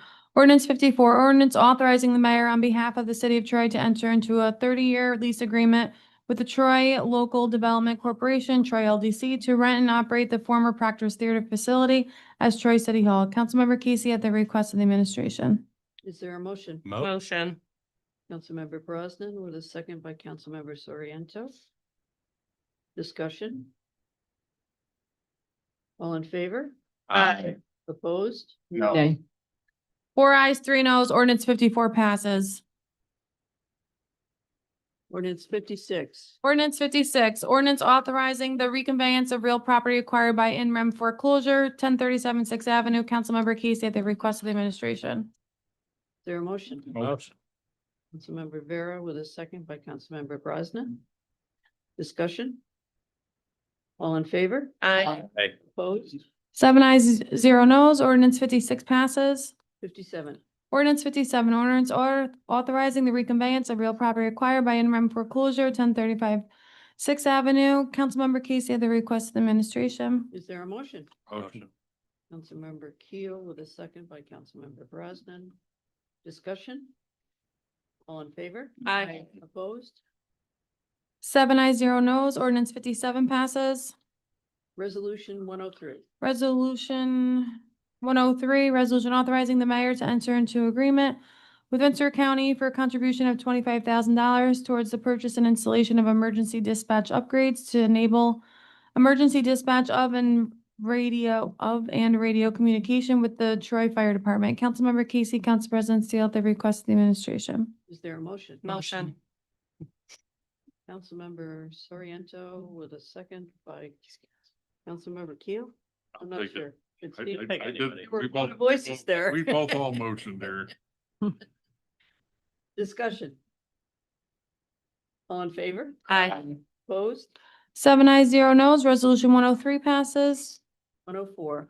Resolution 104, resolution of the Troy City Council referring proposed ordinance number 48 of 2025, amending chapter 285 of the Troy City Code to the planning board for review and report, and directing the planning board to schedule and conduct the public hearing thereon. Councilmember Casey, Council President Steele, at the request of the administration. Is there a motion? Motion.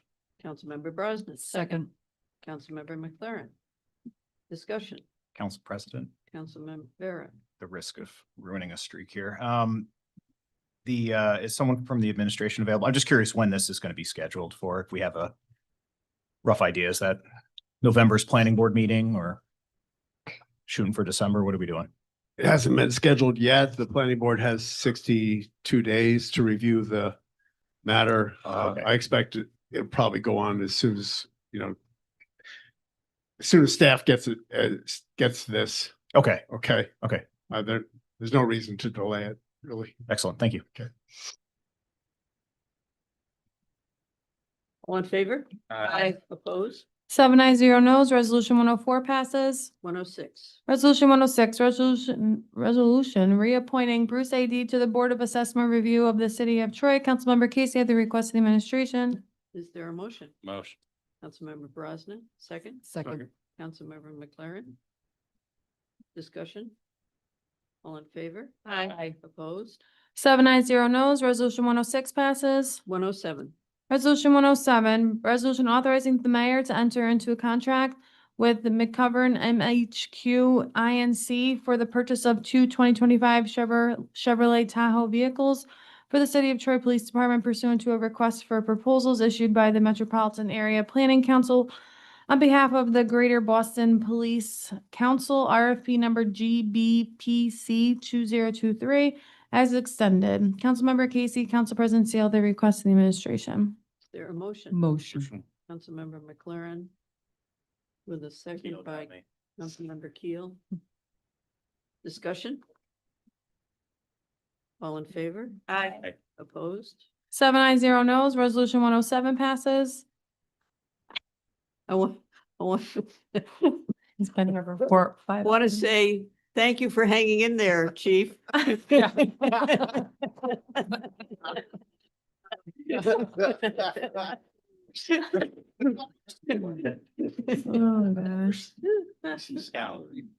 Resolution 108. Resolution 108, resolution appointing commissioners of deeds for the City of Troy, Councilmember Casey, Council President Steele. Do I have a motion? Motion. Councilmember McLaren with a second by Councilmember Keel. Sure. It was Brosnan. It was Brosnan? Yeah. All right, excuse me. I thought I got the. It was Ryan. No, it was, I'm sorry, me. Oh, I okay. didn't say anything about that. Discussion? All in favor? Aye. Opposed? 7-0 no's, resolution 108 passes. 109. Resolution 109, resolution appointing commissioners of deeds for the City of Troy, Councilmember Casey, Council President Steele. Is there a motion? Motion. Councilmember Brosnan. Second. By Councilmember McLaren. Discussion? All in favor? Aye. Opposed? 7-0 no's, resolution 109 passes. 110. Resolution 110, a resolution to commemorate the service, life, and legacy of Honorary Captain George Boone Way by designating the Grand Street as Honorary Captain George Boone Way. Councilmember Casey, the entire council, at the request of the administration. So we make. All that in favor? unanimous. Aye. Opposed?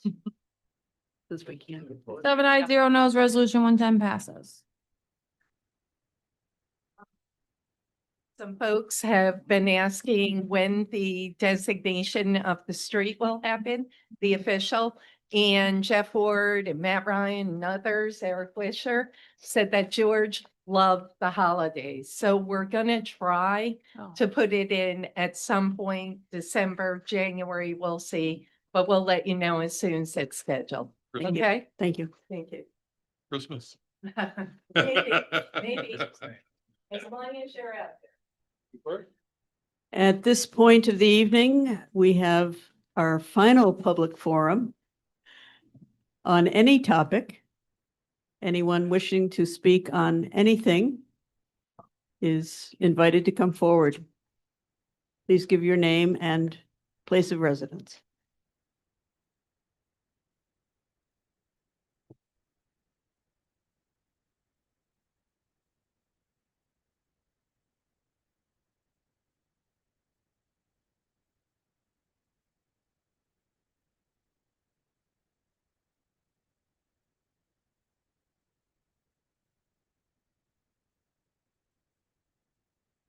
My name is Eric Spinner, and I appear before you tonight at this late hour in my official capacity as the chairman of the Confederation of Tenants of Troy, New York, and the president of the Diamond Rock Terrace Tenants Association. The times, they are a-changin'. Congratulations, Madam City Council President. My organization and the tenants of this city rallied exuberantly, and votes were cast to give you an unassailing mandate to bring about a new era in the city of Troy. An era in which the cries and pleas of the tenants of this city no longer go unheard. A mandate in which the city no longer scoffs at tenant concerns. a city in which tenants are no longer belittled, humiliated, or ignored. Due to changing demographics across the country, but particularly here in Troy, the old political class and their backers have become political dinosaurs. The failed policies of appeasing every single whim of every landlord and real estate broker who has their hand out for a political favor has brought about these dinosaurs' demise. The vast majority of our city is populated by tenants. 36,000 of us rent-paying tenants. And we vote, and we voted this time. For too long, both Republican and Democratic power brokers have been willing to accept unholy alliances with landlords and real estate developers, not even realizing that they were swallowing poison pills of suicide. By making it easier for the holders of private property to rent out their premises, by looking the other way as large building complexes deteriorate before our eyes, by failing to enforce and modernize code enforcement regulations,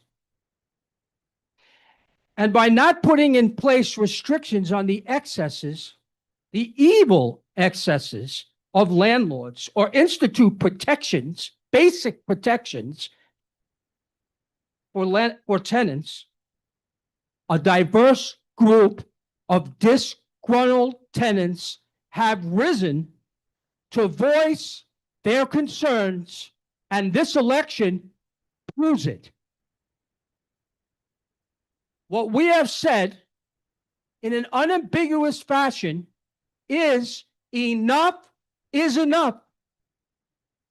Due to specific intentionality, our so-called leaders have perpetuated a scheme based upon a nefarious framework that has resulted in our city becoming a magnet for unscrupulous, unethical cabal of individuals masquerading as landlords. While the current administration, along with the pliant, knee-jerk driven stamp of approval flunkies compromising the majority of this council, have been catering to the needs of owners of private property by subsidizing the upkeep, vital needs of tenants, thousands and thousands of tenants, renters, with their concerns, and they've been disregarded, even as they inhabit sick buildings, buildings with pervasive mold, which, by the way, experts consider to be a worse problem for our housing stock than lead pipes. Vermin, infestations of rats, mice, bedbugs, etc., and the lack of continuous provision of basic necessities and services. On behalf of the tenants of this city, I extend open arms to the new city council membership so we can seize this moment to work together to initiate and enact protections for the tenants that will start with a properly designed housing vacancy study. And this effort will finally, at long last, bring an end to the long-suffering members of the community of tenants by placing them under the protection of the Emergency Tenant Protection Act. To the bureaucracies in the Code Enforcement Department and the Office of City Attorney, who have unfailingly abdicated their responsibilities to enforce what few rights tenants do have. I vow to work with the new city council to bring about a magnifying lens of wide scope that will bring oversight to these bureaucracies. And finally, in closing, I have a heartfelt message from myself and from the triumphant tenants across this city to the elected officials who have blocked every single enactment of meaningful protections for tenants. You're fired. You're fired.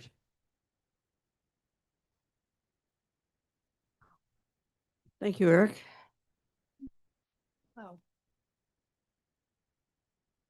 Does anyone else wish to address the council? Tough act to It follow. is a tough act to follow, indeed. Okay, I would entertain a motion to adjourn. Motion. Pick somebody. Anybody, just write 2 names down. Could be the audience. Doesn't matter. Pick 2 names. Well, we're not done.